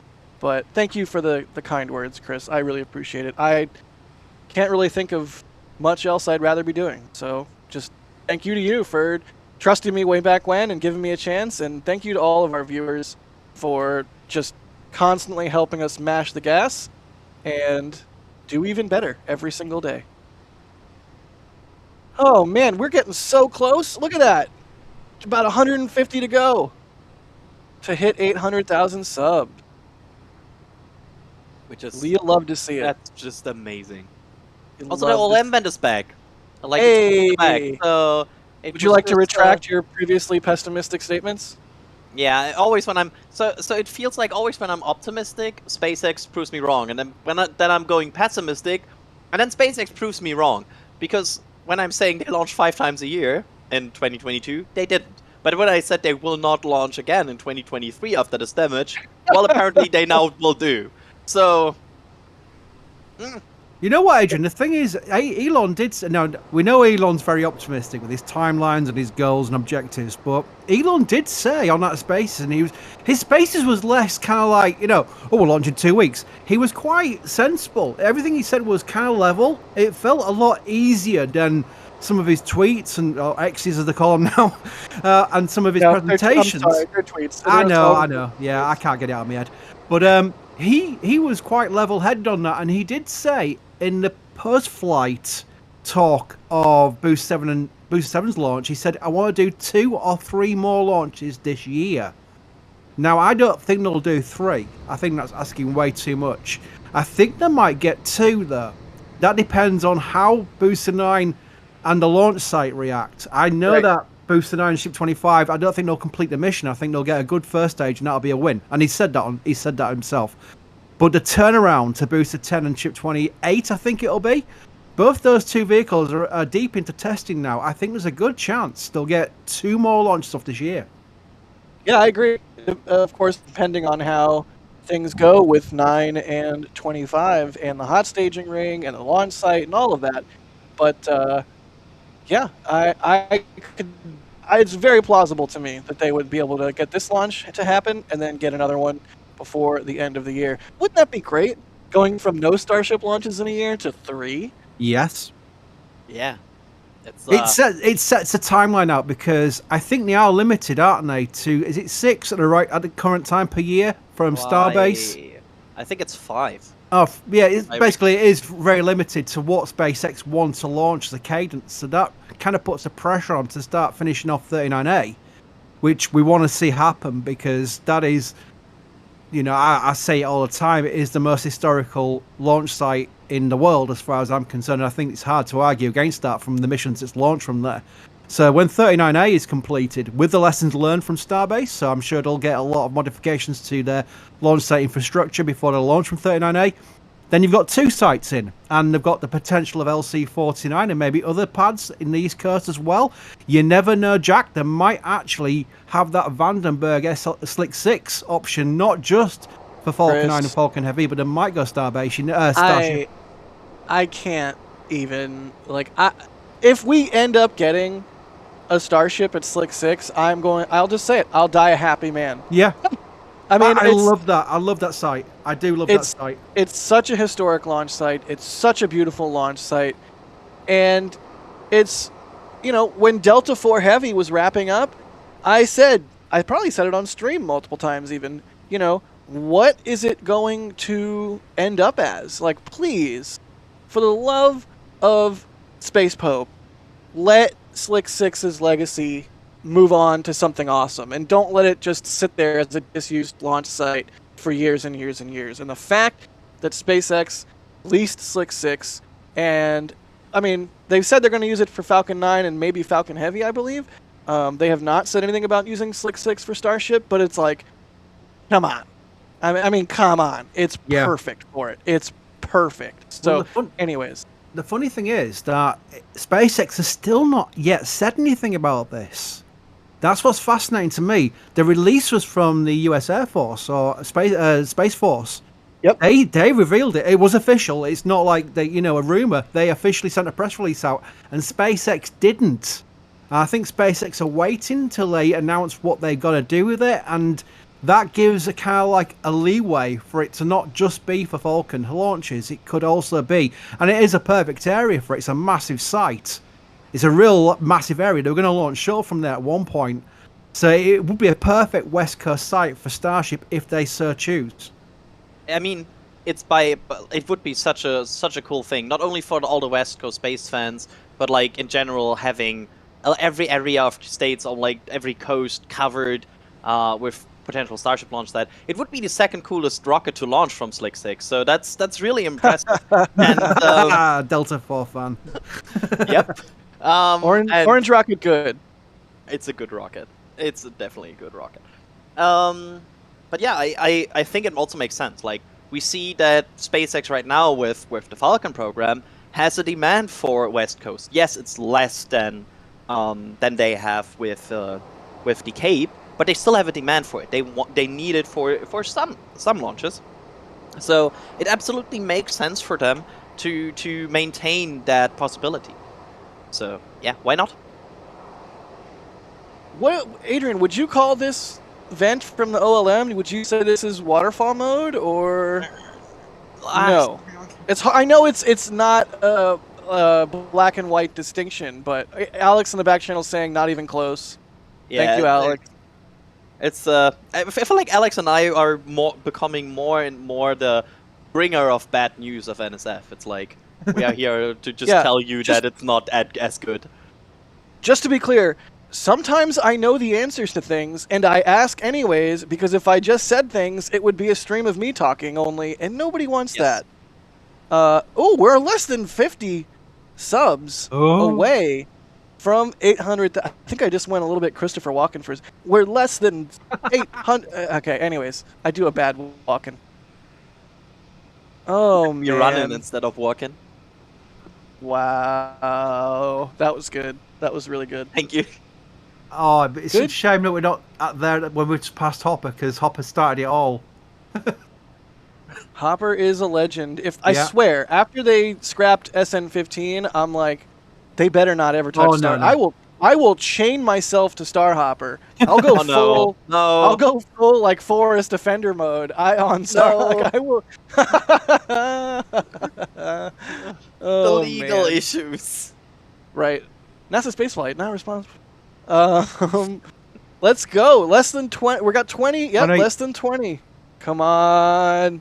Y'all, thank you so much for supporting what we do and for coming out and for doing the YouTube things, hitting the like button, doing the super chats, hitting the subscribe button as we get to 10.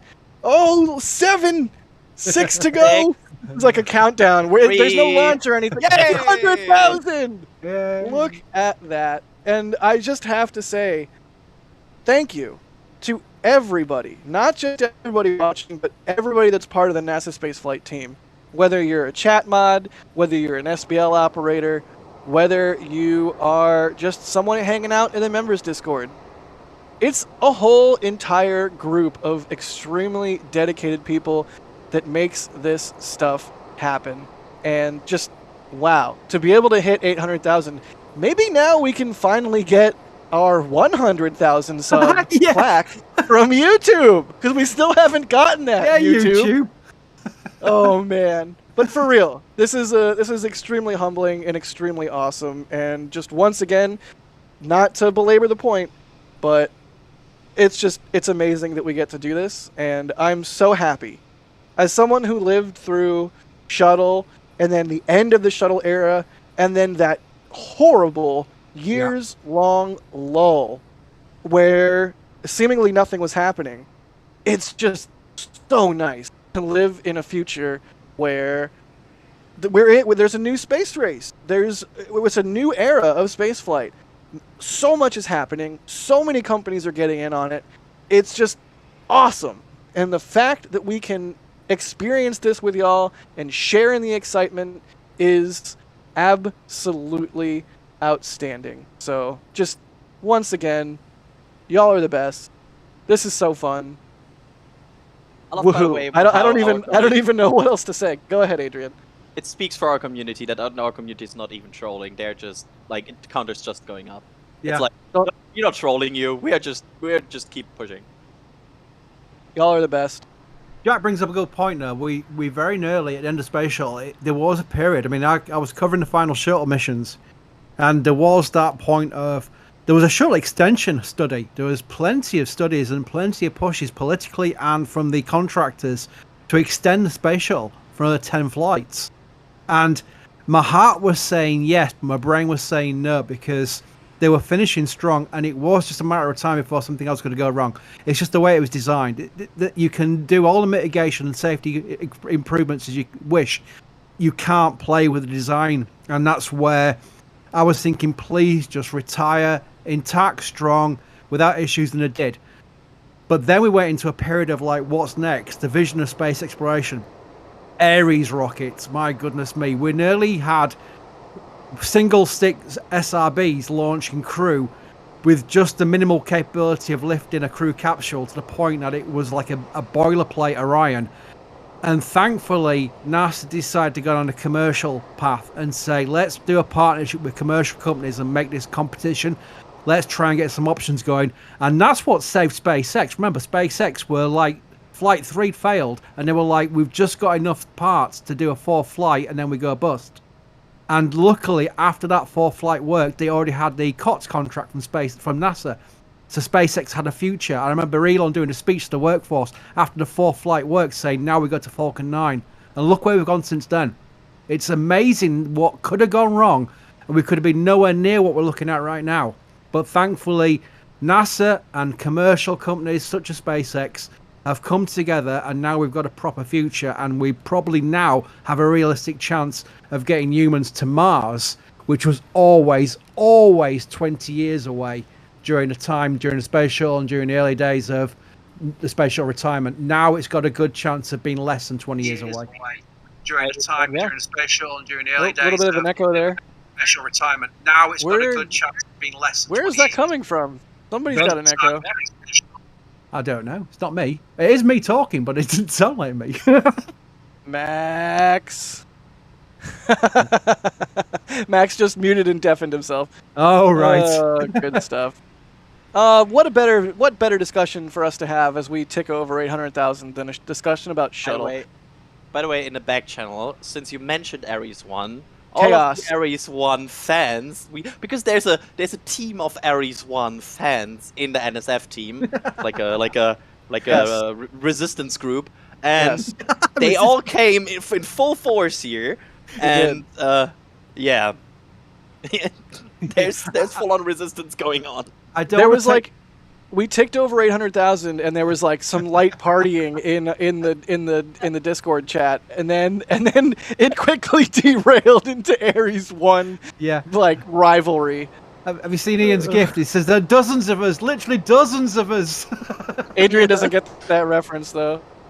That's correct. Oh man, good stuff. Let's see here. Thank you all. By the way, for hitting the booster button. testing. Yeah, what the booster doing? Booster doing not fueling yet, but close to fueling. I think we are seeing a very, like, it's increasing more and more. Like, that's what we want to see. We definitely see a progress. What I'm always watching for during this test is something changing? Because the biggest red flag in testing is if you enter a consistent pattern for a longer period of time. Because that always is feeling like a halt. So things changing, things increasing, that's the good signs. That's what we want to see. And we see that. We see the OLM event increasing, getting more intense. And the next thing, the counterintuitive thing, is that it will stop. And once it stops, we are golden. Once that stops, we are in a world where we will hopefully see the booster being tanked, and then hopefully static firing. Fingers crossed. Oh my goodness. Now I'm just like, I have so many emotions. I am a basket of emotions. Oh man, good stuff, good stuff. Hopefully we see this booster start to get frosty here soon. Fingers crossed. And just for people who are just joining us just right now, probably thinking, why are we just chatting away? It's because we've been watching this for a while now. We will, as soon as things start picking up big time, we'll always note the events, we'll always note things, and we'll get into a business side of things once the thing starts getting frosty. And then we know we're getting close. Until then, we're just going to be along with the rest of you, just watching and enjoying this, because I think that's the important thing. You can be too serious. And that's not our style. We don't want to be too serious. We don't want to be too silly either. So we're just basically following along. And as soon as things get serious, we'll be noting them straight away.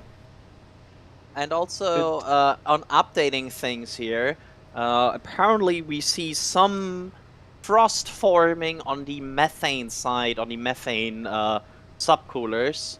At least in some conditions. Like, there's a bit. Yes, there's a bit.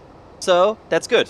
They're definitely also preparing now subcooling of the methane side. So everything good. We are moving.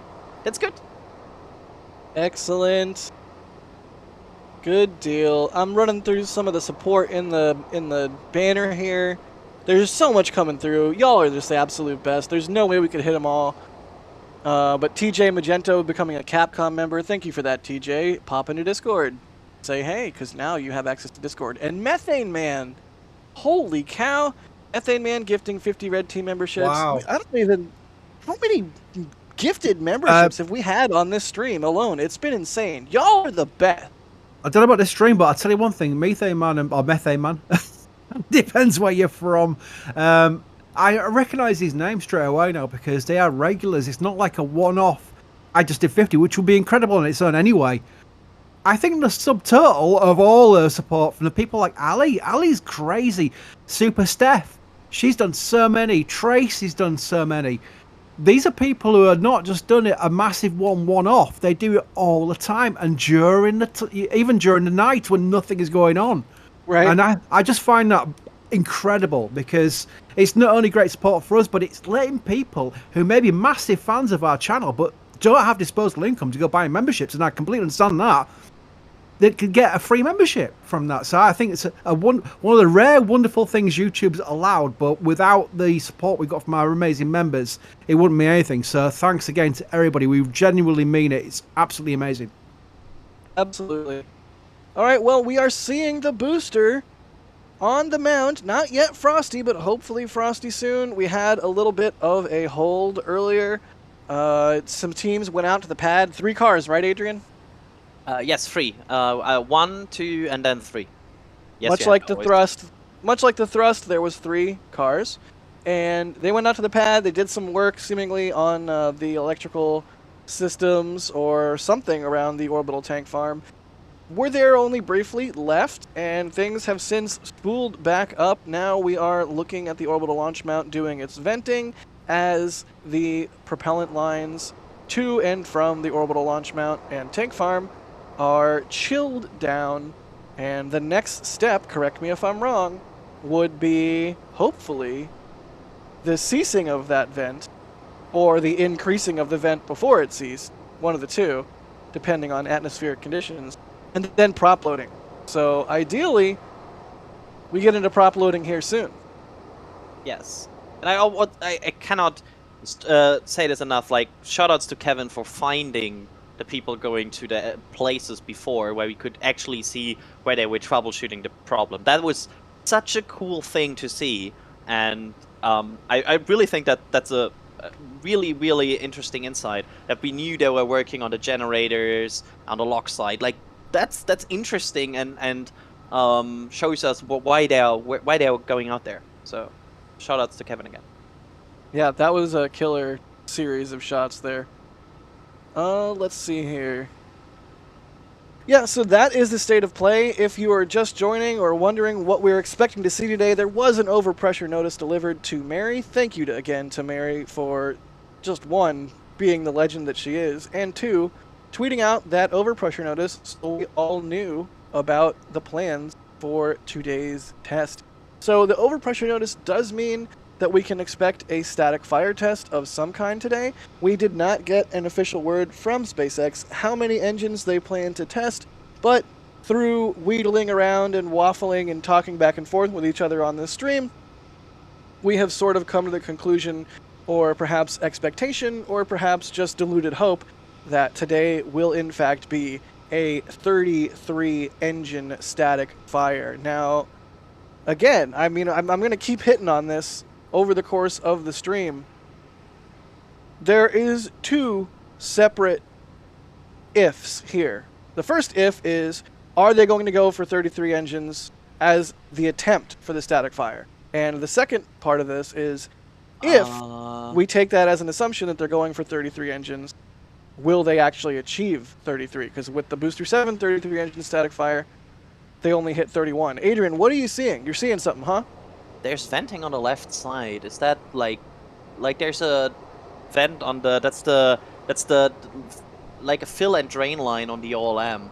Is that venting or is that a cold pipe? Well, let's take a look at that. It's hard to see for me right now, but it's coming from the left side. But I think it's a cold pipe. But it's just interesting to see because we saw some venting, like because of the wind going over the screen, and like Alex and I were a bit in the background. We like, hey, go to the left, because we are always looking at why it's venting something. But you can see basically that's just a piece of pipe that is like not really venting, but producing condensation because it's so cold on the surface. Yeah. But it just it's just something that we observe because. Just to point out again, and Alex also saying in the back channel, this is the thing they are chilling down right now. This is the pipe that goes into the booster and like fuels everything. This is the things they are chilling down. So, well, you can now verify this is getting chilled. Good deal. Well, as we watch this GSE get ready for propellant flowing, how about we do a couple more questions? Why not? Yes. Here's one for you, Mr. Bergenator. Ooh. Let's see. Where did it go? Here we go. Matt Ickard is asking, and with a very generous super chat, I might add. Thank you for that, Matt. Thanks for all your info, and always appreciate it. Does anyone know if there's any way to take a booster and ship to Florida and launch from there? Yep. Now, it was a big area of contention to start with because we're all thinking, why has Roberts Road not got its big mega bay built yet? And that led to the questions, well, they need to build them at Florida because they can't ship them. And then we asked Elon, because we heard they can, so we asked Elon, because it's no good me saying they can. Who's going to believe me? And that's fair enough. But Elon Musk, who knows about these things, would you believe? I asked him on Twitter and luckily he replied saying, yes, we plan to barge ships and boosters from Brownsville, Port of Brownsville, to the Cape. Now, what he means by that is Port of Brownsville, which we've seen on some of our long-distance cameras. You can see that the estuary or whatever it is, the river leading out, and they'll go around the bottom of the States and come up the Banana River into the turn basin at KSC, just like the external tanks of the Space Shuttle used to do and the core stage for SLS does. And then we'll see them arrive on Space Coast Live. That's the amazing thing. They'll be barged there and maybe taken into the VAB.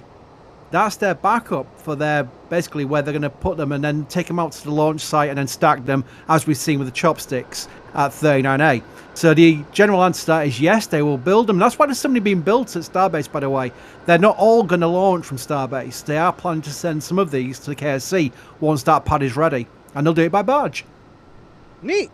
Thank you for that, Chris. I somehow knew you would be the right person to answer that one. And thank you again to Matt for the generous support. Adrian, is this waterfall mode? Not yet, but very... Oh, this is like very close. Look at that. That's a lot. Yeah, we are definitely close here. This is based on conditions and everything. This could already be it. That's waterfall. Alex says waterfall. Adrian says waterfall. Yeah, look at that. Excellent. So explain what is going to happen next, we hope. Well, this will stop.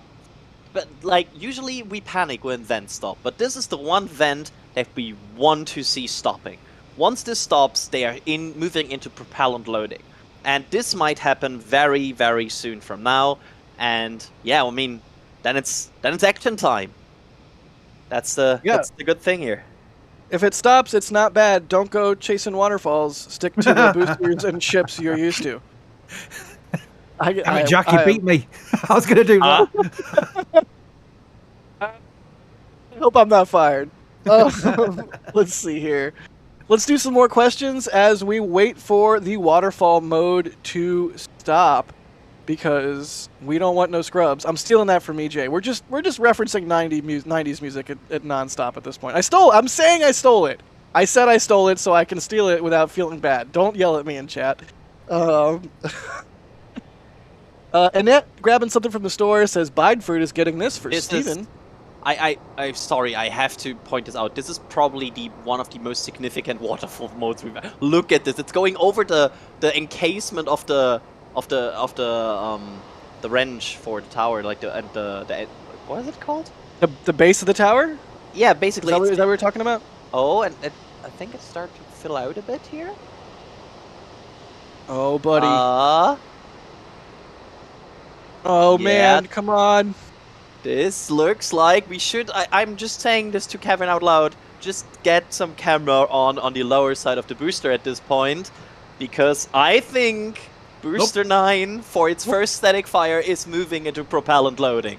Nope. This is it. This is what we expect. This is moving into propellant loading. Yes. Excellent. Holy cow, things are getting real. And Adrian, in the past we've seen him take about, what, an hour and a half or so, somewhere in there for prop loading for this sort of thing? Yeah, like somewhere around 90 minutes or so, depending on how high the LOX load is, between 60 and 90. Here we go. A little bit higher. Good deal. Good deal. This is exactly what we want to see. Oh, are we getting frost? Oh. Yes, yeah, I mean, we are, so we need to get that camera up a little bit more.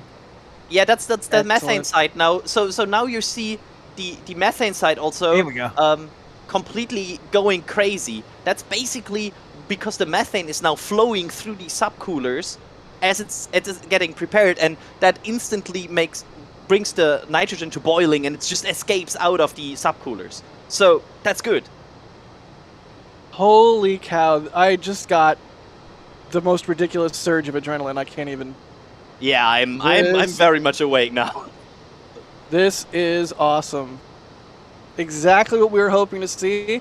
Now we will watch the frost line on the booster slowly rise, and we'll see this thing get fueled up and get ready for a static fire. It's amazing. Hang on a second. I'll give me 30 seconds. I'll be right back. Okay. While we do this, we will now see a frost line basically almost instantly usually. We're just waiting for it to appear like any second now. I've got my tweet ready. Booster 9 prop load for static fire attempt ready, but I'm not going to do it until I see some frosty. Yep. Excellent. I basically what will first of course happen is the thrust section is curved a bit. So that will first fill, and at the moment it touches the outer tank walls, that's when we see a frost ring. So yeah, I mean, it's happening. This is happening. Excellent. Not yet, but pretty soon here I am going to have to leave and start operating a camera. But I will hang out with y'all for a little bit longer, and we can keep answering some questions as we wait for this frost ring to rise. Right off the bat, I don't think I see a question about it in the queue yet, but I do want to talk from about the engines. I'm sorry. No, that's excellent. That's venting from the Raptor engines. So the engines are now chilling down, much like earlier how we talked about them chilling down the propellant lines so you don't thermal shock them. Same deal goes for the Raptor engines. You're going to want to flow cryogens through them so that you don't shock them thermally once you start actually flowing propellants in there for real. Yes. Look at this. This is just what a gorgeous day for testing. Sorry, Adrian, go ahead.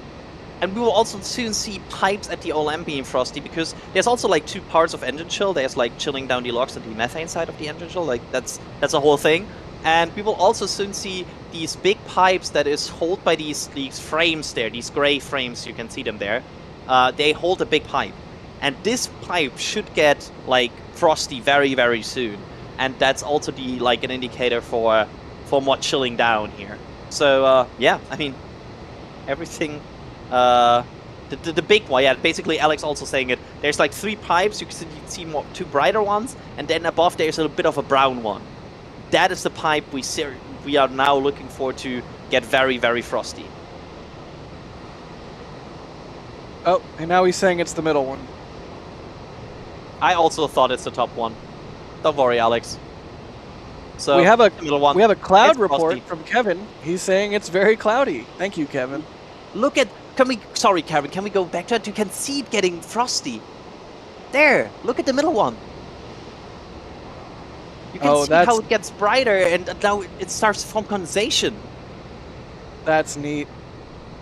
All right, well, we have gone from a fueling attempt, a hold, And now we are in fueling in earnest. Well, at least as soon as we see frost, I guess we can say that. But I'm saying it. This is awesome. This is exactly what we wanted to see today. Oh, look, those new vents are venting. Yes.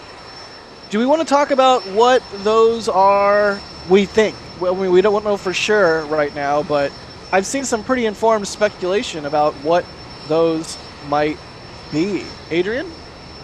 Yeah, they're probably, so they start up right at engine chill, so they're probably related in some sort to like chilling or like frost. purging. Yeah. Oh yeah, there's frost. frost. Oh my god, everything is happening. You can see it moving. Like wow. Yeah, you can literally see it climbing up the tank wall. That's beautiful. Anyway, sorry, I had to jump in all of a sudden. Hi, Dust. Hi, how's it going? What's up?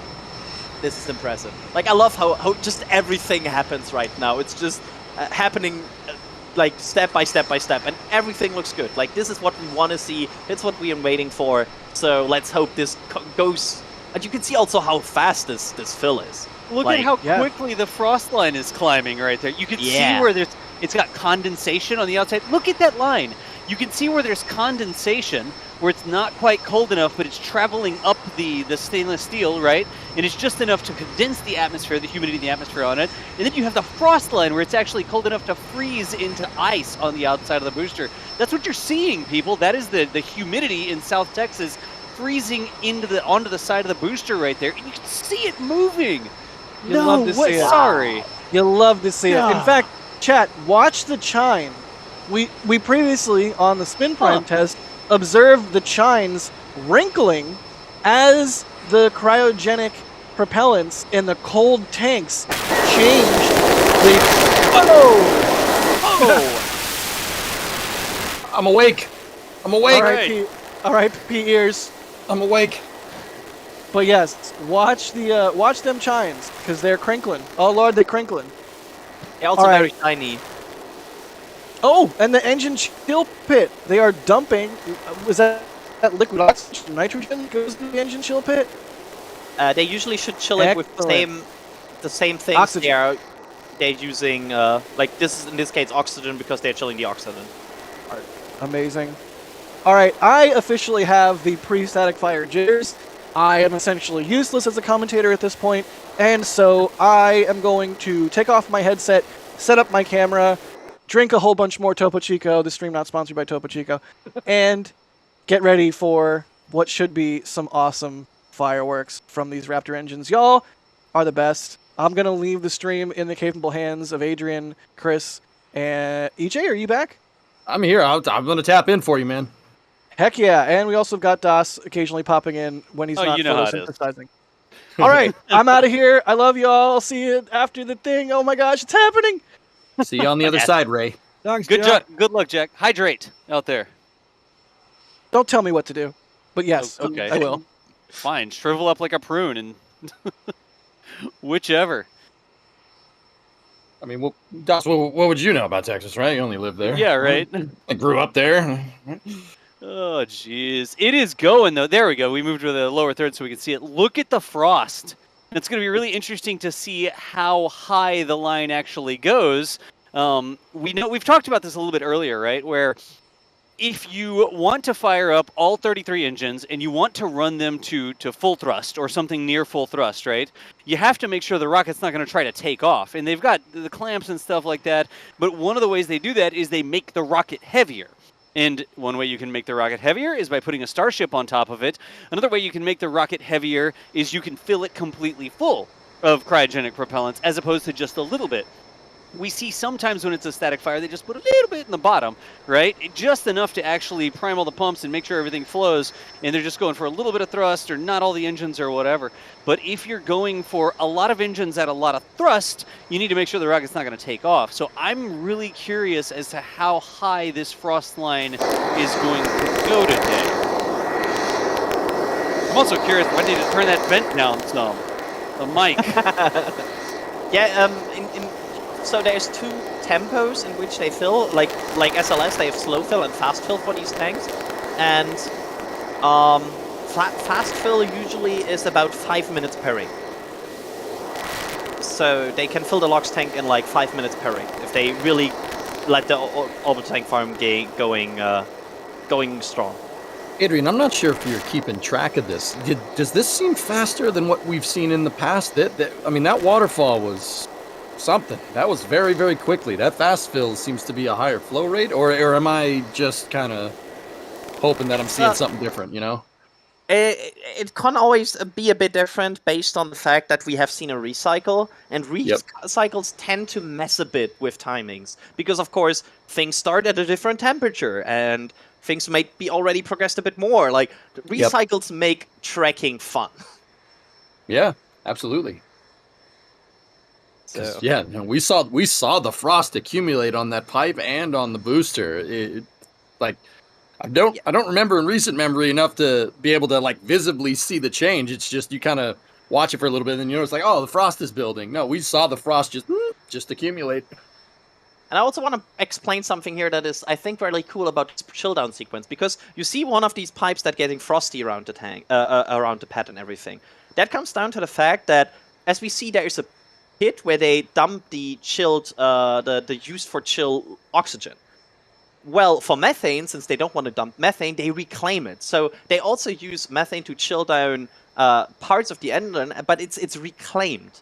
And that's why it's being flown through some of these pipes instead of being dumped in the pit, because, as Alex said so eloquently in the back channel, dumping methane into a pit is a bad idea. That makes Captain Planet not happy.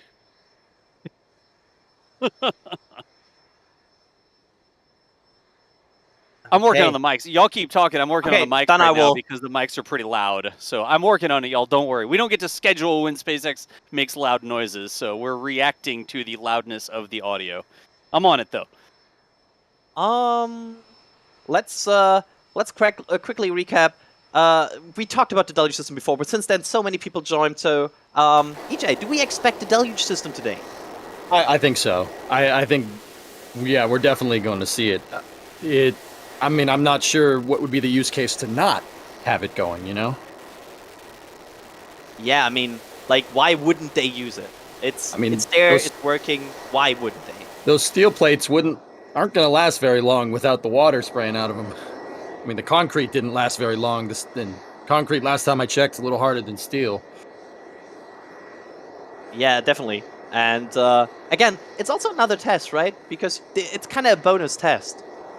You get an additional way to test it, and I still think it's one of the biggest things they would test today. Like, I still think that's the main thing they want to look at next to the Raptor engine. Also, we can see now how some of these Raptor engines in the chill down, like you really eject a lot of gas and everything. Sometimes it's a really interesting process here that we can see while they are preparing this booster for chilling down, for getting ready.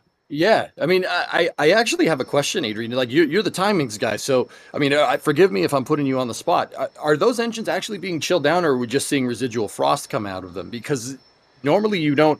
I mean, I'm not familiar with like fuel timings, right? Like, but I always thought you put the propellant in the tanks first and then chill the engines. Is it possible that SpaceX is doing both of those things?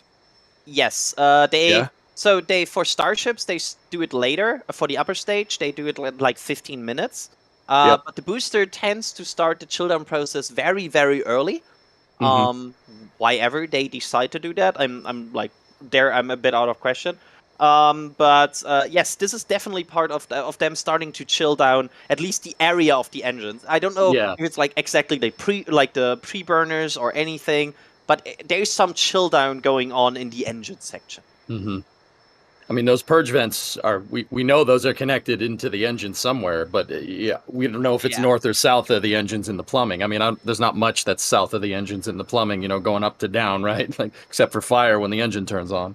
Oh, I think we go to the methane tank, the upper tank, because there appears to be the thing we all want to see. Because yes, LOX is good, LOX is nice. But I'm trying to bridge some time here. But appears to be some methane being present now. There we go. We have methane. Nice. Oh yeah. Look at that. let's remind people how we know, right? Because we know the layout of the tanks inside of Starship here. When we see frost forming on the bottom of the booster, we know that that's liquid oxygen because the liquid oxygen tank is on the bottom. And this tank here is near the top. The frost is actually forming near the middle, but the tank is the tank that's on top of the two in the stack, right? So when we see ice there, it's possible that SpaceX could put something else in there if they're doing like a cryo test or whatever. But if they're going for static fire, that should be methane that is causing that form to ice right there. If they're going for a static fire, right? Did I sum that up correctly? Yep. Yes. And just to back up the chances that, for example, they sometimes use nitrogen there and put nitrogen in there for other tests. But we have seen the recondenser spooling up completely, which indicates methane, and the whole methane side is going crazy. So that's all indications this is methane. And of course, they need methane because nitrogen has the tendency to burn very, very bad. Very, very bad, or not at all. I don't think we have any great inert gas engine designs. Yeah, there's electric propulsion, but chemicals, no. Yeah. If even SpaceX cannot make a nitrogen engine work yet. If I can just interject, by the way, something about the water deluge system. There is another mitigation in play, and I think it often gets overlooked because Elon's only mentioned it once in the Spaces. The problem with Booster 7's launch is it was on the pad, firing up and ramping up to full thrust over a 6-second period before liftoff. That was before first motion. Elon believes that it was the last second or so that it cracked the concrete, and that's why it went flying. And he thinks that is part of the problem, the fact that it was firing up to full thrust for 6 seconds into a concrete surface. So now they're going to fire up for 3 seconds, get to full thrust, and launch. So that might have mitigated, with Boost 7, it might have mitigated the problem. It might not have been such a bad concrete or rock tornado, as he called it, had they gone for 3 seconds, not 6 seconds. But with the water deluge system in play as well, I think we've got a lot more confidence this time around. Okay. Go ahead. I want to quickly show something here that we have bring up from the graphic that we have here from Ryan, made by Ryan. Which shows you very good where these pits are that we're talking about. You see Booster 9 there, and the engine chill pit where the LOX goes once it has started to boil is the lower one, and the upper one is for deluge runoff. So as soon as the deluge fires, there's a lot of water there, and to give that water an area to run off, that's the upper basin. So just to give you a quick overview when we talk about these are the two basins right next to the orbital launch map.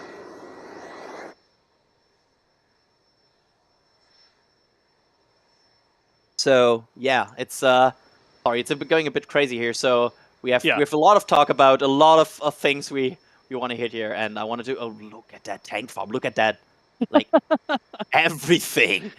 We have a lot of very important stuff to talk. Oh, look at the tank farm! I mean, it's the star of the show, right? Truly, it's like the squirrel of venting. Like all of a sudden, that looks like a spaceship that's about to do something. All the like vapors and stuff sort of breezing by. That looks like something's about to happen. Look at that, y'all. And the crazy thing is, the tank farm will get even crazier at T0 because then the deluge part will also go crazy. So there's like multiple things that will go on here. And just to point out as well, we have said it before, but we don't expect the methane ring to rise as high today as the LOX ring, because methane is is in the end flammable and is the explosive here. So you don't want to load too much in there if you don't have to and you don't need it.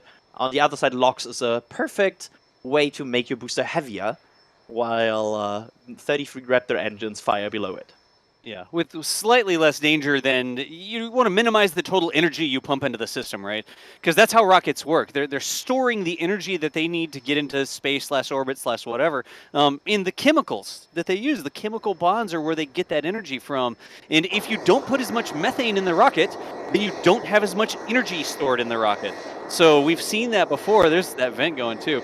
We've seen that before where they'll put some LOX in it, but they don't need as much methane because they're just mitigating. There's no reason to load that extra energy to make that, quite literally, right, EJ, bomb bigger by putting more methane than you need in, right? Yeah, you'd want to use oxidizer as the you'd want to use the oxidizer as your mass here. I mean, it's not like they can load one of these tanks with liquid nitrogen. They need the methane and the the LOX tank to make the engines go. So yeah, I would loading more LOX definitely. You can see it right there. Like, look at the size of the ice on the bottom of the rocket. Look at the size of the ice in the top. You can really see. Imagine that's like 2 cups that are stacked on top of each other right now. And the bottom cup has the liquid oxygen in it, and the top cup has the methane in it. And there's just a little bit. The ice is freezing where the level of the oxygen or methane is. It's just 2 cups stacked on top of each other, and you can see where the liquid is. It's just that simple. 2 cups. Thank you, weather guy. Yeah, it's like so simple. And SpaceX being like designing this very sophisticated rocket and being like, well, is it? Is it simple? It's simple to explain and it's simple to understand. I always tell people that rocket science is anybody can understand it. It's pretty straightforward stuff. It's hard to do. Yeah. Hard to do. Very hard to do. Yeah. It's the rocket science isn't that hard. It's the rocket engineering, like making it happen in the real world. That's the real trick. That's the hard part. Yeah. Yeah. It's like the designing materials for the temperatures, right? And designing the pumps and making sure everything can withstand basically almost the most hostile conditions humanity can create. And designing the systems to do that. God, look at that. And it's not just the most hostile things that we can create. The atmosphere, the environment around the rocket, the environment at which it works changes in less than 8 minutes. Where the rocket ends up and where it takes off from, not the same place. Yep. I know. Yeah. See, simple concept, hard to understand.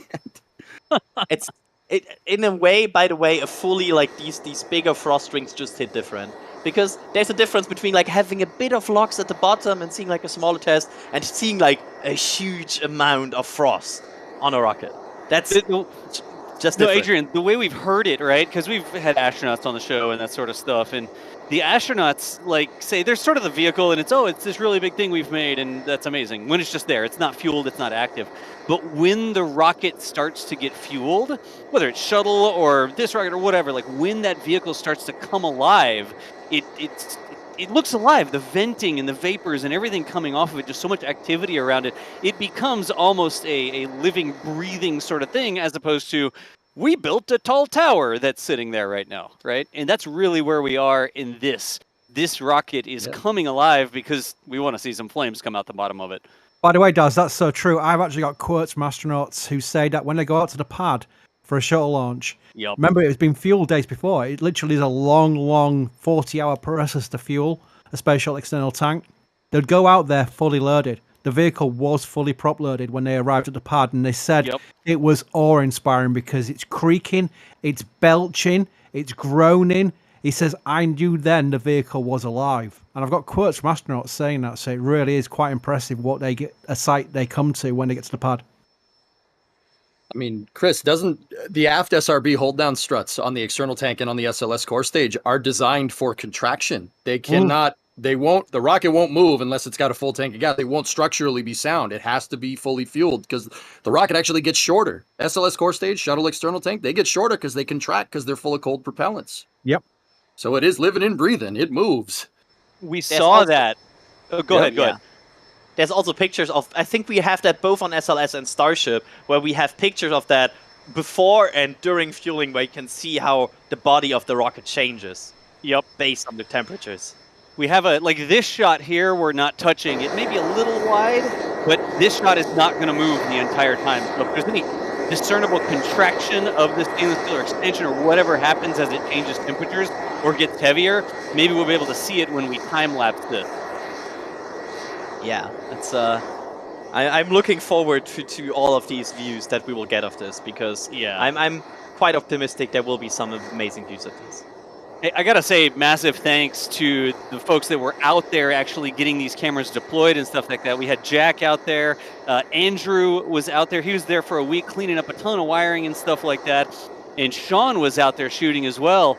And it's the teamwork of their work out there that allowed us to get these other camera views ready to go for the big event here. So massive thanks to them. Even if you don't hear the voices on the stream, sometimes remember, you hear a couple voices on the stream, but for every one voice you hear, there are 3 or 4 more people in the background supporting and working together to make all this stuff happen. So one more time, massive thanks to the Boca team that's been out there making all these things physically get wired together in the right positions, etc., etc. I'd like to give a shout out to Sean's Jeep as well, and Jack's Nice. Land Rover. Just saying, transportation that gets him there. Since we are also thanking people that help with Boca coverage, I want to thank our SPL ops, because they're watching this not only on test, they're watching this every single day, every single second, and make sure the cameras are like pointed correctly and everything. So thanks you all SPL ops, you're amazing. Yep.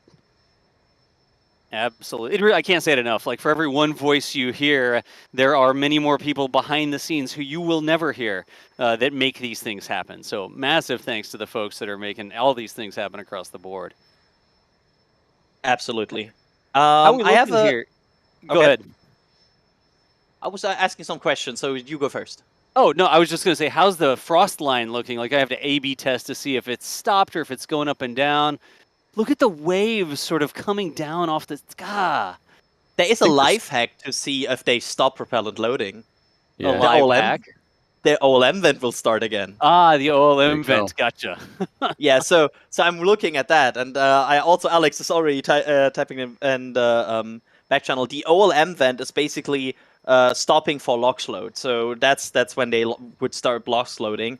And this huge methane subcooler thing, where everything is just clouded from the beach views.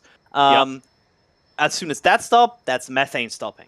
So these are the two indicators that we are looking for. And Alex saying that the subcoolers are stopping now. Methane subcoolers apparently have stopped the heavy, like we don't have this really like stream of gas anymore. It's just a condensation now. So yes, methane load has now, at least for the moment, stopped. So gotcha. This should be. This is about what we would expect in methane load. So this fits. This is probably all the methane they will load for this test. LOX is still ongoing though. No kidding. Hey, folks, let me do this real quick. Sometimes when we really get going, we sort of put a moratorium. We don't read out a lot of super chats or anything like that. I still see super chats and tips coming to tips.NASASpaceflight.com. Thank you so much for folks that are doing this. Arbitrary Hubris joining a CampCop member on the Capcom membership program, on the member program on YouTube. We've got some questions and stuff that are coming in. There's Mike Brown joining the Capcom membership. We're not grabbing so many of these. Paul McFadden doing 5 gifted memberships. I do see all these coming in. I can't read them all. There's no way, even if I were to speed run them, that I could catch up with all of them. There's still things in there from when we ticked over 800K, which was like 30 minutes ago now. So across the board, y'all, thank you for all the support. We're going to get the big ones that come in and try to speed run as many as we can. But now we're really getting into the business end of this. So we're going to hold off on a lot of those. Thank you so much for sending them. This is another store message that's come in, like across the board. Thank you for the help. Yeah, absolutely. Thank you all so much.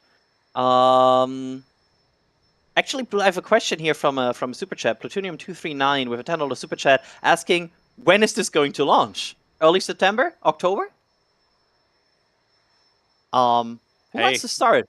One way to find out, we catch that all the time, but we're not tomorrow. Not today is probably the most important thing.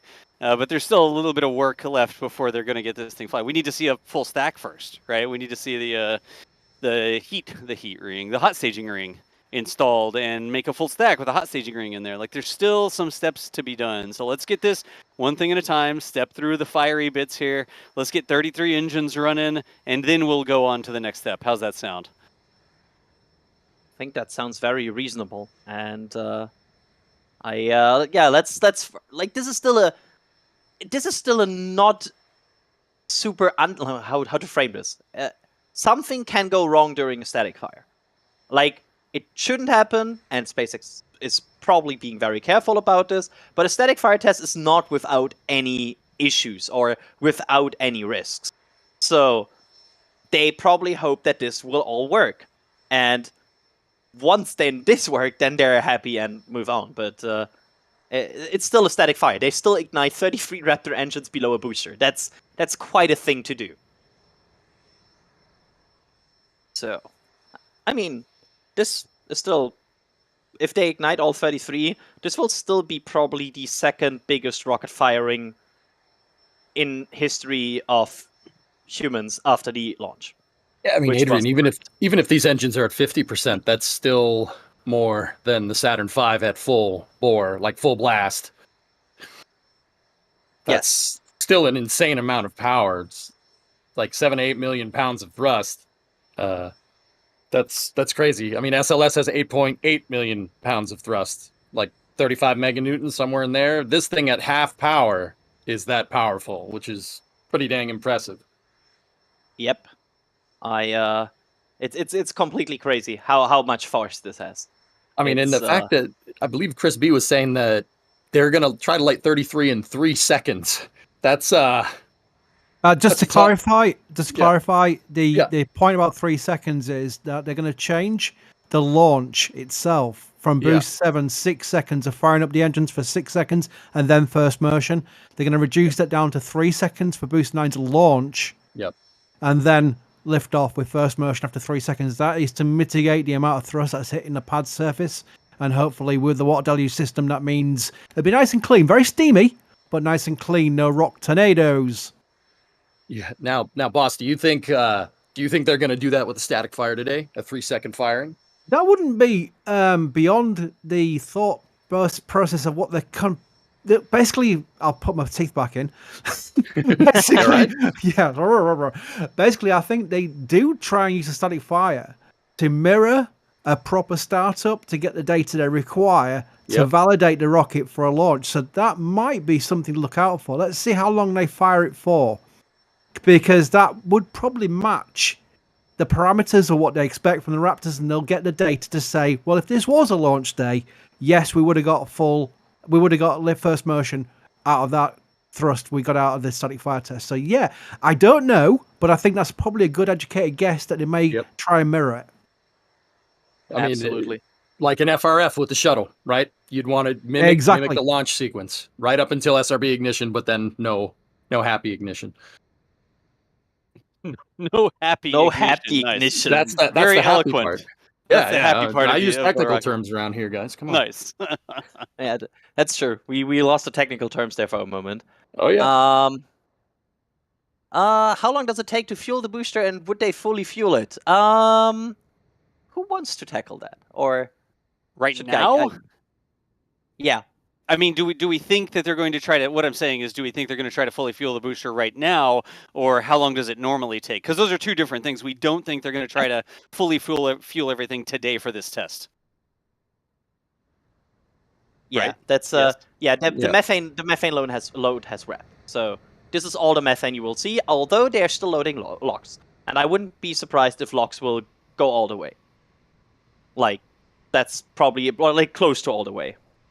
Yeah, we were talking about a little bit earlier that they're using liquid oxygen as a mass simulator. If you fired this booster with like 5% fuel and 5% oxidizer, you're gonna bend some things. There's a lot of thrust coming out of the bottom of that thing. Lot of force coming out. You need the LOX to kind of weigh down the booster so you don't strain any other part of the pad. Yeah, I'm gonna hop on this real quick, y'all. This is getting real because apparently we've got an official countdown happening from SpaceX coming up right now on about 31 minutes here, and I have a feeling that SpaceX is going to give us a little bit of warning here when this actually happens. So right now, if you add 31 minutes to 1:37 p.m., what is that, 07, 08? I mean, that's coming out at about 2:08 p.m. local time, just around 30 minutes since I talk. I tend to ramble on. But that is an official count that's happening from SpaceX. It may not be the static fire itself. It can always go a little bit beyond that, right? But we are watching that too. And It may be 30 minutes now, or I'm going to guess probably just over 30 minutes. But remember, there are no promises here. There's no guarantee that it's going to happen, but SpaceX has enough confidence in this process now that they have released a public timer now. So never seen them do that before. Yeah, I guess I got to say X now. Like over on x.com. So confusing. I like over calling it on Twix. Yeah, formerly known as Twitter. They had a tweet out as well. So we are definitely watching that. I see it in chat too. And that official confirmation shows, if anything, it shows a very high level of confidence that things are going well here. Enough that they would tweet about it, and they put out this timer, and we're now under 30 minutes from the timer that they've given us. Yes. Whew. That's cool. Thanks, SpaceX. We appreciate you. And just to give like some additional about holds and everything, they have hold countdowns of static fires in the past, and they can hold it for multiple minutes. And we also know from the orbital attempt that they can hold, or orbital integrated flight test attempt, that they can hold it for like up to 15 minutes or so before they recycle. So there's always a possibility that they hold in the countdown. They have built-in holds. They might just move a bit. They can do this. It's not locked into specific timing. Right. Just expect that there may be a hold or something like that. But for them to put that information out shows a high level of confidence that they think they're doing well right now. Anything could happen. Absolutely. It's just there's so much stuff happening here. It's Hey, real quick, a $50 tip from Justin Davenport. Justin, you write for us. What are you doing tipping? It's like throwing it back into the pool. Thank you so much for the $50 tip. Here's some bucks for Jack's Bacon Taco Fund. What am I? Chopped liver? I want bacon tacos. EJ, you down for bacon tacos? Oh, Adrian? I'm in, man. Please. I'm game. Yeah, let's do that. Nice. Thank you so much for the tip there, y'all. It's tips.nasaspaceflight.com. I'd like to give people options on how they can support us. If you don't want to go through YouTube, you don't have to. We have that direct link at tips.nasaspaceflight.com. Anywho, still ticking. Oh, wait, we put a timer on screen. Oh, yeah. Like, no. okay. Very nice. Wait, what is that timer, though? Talk about like, it. Won't be accurate, will it? It's a time that apparently might be the time where this will go. But no, we cannot completely say like, oh, this is the for sure second. We just want to acknowledge it. We want to point it out. And rockets, it might change. Just as a caveat here. Let's call it no earlier than. Yeah. That is going to be a no earlier than timer. SpaceX giving us the timer, and it will not be before that. It will be after that. But that is a no earlier than timer. Is that a good way to explain it? Yes. All right, good. Which also, like, we are still in the window where Alex and I, where kind of like everything looks to be progressive. Like, based on when they started fueling, this is about the area a bit earlier actually than we expected, a bit faster. But we're still in the area where we would expect this as well. So just to provide this as an additional data point. Yeah, additional data. And we, like our backend that we use for the overlays, it'll be like T- for a launch, and then if it's a different launch provider, it may be L-, or we can show a clock up there, like the time of day, like AM, PM clock, right? But we don't have anything that's like no earlier than. I wish I could scribble a little N and an E in front of the T, but we wanted to put something on the screen. We just had to fit it within our existing backend.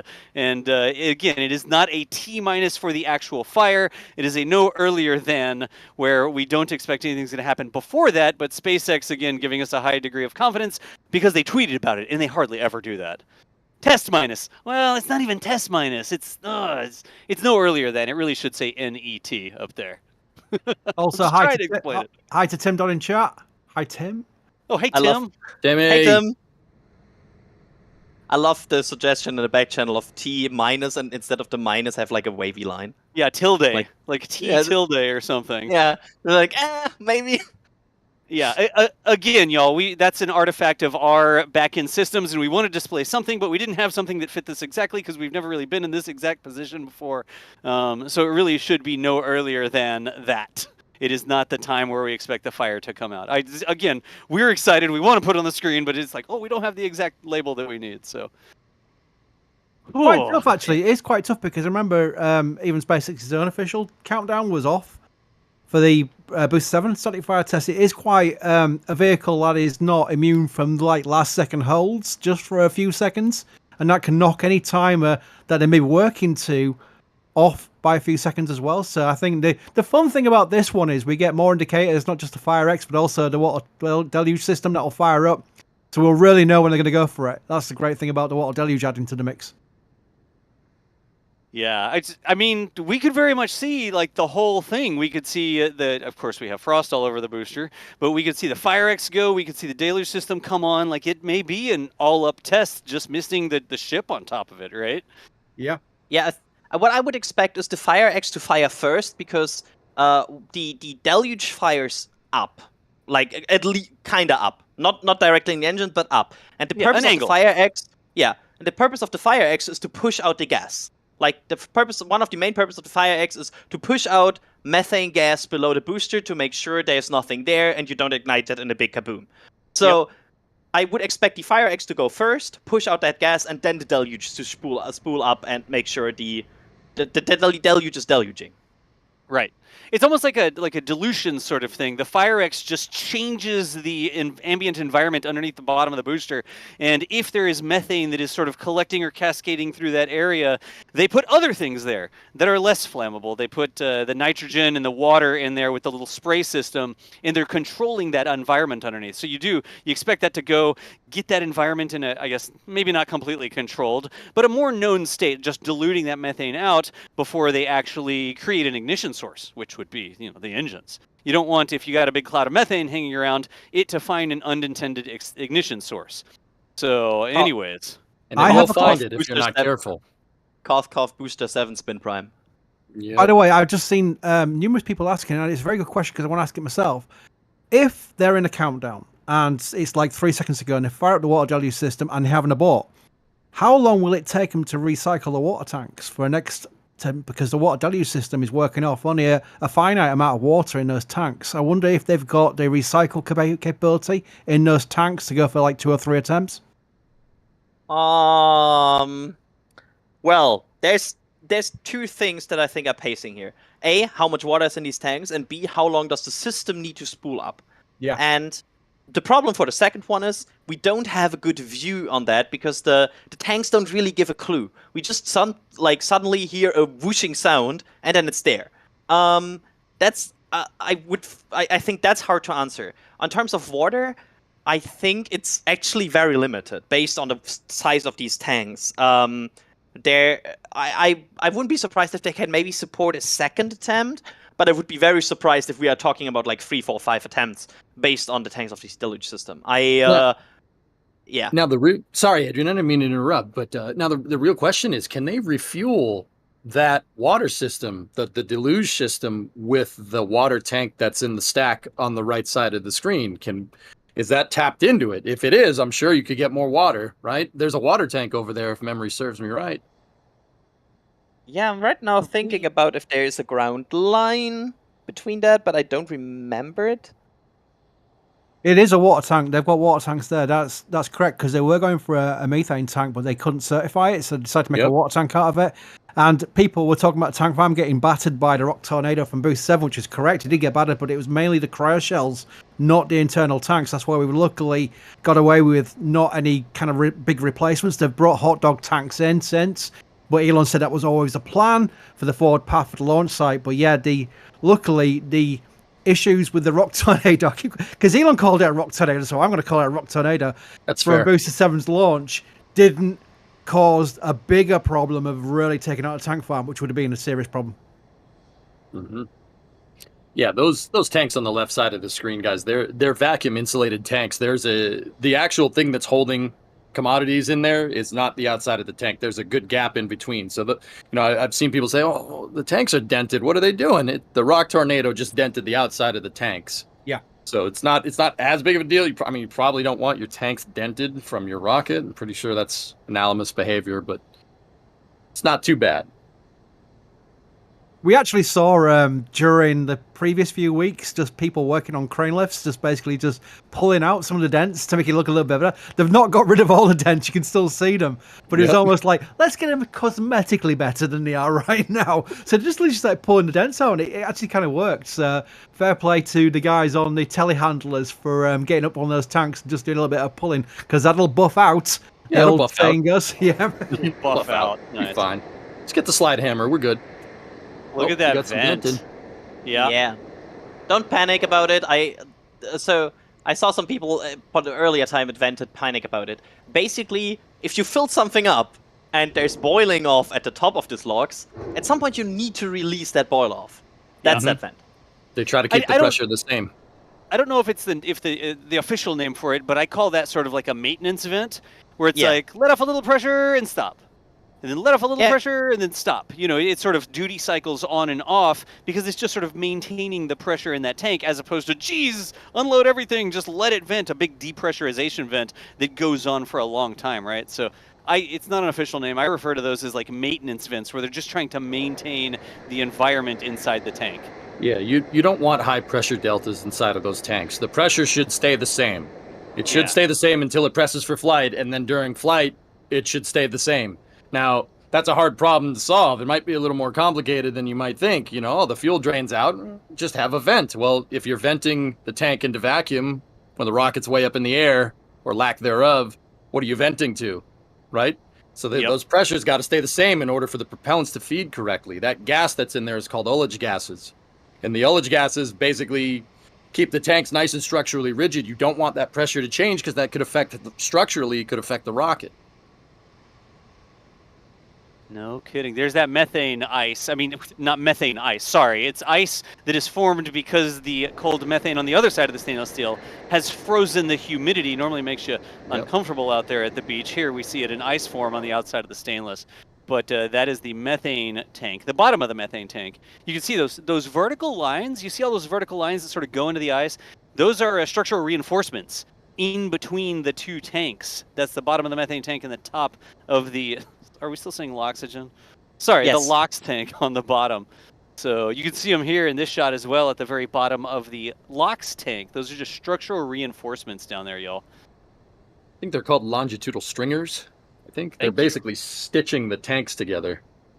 I like it. They're like struts that are just attached to the... Not really struts, I guess. I was doing a Kerbal thing, but they are definitely not like Kerbal, because these probably actually work. And also, there's... Oh, wow. I laughed. Plus, you could see them. Anyways, moving right along.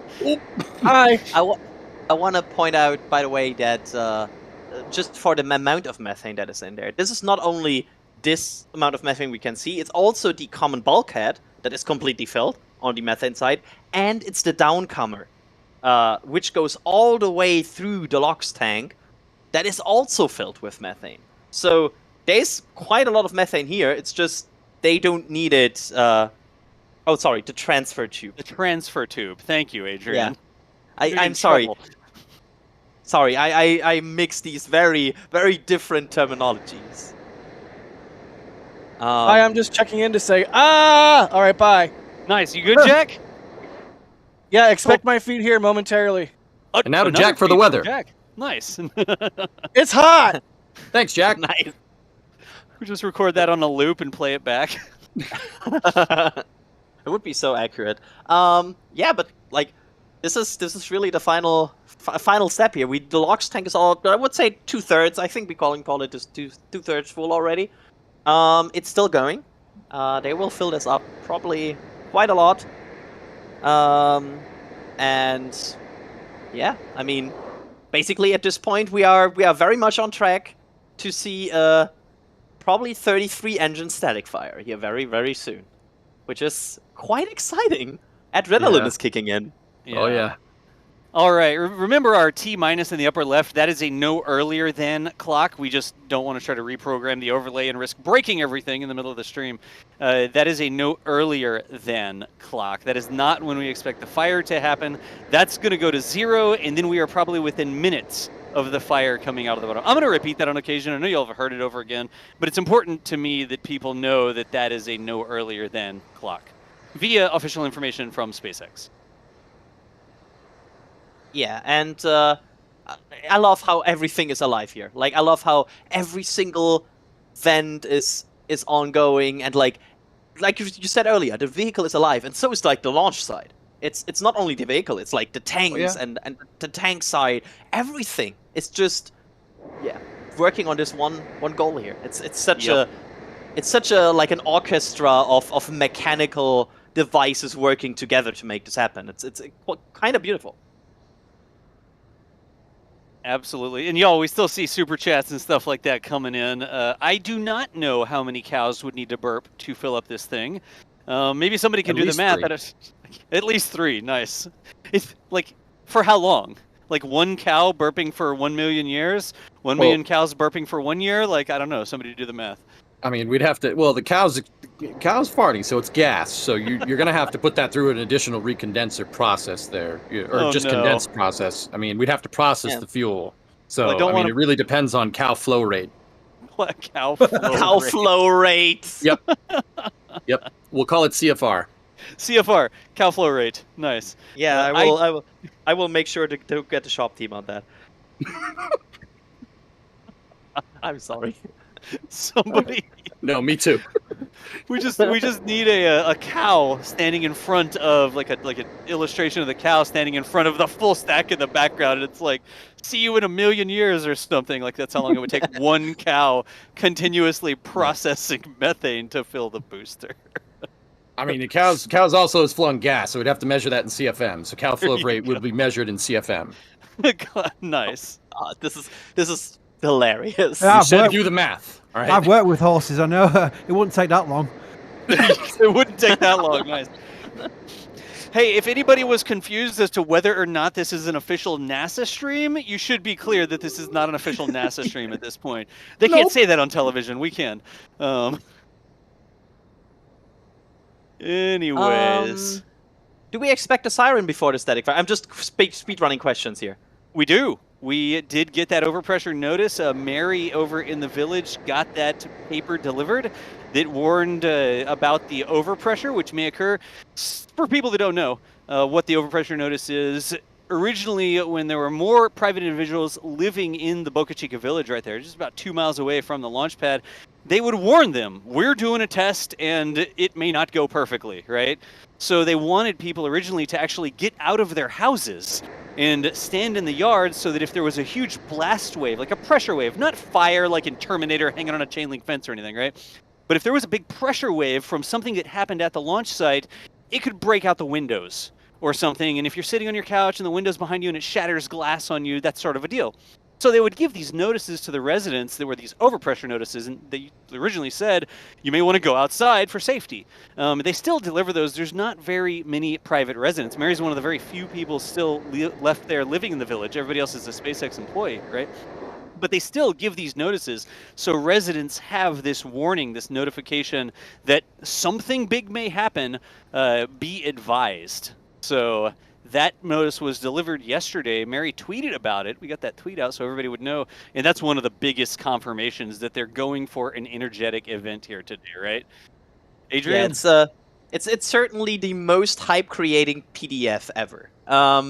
Because it's just a letter printed out, and once it gets posted, people know, oh yeah, it's on.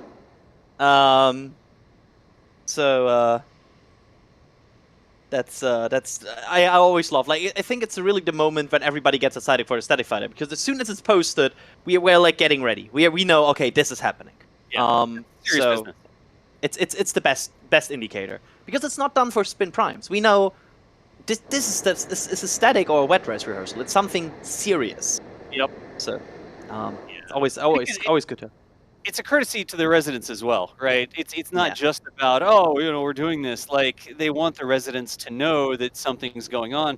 And so they don't just hand them out willy-nilly. It's not like every day they put another notice on the door and they're like, we're SpaceX, we may test today, too bad, right? That's not what they do. As a courtesy to the residents, they just put it out when it's serious business. It doesn't mean absolutely positively that everything's going to go perfectly today and they'll get to that point, but it is serious when they hand over that notice. It means that they really are going for something. The big engine chill has started. So basically they're now like very seriously counting down these Raptors, which happened around 12 minutes from T0. So this clock up top there might not be that wrong. I'm not saying it's completely like by second accurate, but based on what we see right now, it's not far off. Let's listen for the siren. Like, I am really curious. Hopefully we get ears on the siren. We probably won't hear it from our pad mic because it's almost 2 miles away and the rocket is loud. The orbital tank farm is loud, right? But that 10-minute siren is really going to be one more brick in the wall of confirmation. How about that? Like, one more thing that corroborates what we're hearing. All in all. Thank you. The problem, just a quick add to that, the problem with the siren is it's human steered. So human steered. There's a problem with, there's probably a communication at some point to the sheriff to now make the siren sound. And the question is like, is he like by the minute accurate? Like, is it at 10? Does it happen at 6? Does it happen at 12? We'll see. We'll see, definitely. But we are getting close to here. The LOX tank is almost done here as well. The next indicator we would see based on a pad perspective would be the return of the pad vent, because that would mean LOX has been completely loaded. Yeah. And just to point out, since you're asking in the back channel, we saw sirens as late as 4 minutes before T0. As late as 4 minutes before T0, huh? We had one in the B9 age, where it was like 4 minutes before T0. Yeah. No kidding. Again, folks, if you're just joining us, because the number keeps going up and up, the closer we get to this, everybody's like, what's going on? It's like a crowd sort of gathers, right? We are expecting SpaceX to do a large number of engine static fire, potentially all 33 engines onto the bottom of this booster. We've got Booster 9 on the orbital launch mount down here at Starbase. This is happening right now. You can see the orbital launch mount on the left-hand side, the bottom of the booster, see the ice formed on it there. The right-hand side is that full shot, the American flag waving up at the top, the chopsticks spread open, and look at all of the ice on the LOX tank of the booster. But we may potentially be maybe less than 10 minutes away from fire coming out the bottom of the engines. This is a critical step in getting this vehicle, this booster, tested before it can actually fly. We may see it today. And this is going to be a first, because if everything goes, if we get the static fire and the deluge system works as expected, this may be the first time that we see the fire and water fight it out underneath the OLM. A huge spraying system that puts high pressure water from the bottom of the OLM, spraying water sort of up at an angle. And then the rocket, the Raptor engines in the rocket pointing down, firing ridiculous amounts of thrust and heat, let's just leave it at that, down at the water. We've never seen it happen before. And this may be the first time we ever see this occur in less than 10 minutes now. I still go with my opinion. If we see significant damage today, that would be bad, because I don't think this will be a full thrust static fire. That would be like very surprising to me. And again, to point out, the concrete held up pretty well during the static fire of Booster 7. It was only on the launch at like 90% thrust where it broke. So today should look good. Like, the expectation definitely is, if the deluge kicks off and they fire these engines, it should look good. That's the expectation, and that's what we hope for. Yep. No kidding. Again, folks, we don't have the exact time. Little dangly bit's gonna live through a static fire? I wonder. Probably not. It looks like insulation or something. Somebody left their t-shirt hanging underneath there. But ice even falling off. Look at this. Y'all see the ice that's on that one line? There's like a silvery sort of line that goes across the screen, right? There's a silvery line, then there's an icy line. There's another big dark line above it. Look at the ice on that one line. That's the, I think, the line that reclaims the methane from the methane part of the engine shell, if I recall correctly. We have a LOX, sorry, Alex paying LOX. Yeah, we got a drone going over. Oh yeah, you could hear it for a moment there.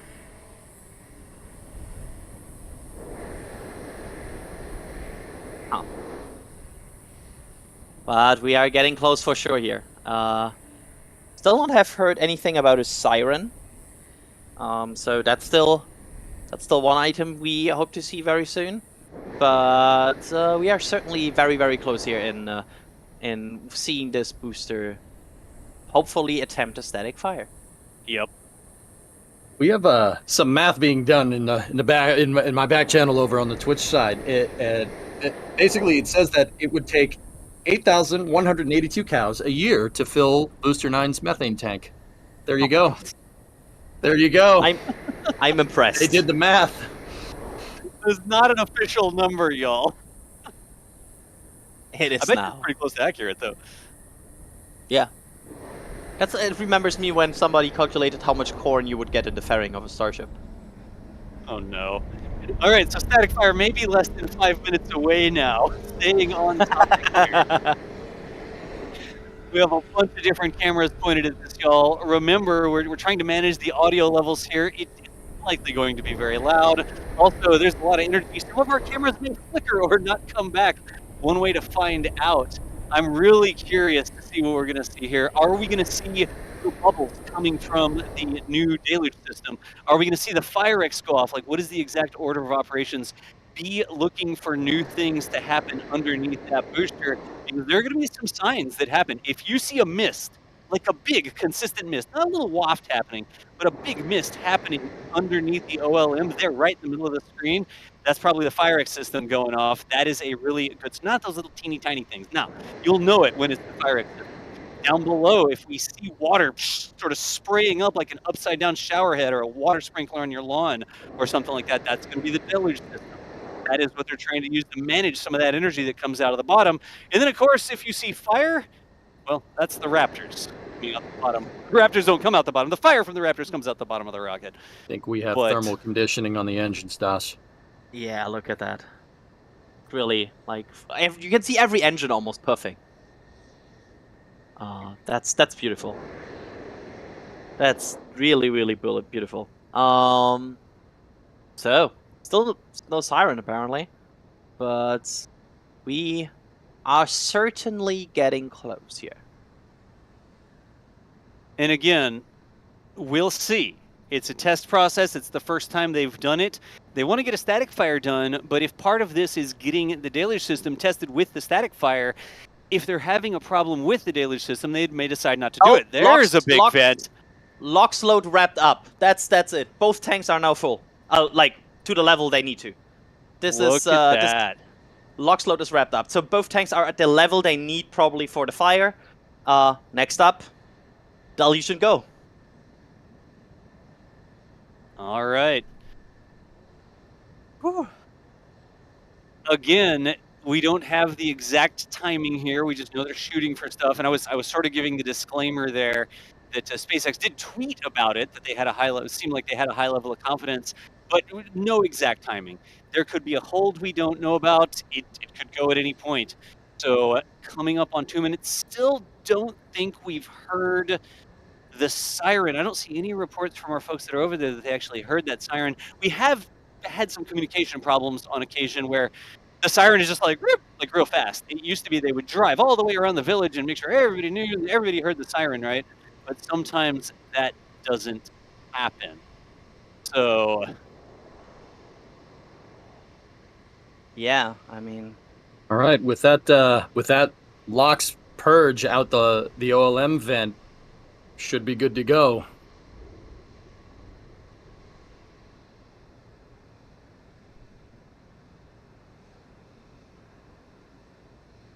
we're just waiting with bated breath now. Yep. yeah, we are. We don't want to talk upward, so it's short sentence time. Yep. Yeah.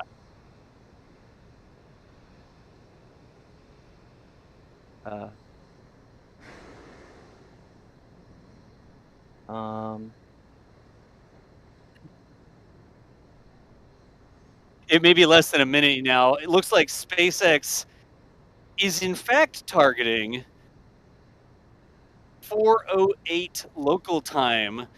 That's what we set our timer to. because that's when sort of their timer was counting down towards, but I was saying that was no earlier than. That may be very close to the actual T0. Yeah, we might pretty be close, man, seconds away from deluge firing here, I think. All right, well, watch for this. Watch for the Fire X. Watch for the deluge. Watch There's this Fire X. Here we go.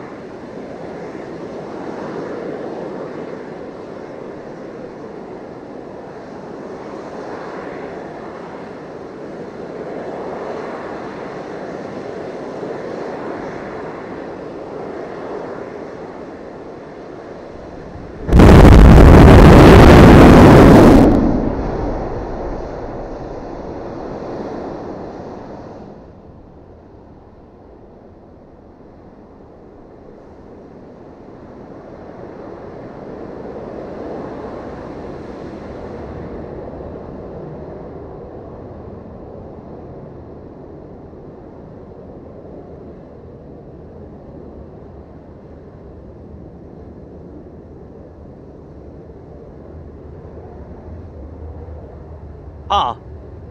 So. A lot of steam. That we still see the plate running here. That's what we saw on the test as well. It's kind of like fizzling out, but that looked to be like a short static, like a short one. I think that was in line with what Chris was saying, about 3 seconds. Maybe even shorter. Yeah. That was like 2 seconds or so. That was definitely like very short. But now we of course await confirmation from SpaceX about the success of this test, but at least like the plate is still running. That's a good sign, right? It's a good sign. I think so. I should be back now, because we still see water coming out of the plate. We didn't see like the plate go flying, or the steam inside the plate is going to blow the plate apart, or whatever all the armchair engineers thought they were saying. But there's still water flowing out of that plate right now.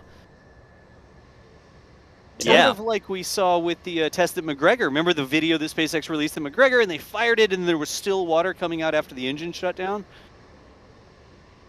Yeah, like this looks also very close to the test. Like, also we don't have the loud vent, I think, from the deluge system this time. But like from what we can see, okay, this is very, very, very rough, and we don't have any confirmation.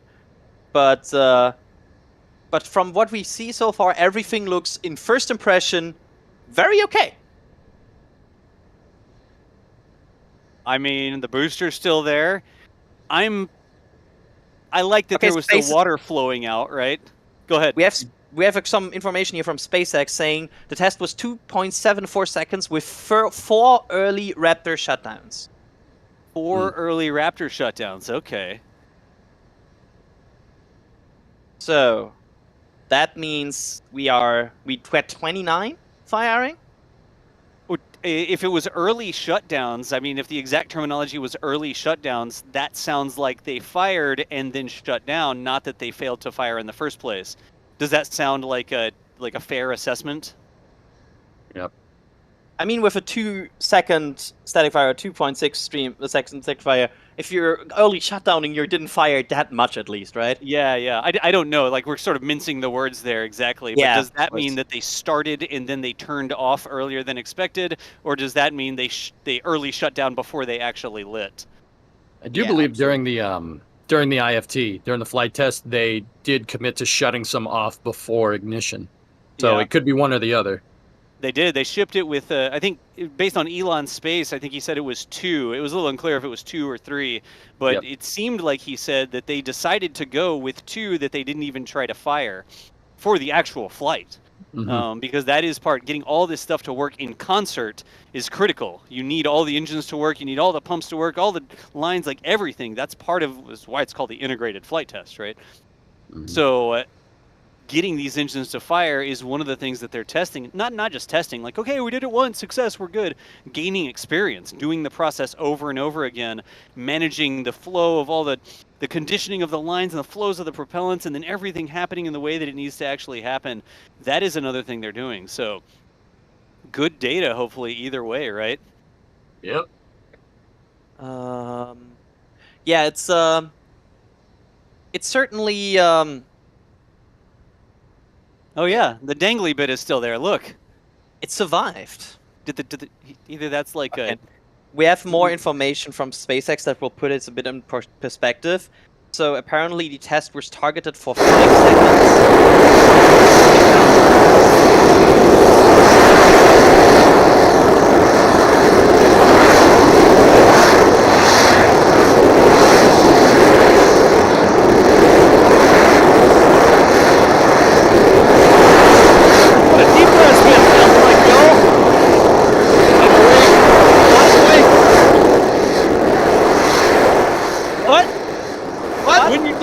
When you're done with your test, that's what the depress vent sounds like. Yeah, that sounds like fun. What? What?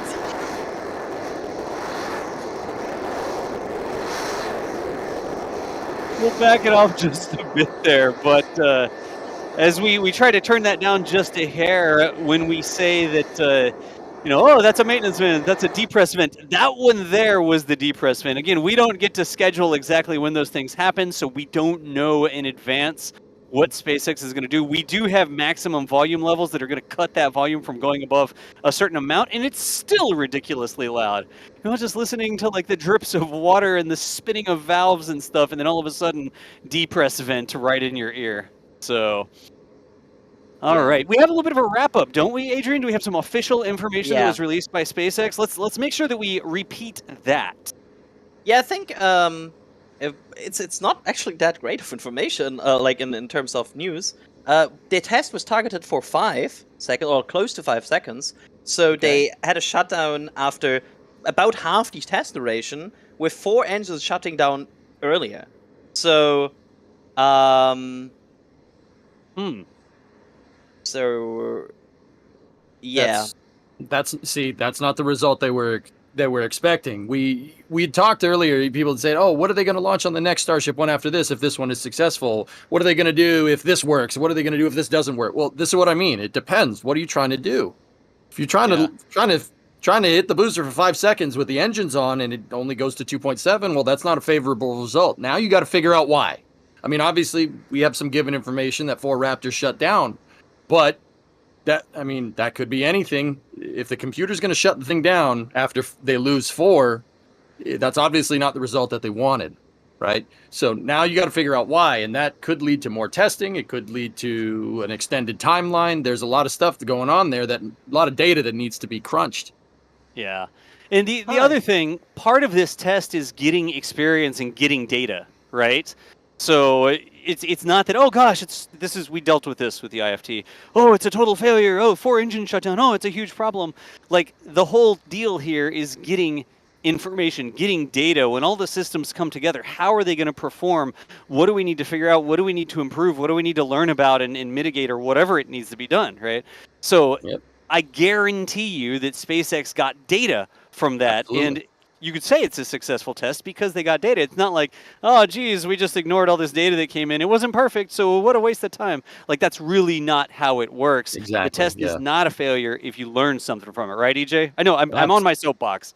Absolutely. Absolutely. Just because it didn't do what they wanted it to do doesn't mean that it's lost data.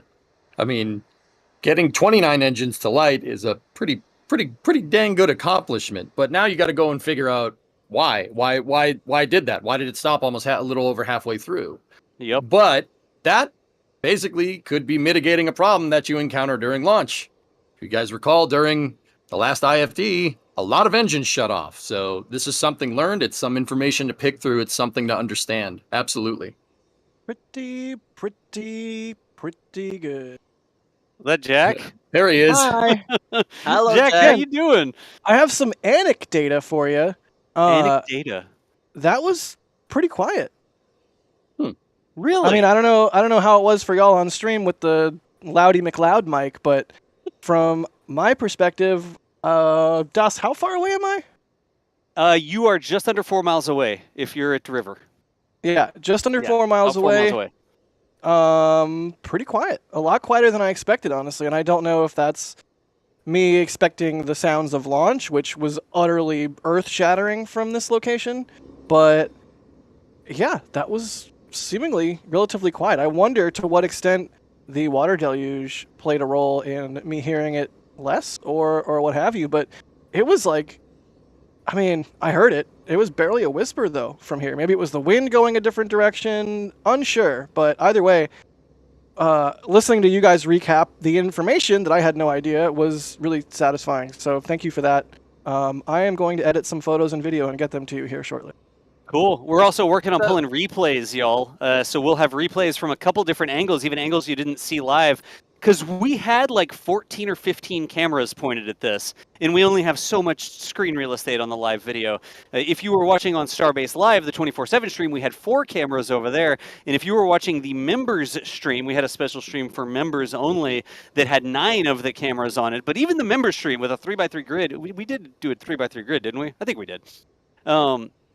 Even it couldn't show all of the cameras that we had. So we're pulling those replays right now, and we're going to see if we can't play some replays back. I specifically want to see how the size of it wasn't a dust cloud this time, right? How the size of the cloud that was formed during the international test flight. I guess technically it went out of international waters, but the integrated test flight, we had that massive plume, and it was digging up sand from underneath the launch pad. If you saw the results of that study, it was actually sand, right?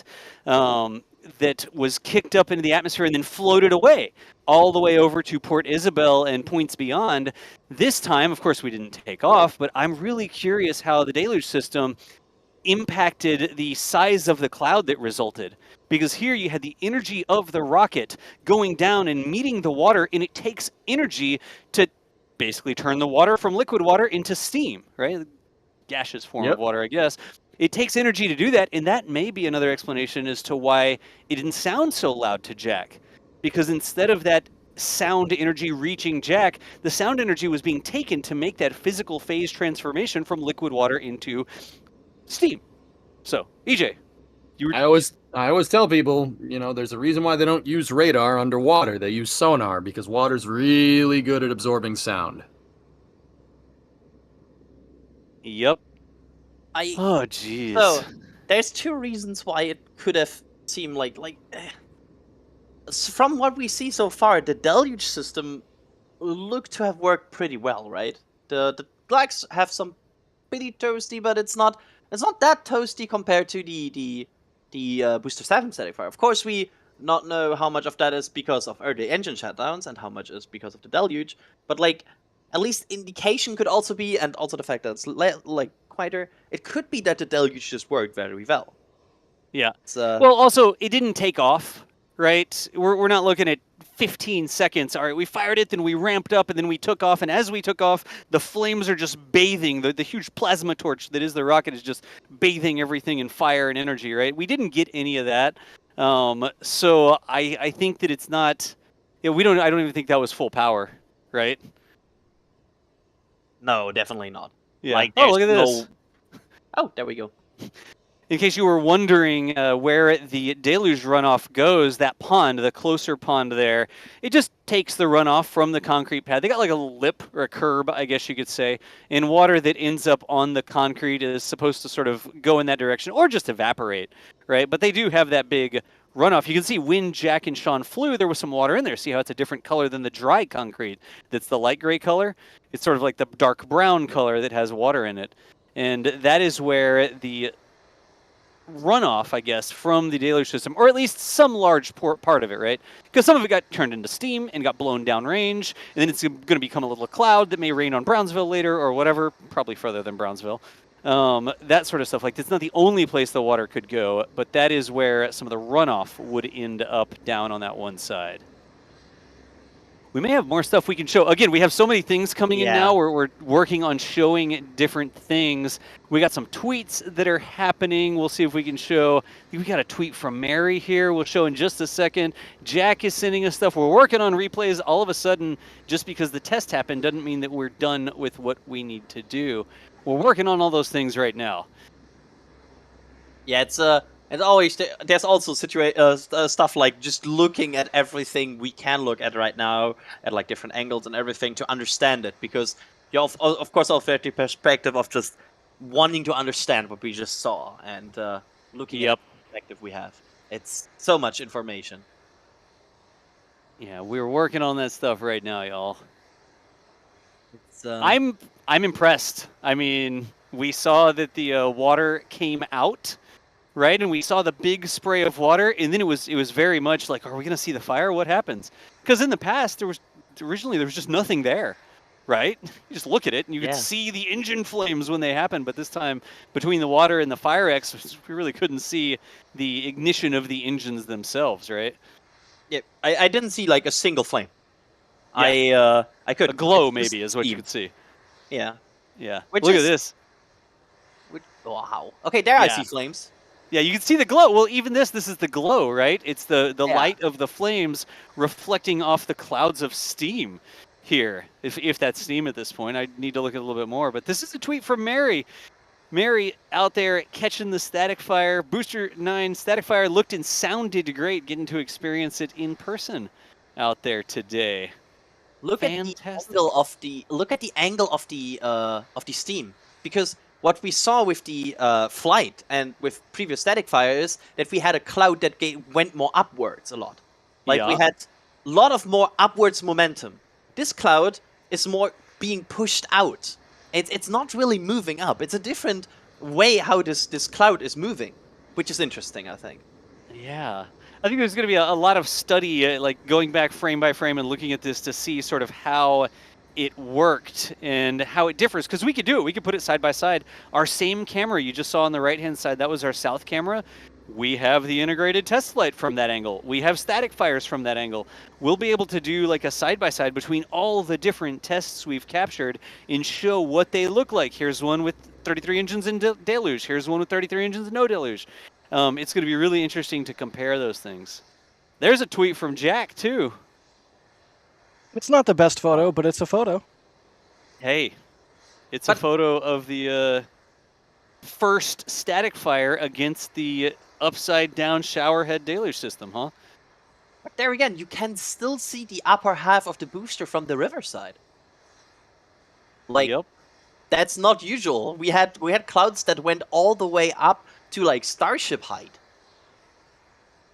That's interesting. That's for me like a really interesting data point right now. Of course, it could come down to wind or any but it's at least different to what we saw before, which makes it interesting. Yeah. I need to go back and pull the logs of our point-to-point radios. Some of the data that we move around is done via point-to-point dishes, right? And we knew in advance that some of our radios would be affected by the dust cloud when they were doing static fires in the launch, and we planned for all that. We actually did a dogleg around it to deal with it. And I'm very curious how the amount of steam and vapor and stuff that we saw in this test affected that. I don't see any huge drops in the network. I have my big dashboard up, and I'm not seeing any massive drops or anything like that occurred. It looked very controlled. It looked very controlled to me from the initial impressions. Also, we saw less shake and everything. Like, Yeah. Kevin in the back channel confirming nothing dropped, as opposed to I don't have any cameras, which we've had uttered in the past. Like, where are all my cameras? They're all gone. They've all dropped after the static fire or whatever. It's really, I mean, that's the difference, I guess, between having a bit of mist below the orbital launch mount or a proper big water supply that can suppress a lot of energy. Or like absorb, not suppress, absorb. Yep. I think absorb's the right way, right? Well, it's the state change. You have a lot of things different going on, right? But the biggest thing that you're doing is you're taking that energy from the rocket and you're using it to turn liquid water into steam, right? It takes energy. You don't just put water on your stove and it starts boiling. You have to put energy into it by turning on the stove. And then that energy makes the water boil, comes into steam, tea's ready, right? Or whatever. I think you have to put tea in it, but I don't make a lot of tea, so there you go. You also get an effect with the cloud of steam where, like, sometimes... what's the right way to say it?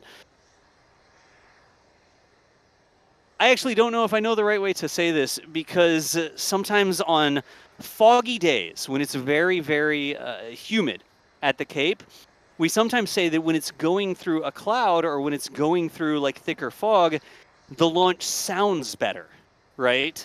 It's like that extra mass in the atmosphere helps transmit the noise to you a little bit better. Like EJ was saying, you send sonar pings through water because water is a good way to send those vibrations, as opposed to air also sends vibrations. That's why you can all hear me right now, right?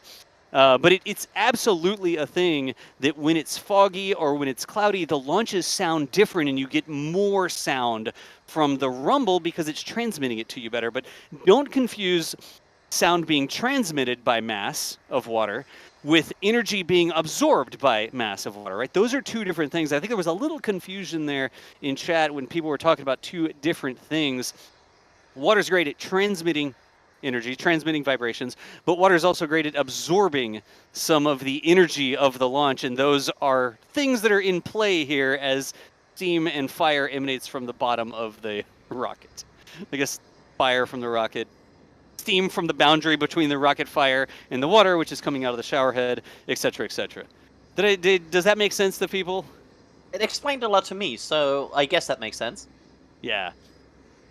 All right. We almost have the replays. I think we're queuing up the replays, but before we get the replays, remember, y'all, we can't do this without your support. You like the close-in views. You want us to be live answering questions for hours before SpaceX goes live for 2 minutes. We appreciate that. We'll be here hanging out with you in the meantime.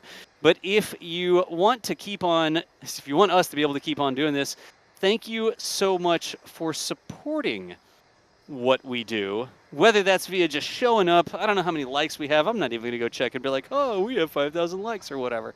Asking questions in chat. You see a tweet come out and you retweet it. All the different ways that you can support what we do. We really do appreciate you. There's so many super chats in the queue here that I am not going to be able to read. So many people joining the membership program, getting access to the member-only multi-camera stream in our Discord, in early access to videos, and all this sort of stuff. Starship burped. Nice, Cynical Texan. All of the different ways to support what we do. We really do appreciate you.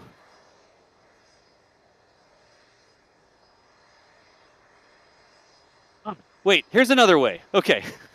Here's another way you can support us too. We have that new retro Starbase design. We just released this design. We got it special for the Static Fire here. If you like old school gaming, we have a design for you. You get it on mugs, get it on shirts. This is a hoodie you've got here. We actually have a light colored version as well, where it has like the old, rounded corners of the retro screen. There you go. Right, it looks like an old school TV you may have played some retro game on. If you head over to shop.nasaspaceflight.com, that's another way that you can support what we do. It's a fantastic design. We sent Jack out to take a picture so we could make the design in the 8-bit drawing. Not exactly, but inspired by what you could see in real life out there at Starbase. There's the Rocket Garden, RIP SN15. There's the High Bay and the Mega Bay. There's a tent, an onion tent in there. There's Hopper down on the bottom. There we've got the orbital tank farm at sort of an angle. A full stack there. I don't know if that's light coming through a hot staging ring or the ship isn't actually all the way down yet. Have a couple different difficulty levels and stuff like that for you. So anyways, that is another way to support what we do here. And I believe, isn't there one more, like the oldest way to support what we do, Chris? Yes, can you hear me okay? Because I managed to drop my microphone about 16 feet off to the floor. So tell me if you can still hear me. Yeah, we can hear you. We got you. Good. That's good. The microphone still works. Yes. Going back to when I was talking about when we started the site in 2005, we exploded quite fast in a massive popularity because there's nothing else around like us. It was really quite unique and unbelievably quite a lot of shoal fans around. It was the early days of the internet. It was just a hobby. It was like a hobby in the evening, but then the server costs started going crazy with the amount of people because I started it with a forum, and forums, if anyone programmers on here know the SMF forums, PHP forums, they drank up server costs. So we said we're going to have to do some kind of subscription service here, just kind of, some way of doing it. And with all the NASA folk and people like that on us because we were a specialized site. So we did a special area where we did special, just presentations and what have you. And that grew exponentially into this amazing L2 section. We've got 9 major sections, so much content. I think it's 9,000 gigabytes of content in total. And it's continually added to day by day with things like Starbase photographs from Jack and the gang and flyover videos, everything like that. So now we've moved that from just what was a PayPal support thing into the store. So you've got many other options now to purchase a subscription, but trust me, if you buy an L2 subscription, you're not going to run out of things to look at. It is a crazy amount of content in there, and that is the oldest way to support us, because that is what kept the site going. If it hadn't been for L2 in 2006, 2007, there'd be no NSF. We wouldn't have survived. We wouldn't have been able to do it. So it was a thing that carried on. But today, it's still updated today greatly. I think a lot better than it was before. So yeah, by all means, I will put the link into chat. 1 second, if you're not aware of it. But we don't do reoccurring memberships, by the way. You don't have to cancel. You just do what the term you want to do, and that's all you'll pay for. There's no tricks that other people use where you have to cancel, otherwise it'll keep charging you. But here's a link to the main page, and that will take you through to all the resources, such as Q&A on forum and the shopping place, because it is now in the NSF store. That is the big thing, big change. You can now purchase it from the store, which is a lot more payment options compared to the old way, which is just a PayPal link. Thank you. Yep. Nice, Chris. Again, folks, we can't stress it enough. Whichever way you support us, even if it's just by showing up. Like, if you're not putting money in the hat or whatever the way you want to think about it is, right? Just showing up. You don't have to do anything financial or monetary or anything like that to be a part of the community here. That is definitely not how it is. But if you are able to kick in a couple bucks and help us keep doing what we do, there's lots of different options. The L2, the YouTube member programs, the merch shop, like whatever it is you want to do, right? But even if all you do is show up and you click a thumbs up on the video, you're just as much a part of the member of the community as somebody who comes in and gifts 5 subs or whatever. We appreciate everybody who supports us every which way that they can, because that's how we keep doing this for y'all. I think now we're ready with some replays, if I'm not mistaken. Oh, yes, it says replay on the screen. We still show the live view on the right-hand side, but there is the deluge. There's the fire. But look at it. It almost doesn't even reach the road. Yeah. It's like it's not falling out. Oh, look there, it's raining. I say it's not falling out, and then it starts raining right on the road right there. Making it rain. Really, that's like a moving rain cloud there. It is. But that's the water that got kicked out there, and then instead of, I don't know, a chunk of concrete destroying something, I don't know, like a van, it's just rain. It would wash off the cameras for us. Nice. How convenient. So that would have been a replay from our northern view. That's the North Beach. You could tell because the tank farm's on the left-hand side, rockets in the middle. EJ, what do you think about that? I think they're making it rain, dude. It looks like the Stennis tests, like their green run for SLS. Nice. And look at how long the deluge goes. It creates a big arc of water, and the energy has to go through that entire arc of water, right? So look at how far that's sprayed out, and for it to get anywhere, it hits the bottom, and then it comes out in all those directions just like it did with Orbital, but it has to make it through all that water that's been spread around. That's really cool to see. Yeah. Let's see. I don't know how many replays we have here, but, just hop in and talk. Oh, here's one. This is a wider shot from the north side. There's the deluge. It's not really going high. It doesn't. Really stops that overpressure in its tracks, huh? Look at that. Look, it's almost not that you can see it on the orbital tank farm. It's mostly behind that. Yeah. It's just sort of wafting in front of it here, but it's not completely covered it up or anything. Yeah, it will eventually. Yeah, and Kevin also saying it's clearing really fast because it is mostly water vapor. Oh, yeah. Like, it's just going away pretty quickly and clearing very fast. That's a great point, because if it was a particulate, like dust or sand or something like that, that hangs out. The dust doesn't become dust vapor, I guess, after it's sort of wafting away. It has to fall down, and the wind blows it and carries it and that sort of stuff. But you can see the steam dissipating here as the cloud sort of like blows to the side. Let's watch it one more time from the north angle and watch that steam dissipate. I don't know if that's the right terminology. I'm not a steamologist or anything like that. But it does clear up seemingly seemingly faster. Maybe there's a little placebo effect here because we know that it's different, right? We need to put it side by side, and we'll do an explainer or something and say, oh yeah, here's the without it and here's with it, right? But it feels like it clears up more quickly, I guess. Yep. It feels like for all the tests we had to wait for ages to see if the booster's still standing. With this, of course, we can instantly tell it's still standing because we can still see it. You can still see it. Exactly. Yeah. And also, this is 50% speed, by the way. Yeah, you can see how it clears in the middle now. Like, there's almost no dust in there. It's mostly just water. Uh-huh. Look at that. All right, I think we have a close-up shot here. I don't know what we'll be able to see, but let's see what we could see, I guess, from close in. That'll be the next thing we're going to bring up here. Okay. Wow. You want to see the Fire-X system go off? Let's see the Fire-X system go off here. Yeah. I mean, that's all we will see here, right? There's the Fire-X system. If I was a theme bark, I would be so refreshed. And maybe asphyxiated from nitrogen, but that's a different thing. God, I would love not to be asphyxiated with nitrogen right now, but to be refreshed. I've never wanted to jump in a pool so bad in my life. So badly. We need like an NSF pool over there. There's the deluge. Wow. Oh, it looks so cool. And engines and whip. Well. Oh. Look. There's a Picking up some dust. Yeah. But it's not bad. There were some little bits flying around there. Some ground that did get affected at all. I don't know that that was coming from the launch pad itself, right? That didn't look like molten steel flying at us, did it? But maybe the fence. Remember they had that fence in there? They did try to sort of scrape things up. Maybe there were some bigger chunks, like little rock-looking things or little pieces of concrete. Clearly nothing the size of a 200-pound chunk of concrete coming, but that almost looked... I really wonder what that was comprised of. I mean, keep in mind, every rocket does that. Every rocket does exactly that. You're going to get little chunks of dirt and grass and stuff getting thrown around, and sand too.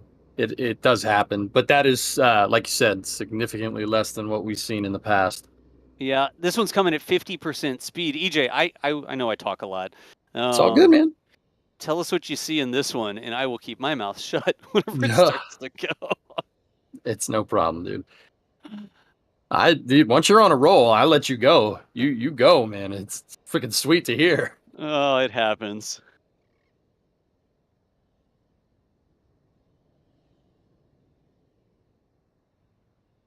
So again, that's just the Fire-X system going. Wow. And again, that was what we expected. This is purging the gas now. I mean, it's interesting that some of the Fire-X is shooting outwards too.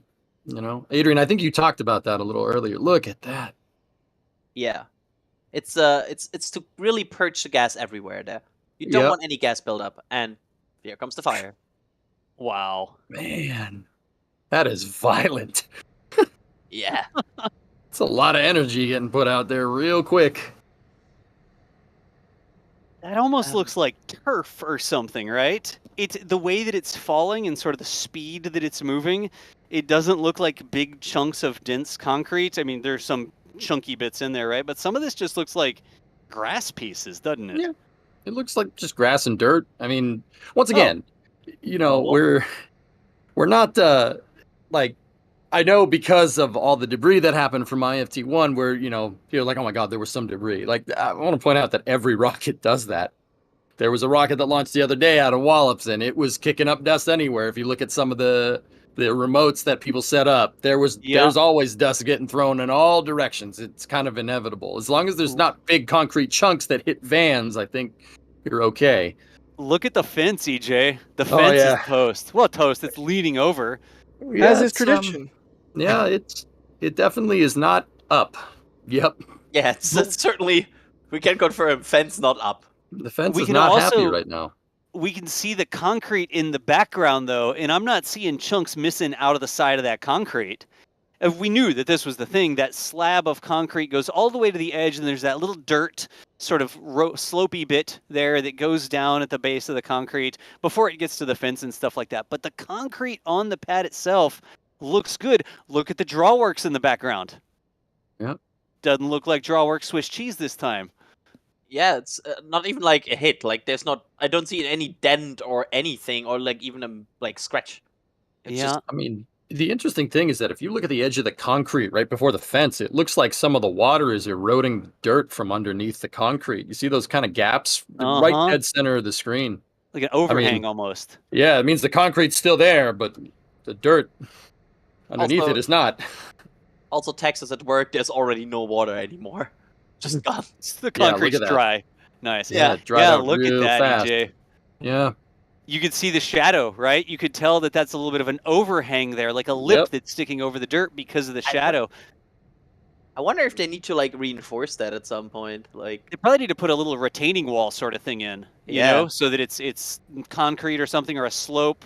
I don't know that you'd use bricks because bricks can be blown apart. I'm thinking of like a retaining wall in your yard or something, right? But maybe they need to go ahead. If you look at pads and like test stands, like if you look at the B2 test stand where SLS was green run, there's often a channel for the water to go into, and it goes into a reflecting pool or a retention pond, or it feeds back into the water table somehow. That 39A has something like that at the end of the flame trench. 39B obviously too. The Stennis test stands. 4670 at Marshall has something like that. Yep. I don't think anybody had any hopes that fence would stay up though. Like no. That fence is more for pre-launch moments where you don't want people to go in there. But now it's not serving any purpose.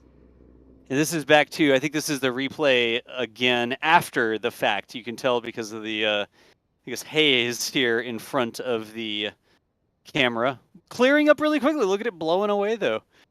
No kidding. Chat just asked if there will be an NSF Live today. This is it. this is your NSF Live.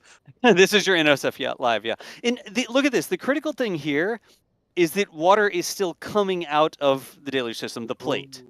There's still a significant flow happening there, right?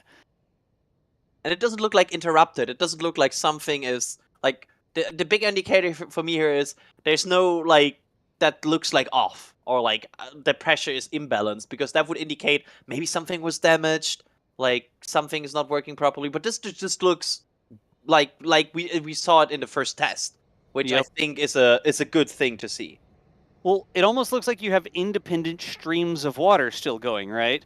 Like, it could be gushing if the engines had blown a hole in the steel plate. All right, cool, yeah, there's a huge hole in the steel plate. The engine's melted it, water's still going to come out, no kidding, right? Well, you don't see that. You still see sort of independent lines, like the holes that still exist in the steel plate, making independent streams of water. It's like an upside-down shower head, right? Now, that doesn't mean that we're not going to see an after photo or something like that and find some impact on the steel plate itself, but that's encouraging that there's still water coming out of there. I don't have any clue how many replays we have. Like, when a new replay comes up, I'm just going to like watch it again. I'm going to guess that this is live. Yeah, based on everything we've seen so far, I would say my TLDR of this is GSE did good, Pat did good, Booster not so hot right now. I think the Booster needs some tweaking. Yeah, I mean, 4 engines aborted, just I mean, whenever would you say you're this using... was a successful test from a booster perspective? Like, EJ, just your impression, would you say this is successful? If you target 5, yeah, 2.5. You see, you'd have to see the parameters, whatever parameters they're using. I mean, we hear this term get thrown around all the time called out of family data, right?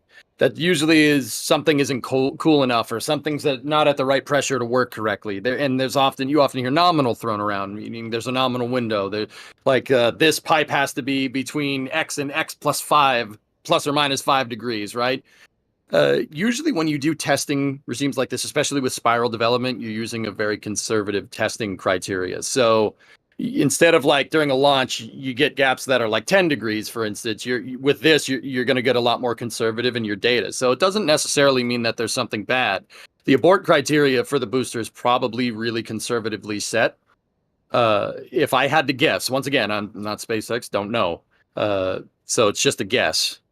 But I wouldn't call it a failure. I wouldn't. It's data. It's something to understand. Whether it's a conservative, parameter set by SpaceX or not, I don't know. We'll probably never know that question. or that answer, excuse me. Yeah, we'll be looking for a tweet. Like every now and then we'll get a tweet from either SpaceX or Elon, and then they're like, here's the drone footage we had. And they give us a little bit more information whenever they do those sorts of tweets. So we'll be looking for that. Can I say something very specifically here? Like I can't harp on this enough. The test is only a failure if you don't learn anything from it, right? That's right. So separate in your brain, does this test prove that it's ready for flight? And was this test a success? Meaning, did they get good information on how their systems performed? Right? Those are two different things. And if we were looking at this trying to say, did the test just confirm that they're ready to launch tomorrow? Like, that's one thing. And that's likely not what they were going for. The test absolutely would have been successful because it's going to have given them tons of experience and data that they can use to build this system. So, yes, successful test because they got data from it. How's that? Does that sound good? I would like to rephrase my question. Do you think this test is sufficient to validate this booster for flight? I think they need to do it again. Yeah, you're good. That's also my thinking. I mean, because don't lie. get You your just point, want to see and I another agree static that- fire. Yeah. EJ's got me. I just want to see it happen again. EJ, I mean, I bet you we could all agree that they probably need to do it again. I mean, it's very clear from the time we saw the 3 cars leave to a static fire. I mean, in rocket timelines, that was not a long period of time. It was a couple hours, but I mean, we even saw what seemed like faster fueling here. So I don't think it would hurt to go and test it again. I mean, what are you gonna do? Fill up the water tanks, fill up the prop tanks. That's not that big of a deal to get more data and more static fire testing to make sure that it gets into space. You're improving your odds every time you test this. Speaking of filling up those water tanks, I've seen numerous 18-wheeler water trucks go by all day today. I don't know where they're going, but they're going. I've seen, I would say, more than 5 go by, and I haven't been paying close attention. So maybe, I don't know. I don't have eyes on the production site right now. Maybe they're just staging a bunch of water trucks ready to refill things, one way or the other. Just were they going towards the pad, Jack? Yeah, they were headed towards the production site. I don't think, obviously, they went to the pad because the road was closed, but just noting that there have been movement of water trucks literally all day today heading to the production site. Pretty nifty. Yeah. Interesting. And, I mean, just to point out, they still have a road closure tomorrow. What? Yep. I mean, they still have a road closure tomorrow scheduled. There's one on Monday. And if nothing broke and they just want to test again after inspections, they could. It wouldn't be the first time we see back-to-back days of testing in Boca Chica. Yeah. Like, we had that before. And if the data review comes out as, it was just an off-normal sensor reading, everything's good, we can try again, I mean, why not? Yep. I think on that note, with the potential for more testing tomorrow, at least as far as we know right now, I'm going to let you guys continue to watch replays, and I am going to start packing up here. So, bon voyage. All right, buddy. Enjoy the rest of the replays. I can't wait to watch these on my own, and I think, have a rapid turnaround video of them coming out as well. So, enjoy. Yeah. I will be listening in. Y'all rock. I don't really know what else to say. Y'all rock. No, you. Bye. No, you. There we go. Oh, so He's gone. What to expect here? Yeah, he's gone. He's probably still listening to us though. Don't you dare talk about the polar launch corridor. What about which coast is best? Today, the south coast is the best coast, Jack. Just for today only. Anyways, what to expect here, folks? We did see the test. We saw the static fire happen. For the first time ever, the Raptor's firing into the new Deluge system design. So that is the first time you've seen that. In fact, that's probably what's going to be on the thumb when we ship the rapid turnaround video, where you can see on your own, like you could watch yourself, the different camera angles that we had. But this is also still going to be closed for a little while. Right now, we don't have any real clear indication that they're going to try another static fire. Right? It's SpaceX. You never know. But there's no indication that is the current plan. That doesn't mean that there's not other testing that they may do while they have their road closed. There may be pipings or closeouts or conditioning or purging or other things that they want to test while they're here, sort of post-static fire, right? So we are going to continue watching and talking about some stuff here while we watch that, but we don't know of any concrete plan to continue any specific tests from here on out, right? We do have more replays, I think. Do we have more replays ready to go? Replays! I think we do. Yeah, here, we're going to get some more replays in just a second from other angles as well. I like see what we replays. get. Oh, the mid shot. Yeah. Look at this. Fire X. There goes the gas. Look at the fences up too. You can see the fence up down at the concrete. And now comes the water deluge. There. There's the deluge. Look at that. It doesn't even reach the camera. Almost. Don't jinx it. Good grief. Suddenly a piece of concrete goes pop, and like a molten piece of steel has fused to a piece of concrete, that this one part that came off, and it hits the camera directly just because you said that, Adrian. It's the revenge of the launch pad. It's just like one directed hit. The fence is gone. I don't know. There's no way we could just jump back and forth into an A/B test here, is there? Like, can we jump? Well, I guess it should just automatically loop and suddenly become a fence that is in place again at the end of the video. We can certainly do that where we show like the before and after. Oh, it's there. There's the fence. Okay, yeah, there we go. And still fence. Fence gone. I think the steam comes through the fence before the fence actually starts to fly, so it's not like we see the fence flying at us or anything there. So I mean, correct me if I'm wrong. That fence doesn't look like it's staked into the ground. I think it's I think sandbags are holding it down. So you and I could tip that thing over. We probably could just walk up to that thing and push it over, Yeah, exactly. That's not a rocket grade fence. A rocket grade fence. I mean, not to undermine the power that fence just absorbed, right? Like that. Rocket's a little more powerful than you and I. It's the new energy management system. It's like, well, water's nice, but what if we just put a bunch of chain link fences in the way and create like it's like a labyrinth that the rocket exhaust has to go through, navigating all of the chain link fences, and that's what we use to absorb and mitigate the energy coming out the bottom of the rocket. The fence deluge. We just throw fences at the bottom of it. Oh God. Gonna need a lot of fences, man. We're gonna need a lot of fences. Nice. And fence companies around the world are endorsing this idea. Yeah, right. I guess it's a little bit different if you turn the metal of the fence into a vapor. That takes slightly more energy, but it's not as easy to do. So I think water's better. Yeah, I think water's it's easier to transport than fences, right? Like you can pump it around. It's really hard to pump fences around, as it turns out.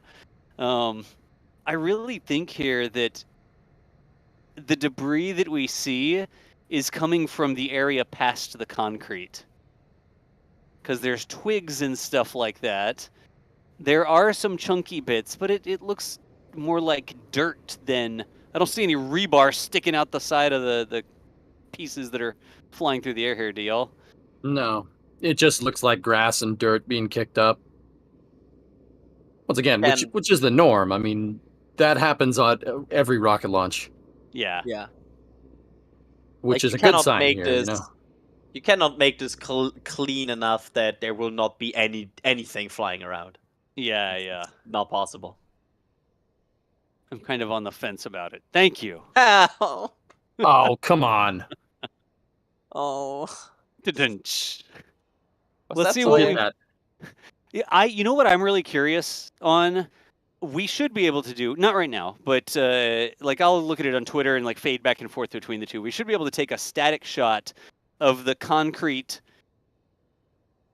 barrier, or the concrete interface with the dirt, you know, the little slope that we said got eroded by the water a little bit, before and after, and we can probably just fade back and forth between those. I'll see if I can do a tweet or something later and look at what the impact was there. I mean, the fence will disappear and reappear when you do that, but we left these cameras static for a reason, so that they were the same before and after the launch. So we got more replays.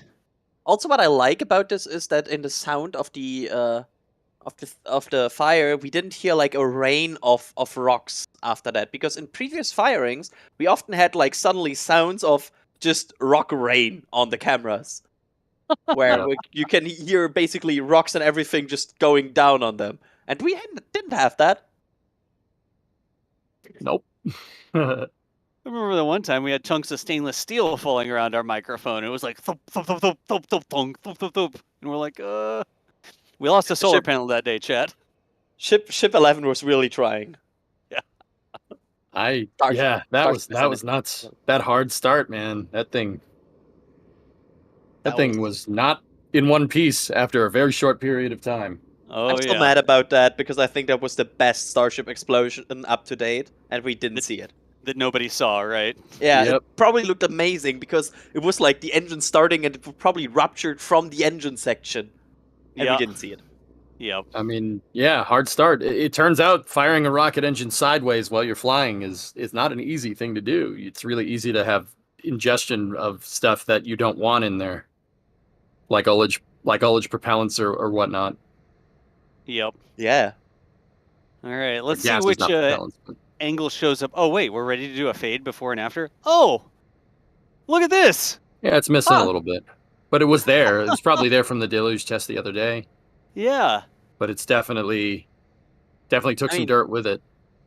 But it sounds like a bit of dirt in the fence. Like, everything else is not like the infrastructure is not really changing. Yeah, we've the OLM. Slightly different lighting conditions. There's like a little bit of, I don't even know if I should call it charring on the side of the OLM, like, 'cause it's just still wet, but it's not all the paint scoured off like we've seen in the past. From this shot, the light is pretty challenging there, but look at that. The painters are right now very sad because they don't get to repaint this every 2 months now. I mean, it's kind of interesting, because if you look from the top of the OLM legs down to the bottom, it seems like there's a color gradient going on there. Yeah. Meaning like the bottom where the majority of water was flowing protected the paint a lot, but it seems like it got a little scorched on the way up. Yeah. No kidding. Well, I didn't mean for Kevin to do that right now, but Kevin tossed together the little before and after fade for us. Look at that. You can even see in the foreground how some of the little vegetation changes height, right? Like it got scoured away or blown away. The vegetation is not as tall just on the other side of the fence. I wonder if that's because maybe the fence is laying on it now. Yeah, I mean, it's still a fence. Still a fence. It's like tamping down the vegetation now. Yeah. Environmental violation right there.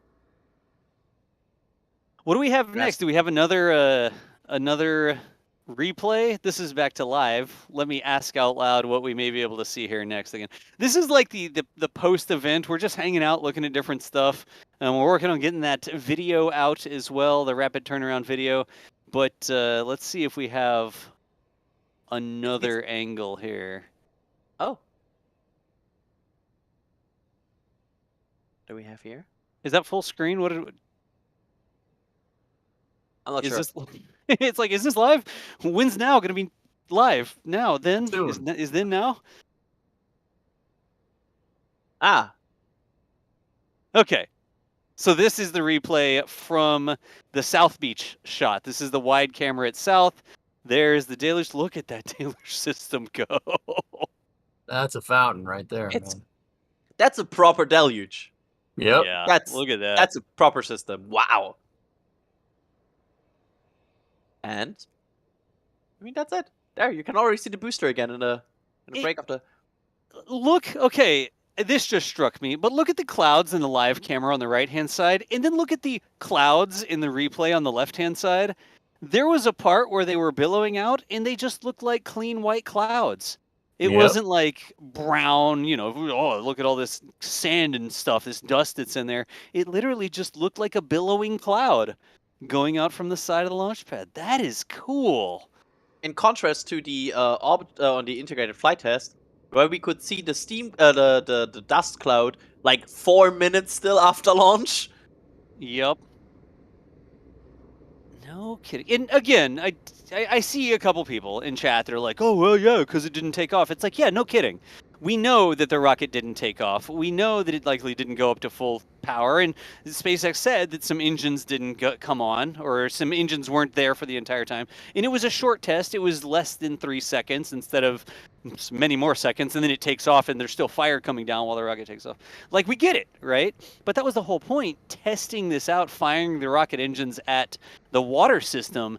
Why start that at full power for like, oh, let's run it for 20 seconds and see what happens? Yeah. Like, this is promising for the behavior and the eventual like success of this system.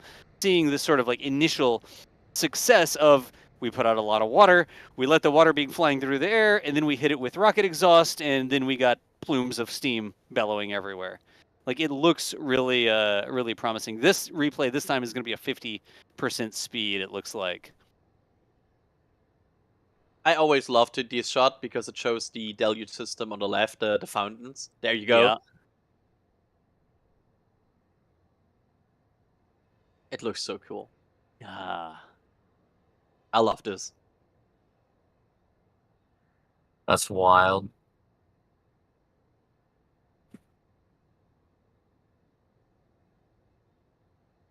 I'm right now starting to open up older replays of the Booster 7 static fire. Yeah. Because I want to see how that looked in similar Nice. angles. That just, it looked really good. Honestly, it looked really good. Like, you could really see when that energy hit the water, and you could see you're seeing the energy get used up.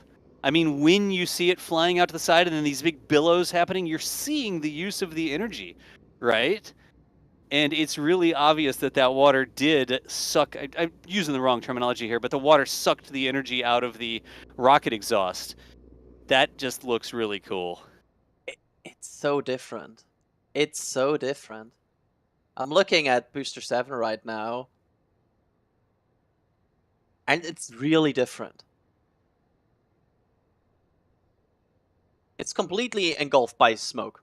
Like, Booster 7 is completely engulfed by smoke. This isn't. It's really interesting. Yeah. This is going to be the wide shot, I guess, the replay of the wide close-in shot. You can see the Fire-X already going.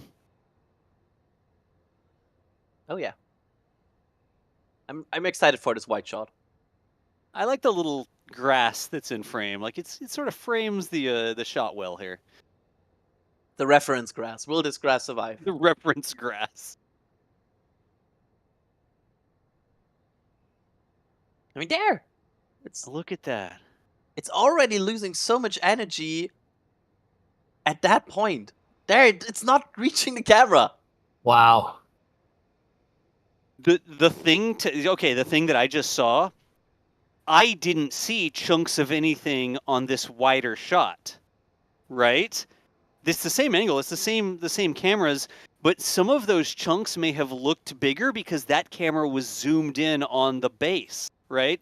In this wider shot, I didn't see anything falling close into the camera here. Am I the only one that sort of thinks that's a different thing? It looks different. It feel like that was the initial impression, because my initial impression was, wow, this looked weak. But I now understand, like, it probably also comes down to the fact that this was actually suppressed a lot. And that's just the difference. It's really interesting to look at this right now. Huh.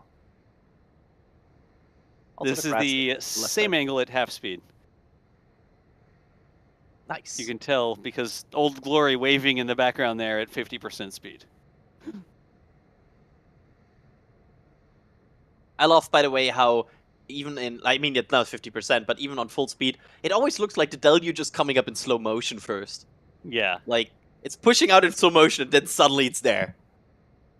I think it's a scale thing, right? The scale of it is just so big. Like the water's spraying out, and you don't understand how big that water spray is. The OLM is the size of like an apartment building, right? What is it? 4 stories tall or so? One, I got to count stairs, but it's five stories up. Yeah, 5 stories up. I mean, you can put a very decently sized house below that thing.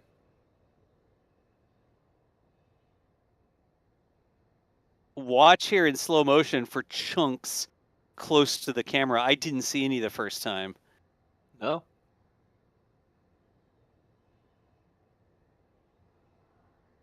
And they should have been faster, and like to get to that point, they probably need to be faster, and they should have already hit. I don't see any. Yeah. Huh. Physics is amazing. Yeah. Wild stuff.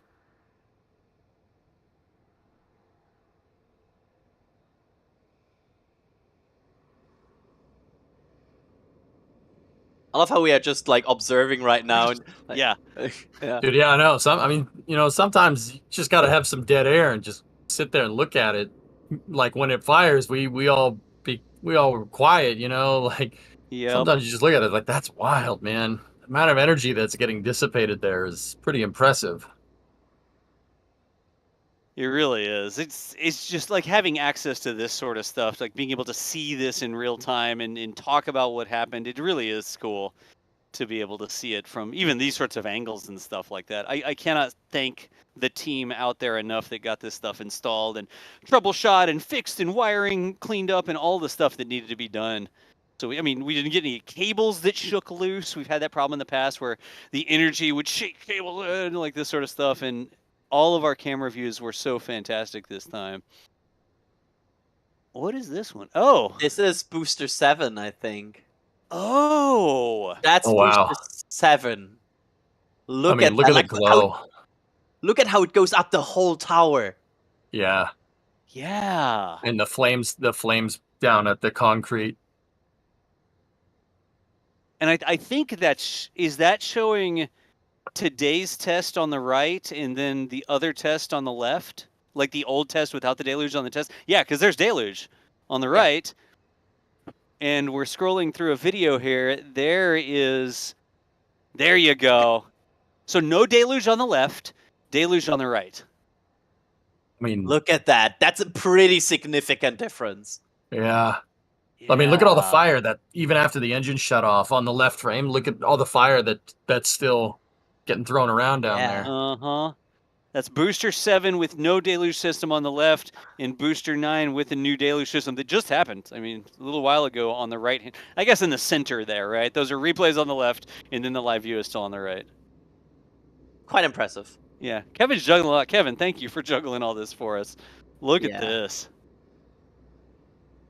Like you can see, and again, we don't know if this comes also down to the fact that there's less energy this time because the test might have different thrust levels. Yep. But it looks to be based on this that there is a difference in how the suppression works, which of course is expected. Like they build a proper suppression system here. Yep. You know something, we could almost do this. I wonder if we could pull all of our cameras from that Booster 7 test, because we're just replaying one of our other videos right now. But we have the source footage of that Booster 7 test. It would be really interesting to see a video that's like Booster 7 versus Booster 9 and just play them all side by side. Here's what it looked like from across the channel. Here's what it looked like from here. To see the differences. Again, engine count, exact thrust levels, etc., but I do really think there's some interesting observations between has deluge and does not have deluge, right?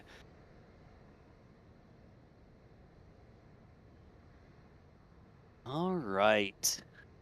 What else do we have to look at? I mean, it's like all these interesting things. Kevin, again, thank you so much for putting this together so we can talk about it.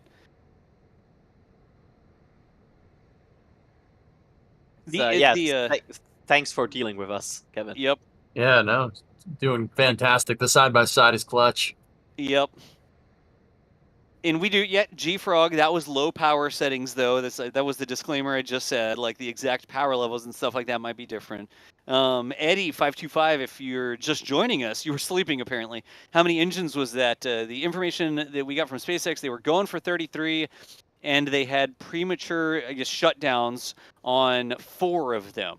And I don't know exactly if that was after they fired or before they fired, but it was 4. It didn't do quite what they thought of the 33. So you could say 33 minus 4 is 29, right? Which is 39, 4.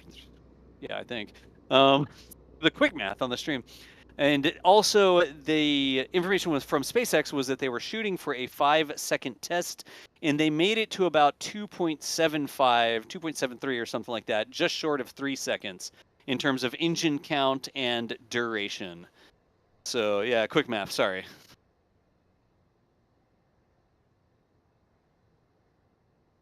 I'm so, like, it's such a cool test to see. Like, yeah, spin primes are nice, and fueling tests are really cool, and I love them. But engines it's just special. Like, talking about these static fires never gets boring. I love it, and yeah, it's such a cool test. I love it.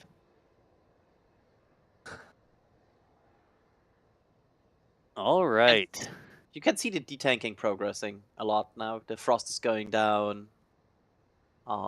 Boosters getting saved. Yep, the road is still closed. Remember, we said that there may be some other things, processes that they run through, safing things that they run through, all that sort of stuff. But we're just still here. We just went through some more of our replays of what it is. We're still working on this rapid turnaround video. We're going to have that out shortly, and we'll get you all the link to that as well. Let me say thanks to some folks real quick here, because we have support that continues coming in. Jonathan put a store message in saying, thank you for covering the event. Jonathan, thank you so much for supporting us. We appreciate you. Was that an L2? I think that was an L2 that just popped out.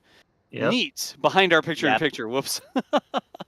Showing the road closed up there. Now I know for future reference. Shadow Gunner, thank you so much for the support. Talking about a desalination plant versus trucking water in by convoys. I mean, I'm sure if they need more and more water, desalination has some things that you have to do to get a desalinator, right? Plus energy consumption there as well. So maybe one day are they launching rapidly enough that they need to make or, I guess, purify their own water on site? Possibly. I don't think they're going to be hitting that cadence anytime soon. So good ideas, good ideas. We've got more store messages coming through as well. Patricia said, love this shirt. I wonder which shirt it was. It'll pop up there and show us in just a second. Perhaps. There we go. Oh, it's the new retro shirt. Nice. Nice. We got Spirit Wolf and T.H. Barker becoming Pad Rat and Red Team members. We've got, oh, those are more. Jonathan apparently got a couple things from the shop. We've got Ricardo A. got something from the shop, leaving us a message. Great job on the live static fire, or live static flight, live static fire. What are the regulations to expand the launch area? They need another 100 feet to help control the dust and water collection. There are some things that they have to do and think about there, Ricardo, and part of it is they don't want to develop too far into the natural area, but they do have some boundaries where they can develop up against. I bet you that's going to be one of the things that they are looking at. Do they need to expand that? Let's call it like a hard surface, right? The concrete surface to control the dust and vegetation for a wider area around the launch pad. That is a possibility, but in terms of whether or not they think they need to do that, I think they're going to look at this data and they're going to make that decision. But they do have sort of boundaries where they can work within and they work outside, and they're not supposed to go over into this area. Then their property line ends there, and I imagine they're going to watch and see what they think they should do.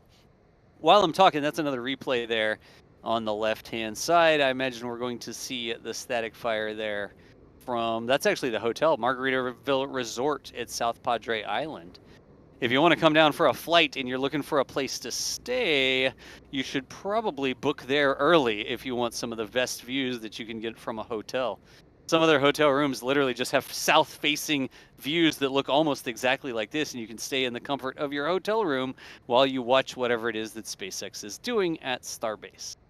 It's always good to book early for a thing that is not even having a time yet. It's like, yeah, book early and guess good. Like, as soon as you see us tweet that there is a date or a possible date or something like that, you better already have your browser window open because the rooms go fast. So look at that from the hotel there. Yeah, that looks good.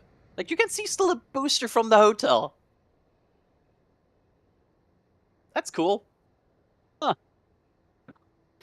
Let me hit a couple more of these. Joseph Jimenez, I'm going to go with. Any concern about the Raptor engines failing?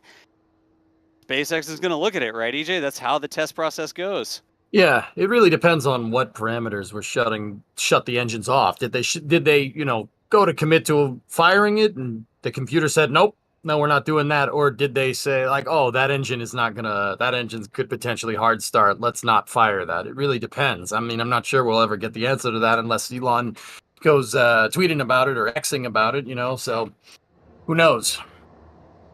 Xing about it. I don't know what to call it, dude. Zeeting about it. I don't know what we're supposed to call that. Like, Twixing. tweet was so easy. Twixing. Nice. Oh, geez. We'll see what sticks. Hopefully something sticks so that we know what we're supposed to say there. Don Rubottom did a super chat. Says, thanks, team. Share a couple rounds on me. We appreciate you, Don. Thank you so much for the support. Joe Dog McKeel. Nice. And we've talked about the SpaceX information. In fact, when we got it from SpaceX, we were repeating that here as well. Thank you so much for the support. Space Ranger 6, Red Team member. You're awesome. We've got Isaac, got something from the shop saying beep, boop. Nice. Anonymous with a snore message there as well, also saying thanks for today's coverage. I like the thanks message, y'all. You can say whatever. Go ahead, yeah. That deluge system just did something, apparently. Wait, it did like a little bump or something? Yeah, it did, probably draining some of the tanks. Like, there was a quick bump of water at the bottom. I wonder if it's like a pressure valve opening or closing that caused a little wave to go through the system or something. Huh. Good to know. Thanks for pointing that out. I was reading things over here. So watch it again. This is now the live view, and see if there's any more burbles that come out of the deluge system down at the bottom of the pad. I will watch it with eagle eyes. Can we grab one of the, I don't know if we're inspecting anything else, but can we get one of the inspection cameras on it? The inspection camera. There you go. Yeah, here we go. There is the view to look for. There's some dripping happening in the background. Look at that. Melting ice, I bet. Yeah, it seems to be coming from, it looks like it's raining, so I assume it's coming from the OLM, probably the scavenging line. Maybe? Yeah, look at that. Can It is you, like, definitely see- dripping water down there. Go ahead, Adrian. Was that gas evaporating, or was just like water disappearing because of the heat? I think there's still some gas also coming out of this. No, I mean, yeah, you're right. Some of it looks like you've taken a little drop of dry ice, right, and dropped it into a cup or something. I wonder if there's not, I don't know, that those could be drips maybe coming out of the OLM vent that then boil off, basically. Is the is the concrete hot enough for Leidenfrost? I don't know if the concrete is now hot enough to actually instantly boil water whenever it drips from above like that. I have a feeling that energy has been taken out of the concrete there. So, yeah, there's those chill down lines, the frosty chill down line there. I imagine that's either coming out of the OLM vent area, or that is, remember, the booster still has ice all up the side of it, and it is still sort of, that ice is melting as they detank it, I guess. So that would be a big source of drips that could be coming from above, right? I mean, and also the fire exit system is also above there, so it could also drop down somewhere from the fire exit. A couple people already said it in chat. They could be purging the deluge system with nitrogen to make sure that there's no standing water in it that could rust the pipes. I mean, that's possible too. They could be purging it out. Yeah. Yeah. EJ, I was wondering, like, you have a bunch of holes facing upwards. You really don't want FOD to fall into those holes, and then you fire off your deluge system, and you fire a bolt or a nut out of the deluge system at high velocity, right? Yeah, especially up at the rocket engines. I don't exactly. think that ends well. Yep, but that's probably one of the reasons that you see the deluge come out at an angle. It doesn't go straight up like a water fountain directly at the engines. It comes out at an angle, right? Yeah, I mean it's trying to move the pressure sideways instead of down into the concrete. Yeah.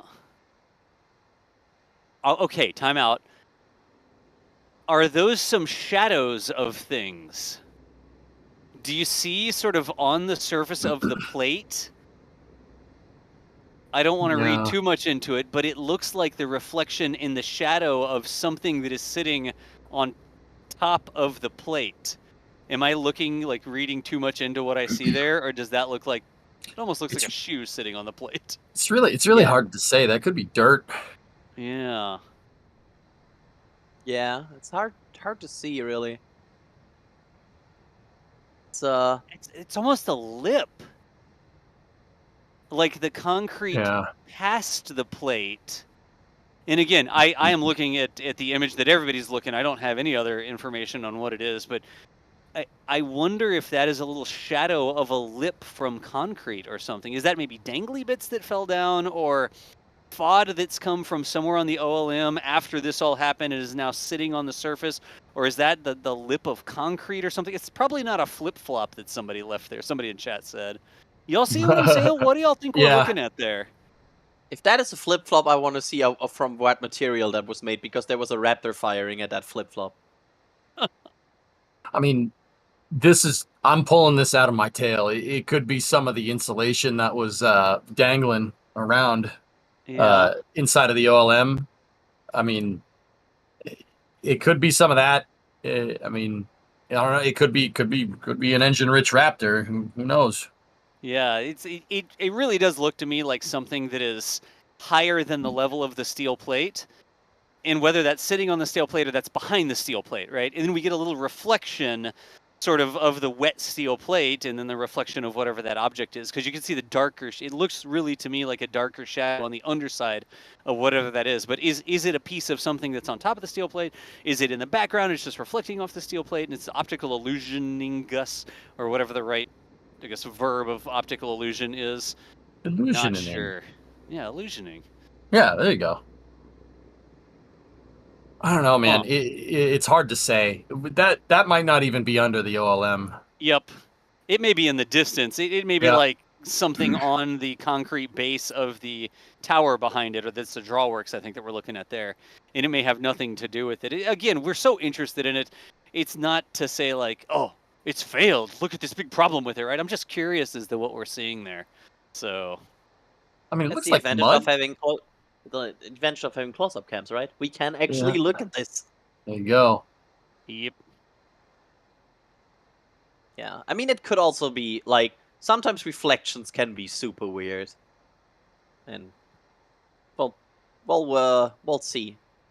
At least it moved the fence for us. I mean, previously the fence would have been in our way. Yeah, right. Yeah. Thanks. I mean, here's the thing. Like, I don't know. You know, I'm armchair engineer over here. Like, I hesitate to say that that's the plate. Like, yeah, it's something. It looks like something on top of the plate. Now, don't get me wrong. Yeah. Like, it could be an optical illusionizing or whatever. You know, like, I don't. I mean, but then again, like, it may have warped the plate, but we didn't see any weird impinge flows from after the static fire. Like on the replays, the water kept flowing, and if the plate did warp and it changed the quote unquote nozzle from the upside down shower head DOS, right? Like, yep, you would see you would have seen the water shoot out in different directions. It would have changed the way the water was going. I didn't see any of that from the static fire, but then again, I haven't looked at it enough. Yeah. There's so many different things that could have happened here, and it could be anything from just a weird trick of the light and the reflections as we look through the turbulence. Maybe some water pressure got loose underneath the concrete somewhere and lifted it up a little bit.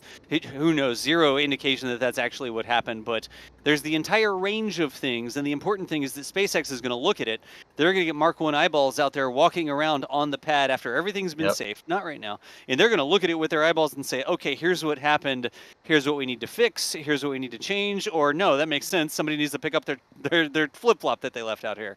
Or whatever it is, SpaceX is going to learn from it. So, I think basically based on how it looked like the first time when concrete started to break, And just with the fact that how much power these Raptors have, if this would be the steel plate, this wouldn't probably be just laying there casually, and B, it would probably make much more damage. Like, once these things break, they tend to break significantly. Yep. And I think it's more something that got on the plate than the plate itself. Based on, because I don't see a way how something got loose from Raptor engines and just sit there. Like, it would be blown away. Yeah, who knows? Who knows what it is? I believe that we have now talked for long enough that our full turnaround video is ready for folks to see. Is this thing actually published? Is it, am I just logged into the administrative account, or is it actually published? I think it looks like it's actually published here. Wait, y'all help me out, chat here. We're going to put this link. Okay, some of the mods are pasting the link. Is the link actually live? Like there, I think that link that I'm posting in, pretending to be NASASpaceflight. Yeah, that's the right link. All right, click that link. Tell me if it's live or not. And that is a bunch of different camera angles edited together so you can watch and review the footage at your own pace. Hey, here we go. Let's get this into EJ's chat as well. EJ, All right. I pasted it into your chat too. Hey, stop spamming links, man. Jeez. Stop spamming links. No, it's fine. Anyways, there. Okay. People clicked on it and said that it's live. It is published. Cool. That is we say rapid turnaround. We take a bunch of different angles that we didn't show live, and we put them into a video that you can play back in slow motion, and you can rewind, and you can look at before and afters and all that sort of stuff. So that first time fire is the rapid turnaround video, so that y'all can click on it. Seems like it's published now. I appreciate the help, and go through it at your own pace. Wait, time out. I did click the link to make sure my link was correct, right? Yeah, I'm pretty sure my link was right. Let me double checking. Yeah, it's working for me. Yeah. Yep. Oh, did the deluge work? Is the title. I don't know, chat. What do y'all think? Do y'all think the deluge worked? Leave a comment below the video whether or not you think the deluge worked. Wow. Nice. Answer the question for us. Because this is not a commentary video. We do our Starbase updates. We do our This Week in Space. We do special commentary, like where we're going through and where explainers or whatever. We're explaining some topic or something. But this is just a raw footage turnaround that we've given to you here. We asked the question, did the deluge work? We're going to make another video about what we can talk about before and after the deluge system here. Is probably what we should do, where we have commentary. We'll have it in Starbase Update as a recap for folks that didn't miss that. We'll talk about what it is we were able to see. So, like and subscribe if you think the deluge system worked. Nice. Somebody got it. Yeah, I mean, we like talking here. That's kind of evident by the fact that we have been live for 6.5 hours. All right. Hey. It's a short day here. Jeez, that's not that big of a deal. Yeah, it's not bad. Glad we got that short stream into this day. Like a quick one. Yep. All right. Well, Adrian, what's our plan here? Are we going to stay going all the way until the road is open again? Did everybody just leave the stream to go click on that video? I mean, you should have, but did everybody go to watch that video now? Or what is our plan? I think our plan is... go ahead. Are we going to go all the way until the road opens again? Basically, the plan is that we always stay live until we think, like, they're probably done for the day. I would say at this point it's pretty safe to assume they're done for today, at least in terms of major testing. Yeah, we don't know for sure, but I mean, am I looking at the roadblock right? I don't see the sheriff's truck there. It just seems to be all SpaceX security. Yeah, I see some. They look like private vehicles. They're SpaceX. There's a helicopter flying in the background. All right, Robinson, look at that. Look at that. All right. We've seen that little helicopter go out there on a trailer to Starbase on occasion. They do have the TFR and stuff like that in play, but the helicopter can fly if it's SpaceX flying. So who knows? They may have some helicopter footage of the first static fire. I don't know if that was up beforehand or what. I just saw it fly by in the background. Yeah. Nice. Somebody saying that they, instead of learning for an exam tomorrow, they just watched us 6 hours. Oh no. Well, was your exam about current activities at Starbase in Texas? Because if your exam was on that, you're golden. Alternatively, it can also be about how to suppress the energy of a rocket engine firing at a steel plate. If that's the topic, you're well prepared at this point. It's like, does boiling water to steam consume energy? Like, wait, what? And just like one field, like a giant page to write something, just write yes, and that's A. Perfect, great. Put the video link in for us. Just as your answer, put NASASpaceflight.com/da-da-da-da. Search YouTube for NASA Spaceflight Deluge video or whatever. Perfect. Oh, I love this. I would love for that to happen one day, right? Like somebody to have some physics homework where they're talking about that, and it has something to do with what we're seeing on the screen, right? And they ask us on the stream the question, and we say it out loud, and then they turn in their homework as like a timestamp link to the answer where they asked their physics homework question on the stream, and we answered it for however many people were watching. I actually think, by the way, that's the coolest part of what we do here, when you hear people tell stories about how they used our material for educational purposes. And yeah. I think that's by far the coolest thing.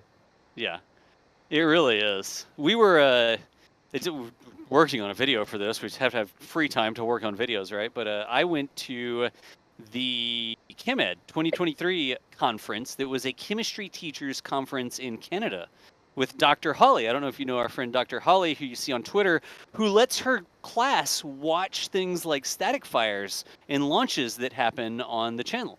So it's like, the middle of class and they're studying physics or whatever, and then like, oh, NASA spaceflight, there's a launch that's happening. Let's bring up the launch for a couple minutes and watch this. She lets the kids in the class watch this on the big projector at the front of the room. In fact, our STEM page gives teachers resources on how they can do that if they want to share this sort of stuff with their students. But we did a presentation at the ChemEd conference about the thermodynamics of rocket fuels. And we were talking about methane versus hydrogen versus solid fuels. We did some practical experiments in her laboratory, like in her vent hood and that sort of stuff, burning some different fuels. It was really cool. We even got down to like, oh, here's a methane molecule, right? It's got a C and 4 H's, a carbon and 4 H's because it's CH4. And what happens during the combustion? Well, you got an oxygen over here, and you take the methanes off, and then you get oxygen that turns into water, then you get carbon dioxide that forms like this. Still working on that video. It's my video to do, and I have to finish the video before we can release it. But a little bite-sized STEM video is one of the things that we're trying to work on doing. Just not enough hours in the day to make everything happen on the scale I'd like it to. But it really is something that we love to do. Like, we have all this cool content. We'll explain things. The teacher can like look at the video and explain it to the kids or whatever. There were even worksheets. It was like a rocket launch worksheet that you could hand out to your class and be like, hey, your homework is to watch the rocket launch tonight and answer these questions about the rocket launch. There's so many different ways that you can get involved. You can use this. We have an entire sort of program that we're working on for STEM outreach to help educators and homeschoolers, folks that are doing that, even just parents that like sharing it with their kids, activities in ways that you can use all the different things that we share for educational purposes. The rocket launch, yes. Thank you. Anyways, brief plug for the STEM stuff. Charlie Fox, thanks for the super chat. Somebody pointed out in chat that it was more about Steam than STEM today. Steam, thank you. It is. There was some art in what we saw today. Yes. Great. Did we, EJ, were you able to find info on that helo? It's a Robinson R44, and it's owned by Complete Demolition Services. I don't know what that means. Really? It Yeah. probably just means they rented it, right? Yeah. Yeah, maybe. Hard to say. Yeah. But it's flying up by South Pod right now. All right. Booster looks good. Like, just getting here, the the flyby up and down, and looks good. I mean, we expected the booster to look good. To be fair, like, it would have been a pretty big shock if the booster got like any major damage. Yeah. That's what's expected. They got this figured out at this point. I mean, they already do this 33 engine static fire for the second time. Nice. I like glance over at the support message queue, and I'm like, there's no way that I can catch up with all these. It's the tiniest little scroll bar, so there's just no way. God, yeah, I just see. Wow. Mm-hmm. I will just go on the Raptor side and just read this for like 2 hours. Hey, can you hear me? Oh, hey, Jack, what's up? Hello. Sorry for probably cruddy comms, but I did want to mention, I don't know if it's that same Robinson, but I have seen a red helicopter that is an R-44 basically approach the production site and keep a wide berth, but still, I've seen it flying around the production site, like in the vicinity of, not literally orbiting. I want to say 3 or 4 times in the last 2 months. So I don't know what they're doing, but that's really interesting. Yeah. Huh. It just did a circle around South Padre Island. It kind of looked like it circled one of the hotels and then just kept going. Yeah, there's always potential that it might be like a associated company to SpaceX or something. Like, it's never clear what's happening here. Yeah, likely though they do have. I'm going to guess. I don't have any evidence, but if they're flying that close because of the standing TFRs and stuff like that, I imagine it is something to do with SpaceX or SpaceX permission or something along those lines, right? You gotta make sure you obey the TFRs. That's why you get the whole 10,000 plus feet. When we do the flyovers, you can't take a private plane and fly right over the top like folks used to do. They extended that out to keep people a little bit further away. Same thing with over at Massey's. Used to be you just fly a drone wherever you want at Massey's, and that got out of hand apparently. And they put another TFR around Massey's so that people wouldn't be flying over and right over the site and stuff like that. So. If they are flying that close in, there's probably a pretty high probability, especially if we've seen it happen more than once, that is somehow SpaceX related or SpaceX adjacent or something like that. So, anyways. I was going to say thanks to a couple more folks. Alex S., thanks for joining the member program. Timothy, just says Timothy. That's a store message again. Andrew Berg during some math. 1 cow, 728.5 years to fill B9. The math is in the channel. On the Discord, I imagine that you put the math in the Discord. Show your work. I like it. I like the showing your work there. I got Alex S. in there as well. Shadow Gunner, this one is just anonymous, who said, been watching y'all since 2019, Starhopper, and it's been watching Starship grow up. Anonymous, whoever you were, that's another option. If you get something from the store, you don't want to put your name or anything, you can get... That's a full stack plushie, and you can leave us a message even if you don't want your name on there. That is an option you can do when you check out. Vinny's second channel, nice. Was it the first full stack 2 years ago today? We'd have to go verify that. I'm always like wondering if I trust things that people randomly say. We go look that up on a calendar or anything. Either way, Vinny, thank you so much for the support. Marvin Hugh, I can answer this one for you real quick. Where do they get the water from the deluge system? We have seen the water tanker trucks filling up from a fire hydrant in Brownsville with a special water metering device on it. And this is something you can do if you're using water for purposes like that and you need to get it from the city. You can put a little flow meter device on there and you see how much water you actually take out of the fire hydrant and put into your truck. And then you have some sort of agreement where you get billed, you pay for that, whatever, right? I don't know the specifics of how SpaceX does that exactly, but we have seen a fire hydrant with a meter on it connected to a truck that subsequently drove to Starbase and unloaded back there. So, anyways, go ahead. Yep. So there's this website or this YouTube channel called NASASpaceflight, which streamed 2 years ago on August 6, 2021. Starship prototype Ship 20 stacked on Super Heavy. There you go. Wow. Wow, Thank look you at for that. looking that up. No kidding. There we go.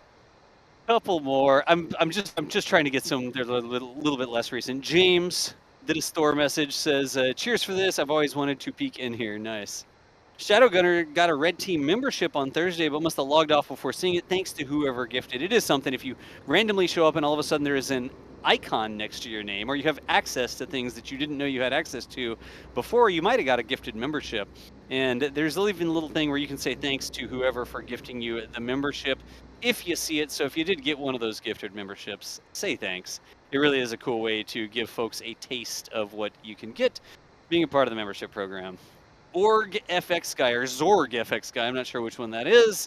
Appreciate the support. Bunch of members: Hunter, KCT, Dave, Kite, Yisha, Robert, Kennedy. Appreciate the support there. We had Julian, Followell, Nick Kane. There's Cynical Texan again. Money for the Damaged Ear Fund. NASASpaceflight, not responsible. Like, you bought the speakers, right?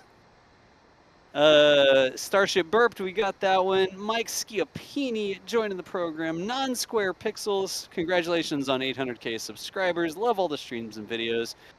Can't go through it all, not gonna make y'all sit through it, but thank y'all so much for the support. Just getting caught up on some stuff that came through a while ago. How else we looking, y'all? EJ? Nail it? Yeah, I mean, it seems like they're ramping down here. Yeah. Yeah. Honestly, I'm getting hungry. Yeah, me too. I didn't eat lunch either, I guess. It's 5 o'clock in the afternoon here on the East Coast for me. It's 11 p.m. It's 11 p.m. Good grief. All right. Is it bacon taco time? Kevin says, got it, Das on screen and back. Let's Regarding see here. Pulled it. Another replay. Oh, this is the weird deluge. The deluge bump? Yep. This was a while ago, almost 30 minutes ago, about 25 minutes ago. Watch the deluge plate, the ground underneath the OLM, if that's what we're looking for here. Also, it looks like almost like an engine, like purge or something. Like there's a lot of flowing through the engines. Maybe that's the one we're looking at here. Maybe that was the test of the venting or purging of the engines, not the deluge plate. Sorry, I might have been mistaken which one I was looking at. Yeah. I was also that confused. was a lot of flow. That was like looked like some flowing. Oh, there we go. Bottom. Oh yeah. Got to be a purge. Yeah. They're getting all the standing water out of the pipes. I mean, I don't know for sure, but what else could that be? Yeah, maybe just releasing pressure. Like there's still parts of the system where some pressure is built up, and we get those big vents that happen right over back at the Deluge Tank Farm. Those big horizontal vents that are ridiculously loud. And then maybe there was some tank that still had some pressure, and they opened another valve, and it caused a little burp, or they're purging or clearing a line or something. Who knows what they're doing? But is that piece still there after this purge? Oh, we're not zoomed in on it, so I don't know. Yeah. That's a good question. That's the question I have in mind right now. Is that thing what we saw still there after this purge? Because if it is, then it's probably not a loose part of concrete. I'd buy it. Mm-hmm. For $1. For $1. At least $1. Yep. One full dollar? I'd buy that for $1.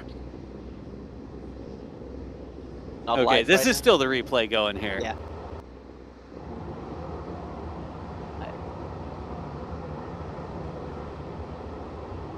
I don't see it actually. Even in the before it spools up, I don't see it. Huh. Maybe it was just a trick of the light or something, right? Yeah. I think more and more that I see it, I think it was just a reflection. Like something just looking a bit weird.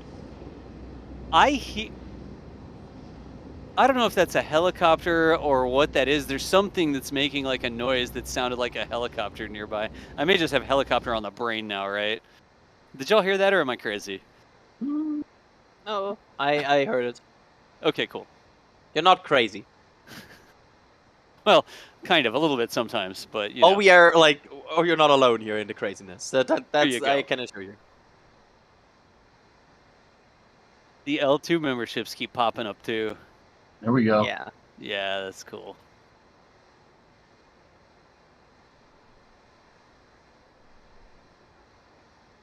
Roadblock is still in effect.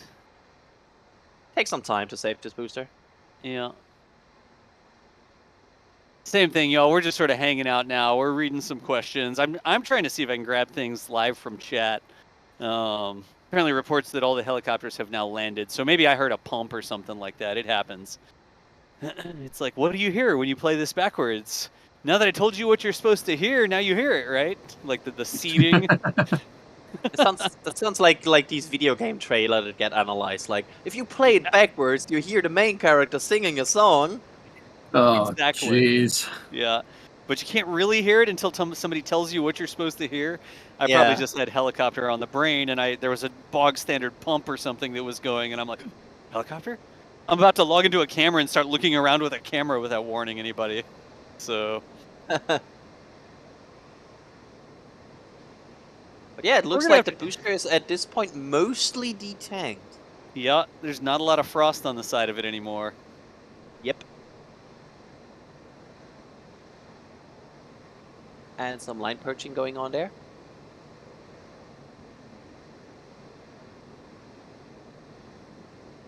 Again, before you clear this for personal again, you want to make sure that there's like no residue methane. Whoa. And there's the replay of the purge, right? Live. No, that's it's live. Yeah, they that's got to be a gas closeout on the engines. They're getting, or the plumbing. They're probably getting all the locks out of there. Yeah. Yeah, because at some point there's just like the bottom left, right? Like the bottom and the lines going to the engine. So at some point you have to leave that out. Huh. Cool. That's also done now. I'm about to go tap the exposure compensation on this camera so we can see more details. Like, I'm not going to tap it. I'm not producing the stream right now, but if it's needed, let me know. I'll log in and try to get it to behave.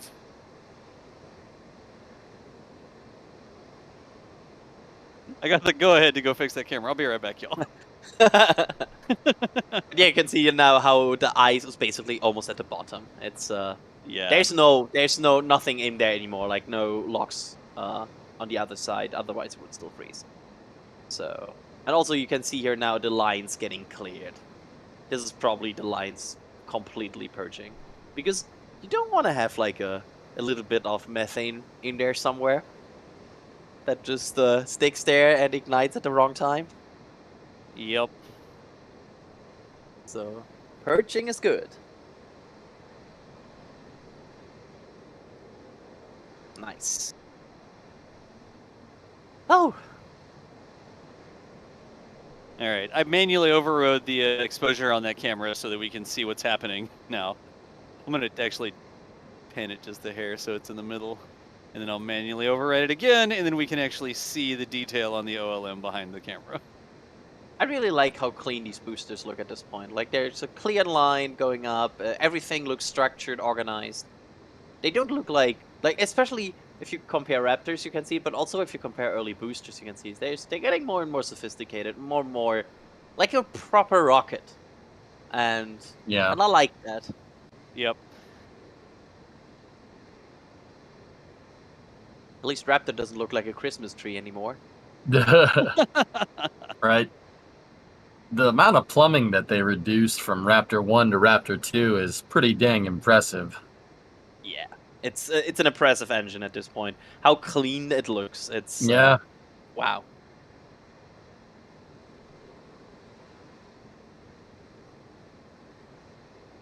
Okay. Still some gas closeouts here. We don't expect, folks, again, the closure went all the way until 8 p.m. local time. It's just about almost 4 p.m. local time. 4 more hours remaining in the closure.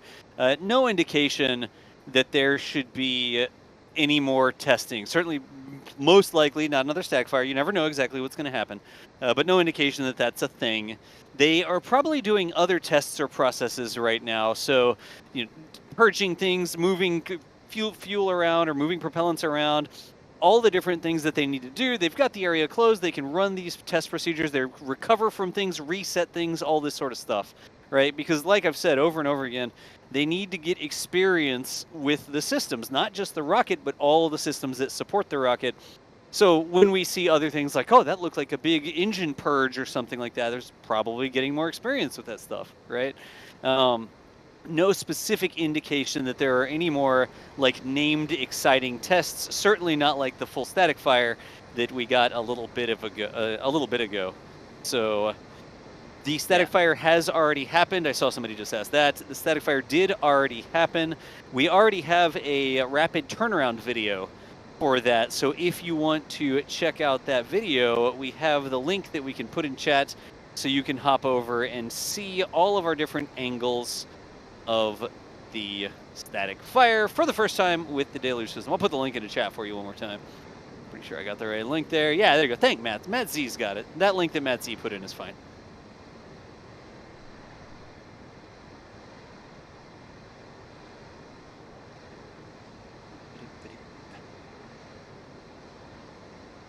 But I wouldn't be surprised if we see a full depressed vent very soon, and with that then the road opening, because that's usually what happens. Like once they fully depress this, they open the road and everything is fine. Yep.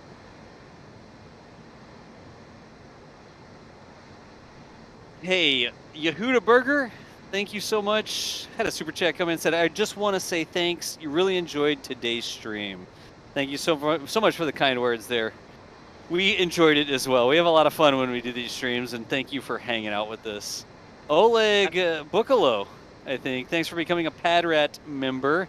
We've got just a bunch of letters. I'm not sure how I should pronounce your name, but thank you for becoming a PadRat.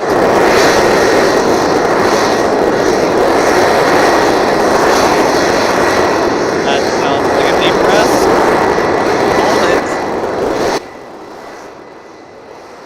What? We turned it down a bit, but that would have been... It never gets old. Is this a full-on depress? I'm trying to look at actually... Here we go. Camera's going up. There you go. Oh, yeah. Main yeah. For sure. That's a depress. That's a depress. The test is over. Yep. This test is over, right? Also, yes, go ahead. It's over. Like, they usually, when they do this, the vehicle is basically... This is just the remaining bits of gas that is in this tanks. This will usually just fizzle out and then it's over. Something is getting higher pitched. Do y'all hear that? Yeah. Yeah. Is that with the pressure decreasing? The vents on the other tank open. There you go. The upper vents. Look on the right-hand view. You can see the vents at the top of the Starship as well, and then these cowbell vents. Little bit cowbells welded to the side of the thing, right? Yeah. By the way, don't... Like, if the vehicle suddenly gets a bit frosty again, that's normal here. That's usually happens with these rapid depresses. They suddenly increase in frost a bit. Or in, like, condensation.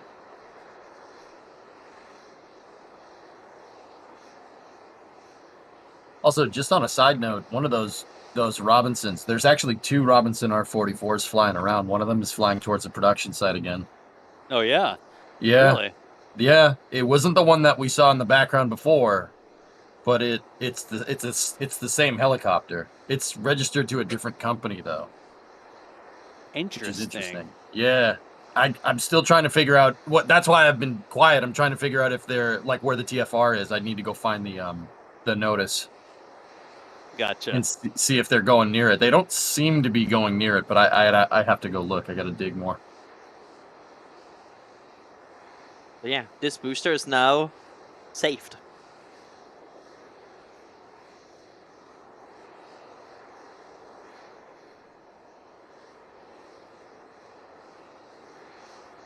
Which is nice, I guess.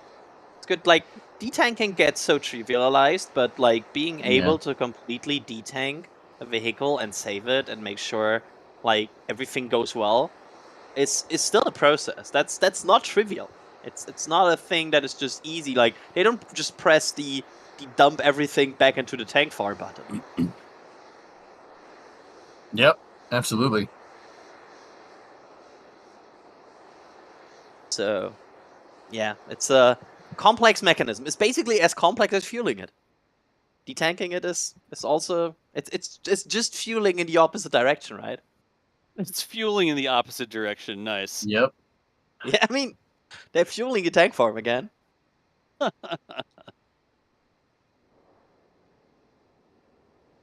So those helicopters aren't in the TFR. They are skirting it. They're outside? not. Yeah, they're outside of the TFR, from what I can tell. Ah, good deal. Okay, so it was just like in the background and compression, making it look like it was closer than it actually was. Yeah, they never even got near. I mean, they did skirt the edge of the production site, but that's in the background. They're not flying directly Gotcha. over it. Okay.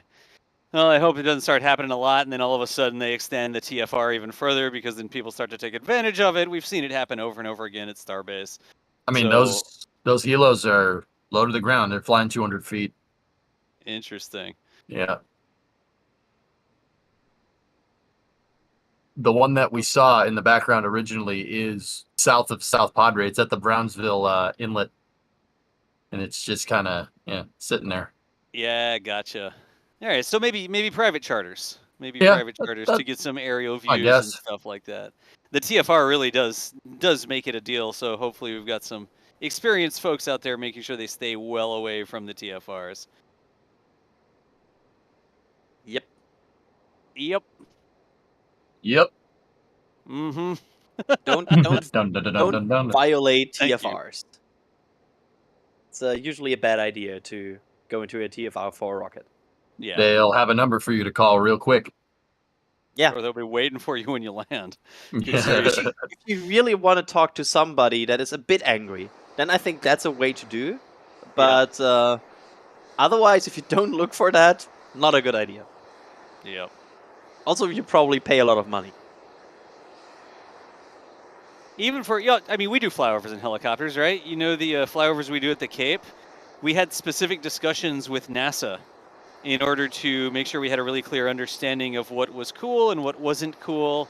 And working with the tower, working with Space Florida, working with NASA, it's one thing to just like, oh, I'm just going to go up and start flying, right? You got to do it right, because you don't want to make people uncomfortable. You don't want people to come over and say like, oh, this isn't a thing anymore, or this sort of thing. So that we can continue our flyovers at the Cape, we had very specific discussions with NASA. We talked with the tower. We talked with the helicopter company. There was a time when flyovers were shut down for everybody, and nobody could fly at the Cape anymore, because it was sort of a tragedy of the commons thing, right? Where, they started taking, then people were doing things they shouldn't do, and then it became a problem. So it was like, all of a sudden, no, nobody can do this. And we eventually got that sorted out so that flights could resume, and we could continue doing those flyovers for you, and everybody benefits from that, right? Not just our flyovers, the helicopter company that we work with then got to talk with NASA, got specific rules and regulations that folks that are supposed to be doing photography flights have to follow, where they can fly, where they can't fly, how they can do this stuff. That was us. We got that sorted out so that those photography flights could resume at the Cape again. And it's awesome that we're able to work that out, but we've just seen the tragedy of the commons happen more than once, when people go in there and start to take advantage of stuff, and then the restrictions get pulled in, and then all of a sudden something that everybody enjoyed gets sort of brought back. So hopefully we're not in that sort of situation here, but interesting to see. Alex S., watching from Jacksonville. Which one? Florida? Is there one in North Carolina? I don't know.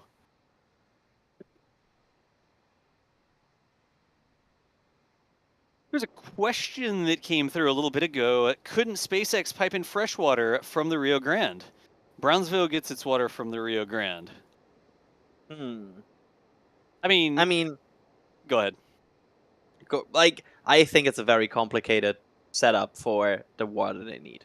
Like, it's not that complicated to put some water into a few trucks and bring it to the launch site, and you don't need to build a lot of infrastructure, a lot of systems.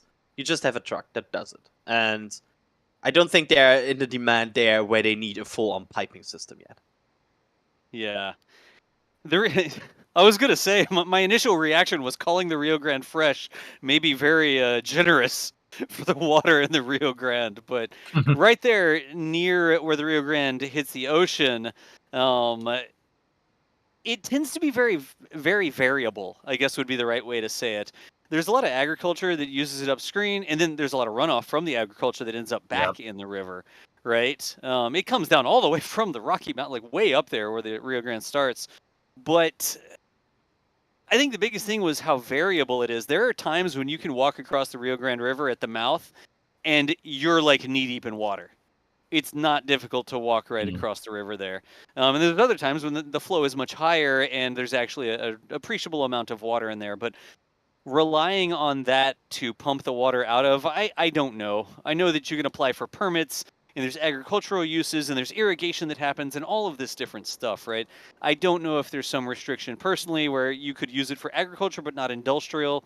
Technically, SpaceX's use of the water counts as an industrial purpose, or an industrial purpose, industrial process. They're not using it to, like, you know, run through their acid tanks or anything like that, right? They're not using it to cool their nuclear reactors or anything. They're just sort of spraying the water and then it comes out the other end.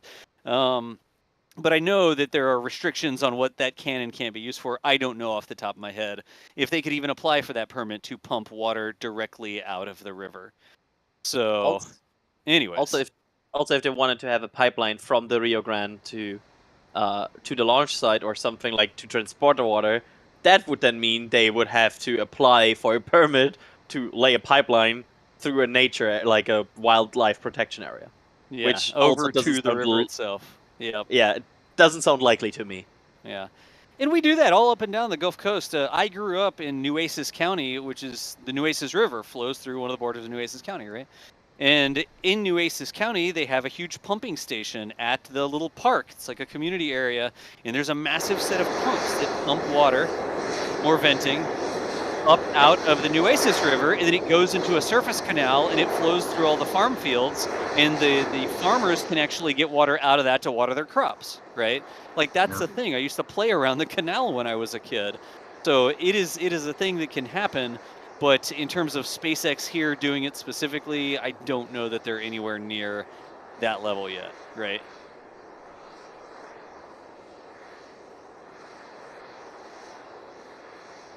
I think we caught that venting noise. That venting noise was not nearly as loud as the previous venting noise, right, y'all? That's not the same vents even. No. At Yeah. least for me, it wasn't. Yep.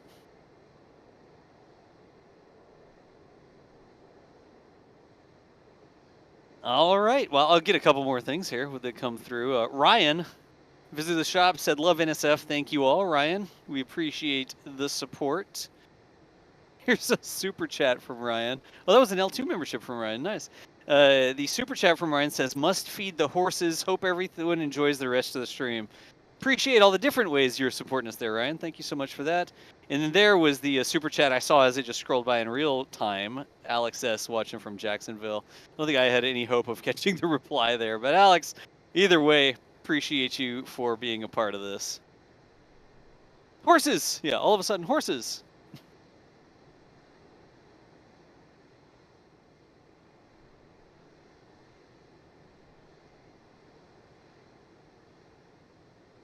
I think we have one more replay we want to show here. Ah. Let's see what comes up on the screen next. Yeah. Yeah. It's a SpaceX replay. SpaceX. Yeah. Apparently there's this company called SpaceX who's also providing views for this. Wow, they got so close. They got so close. Yeah. That's monstrous. Look at how little is really like in steam and around the pad itself. You know what I see? Huh? I see almost 6 different flame trenches going here. Yeah. Yeah. Between the edge of between the open part, between the OLM legs, there are clearly 6 discrete areas where the steam is, the deluge is going, but it stays there. You see that? Yep. It's not really like going to the booster or anything. It's just in these designated kind of trenches. There are flight diverters at the very base of the OLM. There's a wedge diverter in front of each leg, and that's definitely, you could clearly see them pushing it into the openings of the OLM there. Look, I mean, even the plumes out in the distance, like the energy is Yeah. sort of constrained. It looks like a flower. There are 6 distinct petals coming out from the bottom of that rocket, and it's almost like it's all captured in the deluge plumes. I guess the arcs that were going out before the rocket engines turned on. That Also, looks so clean. Yeah. yes, I like this is really selling me on this deluge system. I mean, when the engines are flaming out, you can see the point where the deluge system basically just puts the flames right out, and the hydraulic pressure is. Yep. I mean, I'm not sure the technical way to say this, but the water it gets to be back to being more powerful than the exhaust coming out of the rockets. Yep. This is impressive. Like this is a Yeah. very cool view that really demonstrates what is in focus here. And again, it's like 6 flame trenches. It's really cool. Yeah. That's the first thing I saw. Like as soon as we saw this, and then it was constrained into those 6 discrete plumes, and then it hits the berm to the north that protects the bottom of the orbital tank farm, and it gets a little disseminated. But look out over the southern angles, like out over those salt flat sort of areas, the flat area. It really is like discrete 1, 2, 3 plumes that have a big gap in between them. And they don't even look that like super powerful. Like it's not looking like there's a lot of energy that just ejects out of every area. It looks relatively calm, I think. Yeah. I mean, the fact that we could still see the plumbing for the water deluge system is pretty impressive. Yep. Yeah. I mean, you can still see it. You can actually see them drop the pneumatic pressure, and towards the end, they drop they have. I don't know if they're check valves or what, but they're clearly vented something over there. Yep. I mean, again, folks, we temper this with a hefty spoonful of reality. This was not all the engines, SpaceX said. It wasn't the full duration of the test. They got under 3 seconds. They were going for 5.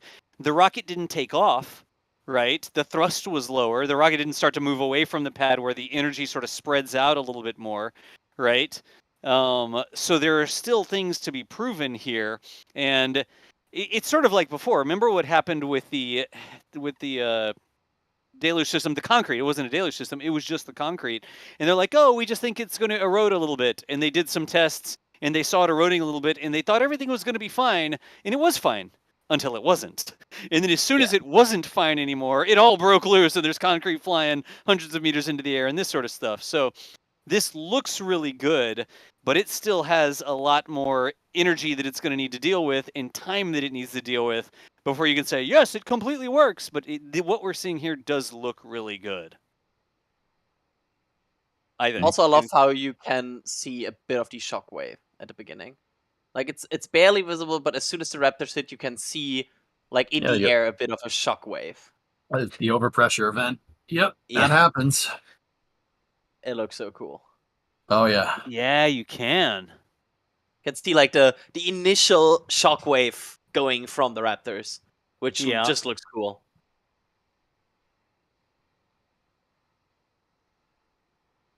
Huh. It looks good though. Yes, it really cool does view. look good. Yeah. No. Alex, you didn't have to do another super chat to tell us you were in Jacksonville, Florida. I'm in North Carolina. I'm in Charlotte, and I know there's just a Jacksonville, North Carolina, which is why I was like, which one? There's probably a Jacksonville, Utah, for all I know. But you didn't have to do another super chat. Appreciate you though. Okay, are those vehicles still at the roadblock? Let's check with roadblock cam. There we go. Like voice activated, I can just say it out loud and it fades into existence. It's stacking up. Go ahead. It's a new Kevin AI.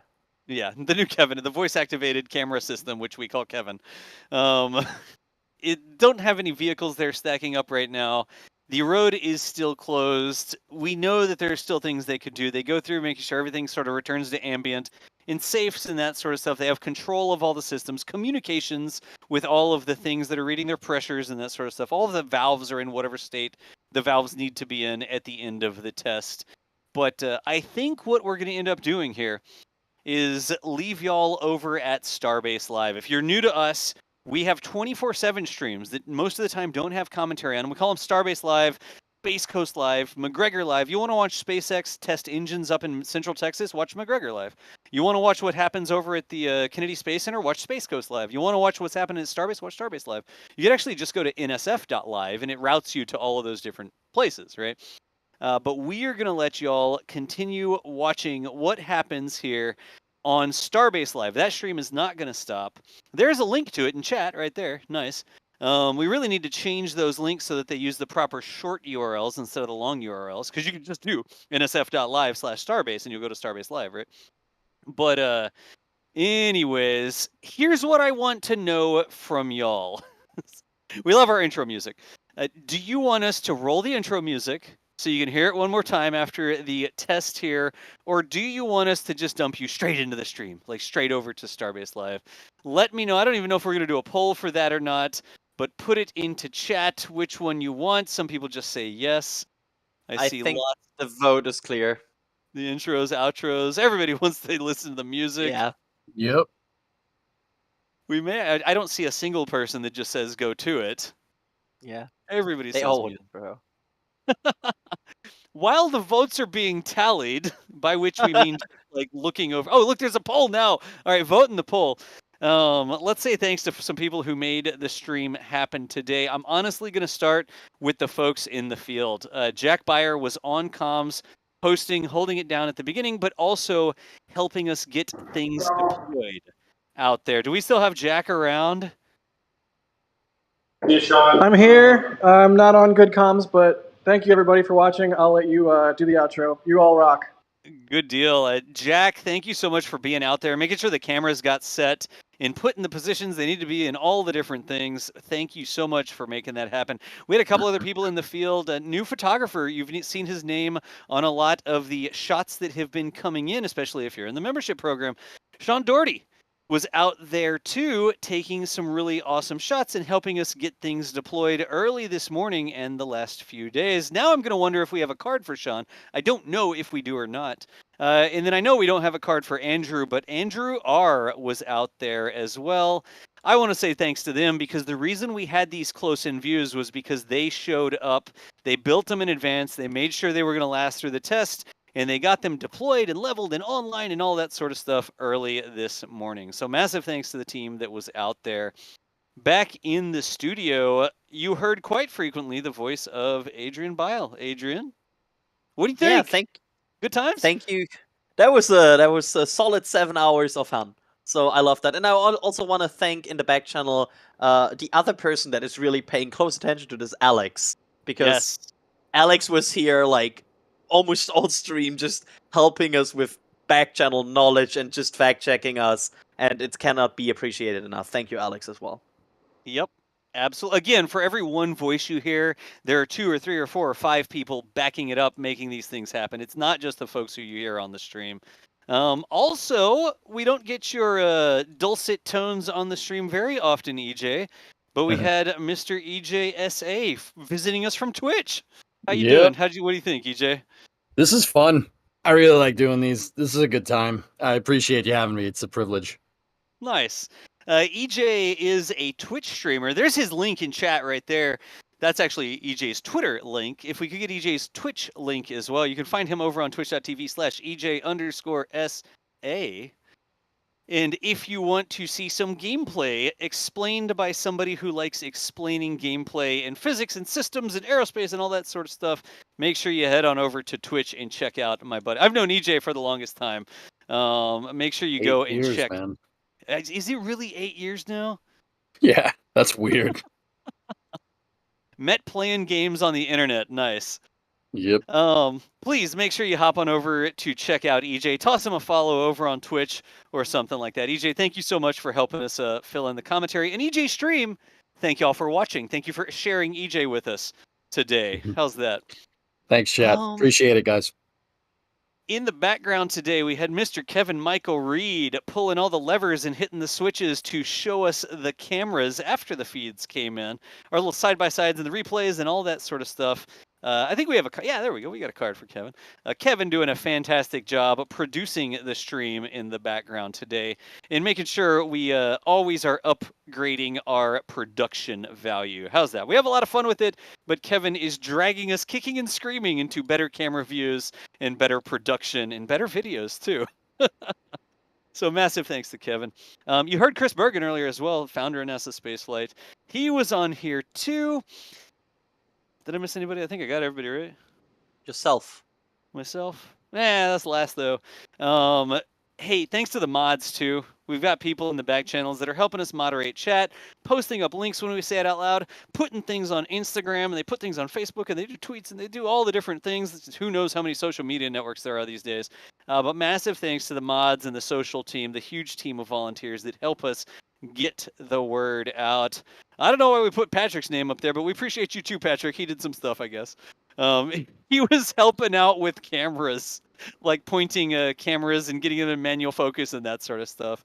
I really can't stress enough, for every one name, every one voice you hear on the stream, there are so many other voices making it happen behind the scenes. Lastly, folks, my name is John Galloway. If you hear me sometimes referred to as DOS, that was my made-up internet name when I was over on Twitch, hanging out with EJ playing Kerbal Space Program for thousands of hours before I ended up over here. But I do appreciate y'all sharing the event with us today. Thank you so much for being here.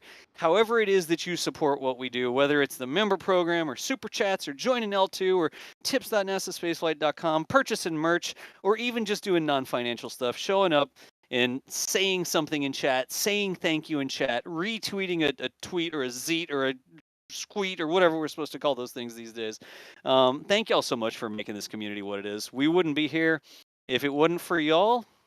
For now, we're going to send you over to Starbase Live. You can keep watching what's happening, but we will see you nerds later. And here we go.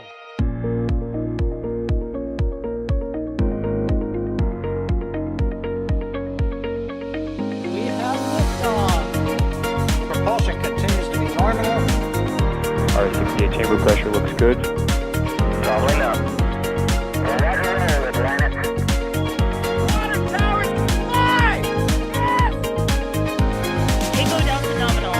Flighting outside SPD off. Bring in SPD off. It's orange! 145! Oh my god! Oh my god! Decollage. Put that in the big bag, Jingle. 343 unfolds to go. Indeed. We rise together back to the moon and beyond. If the methane would be igniting in the flare, correct? Yikes. You read? We don't need any more of these.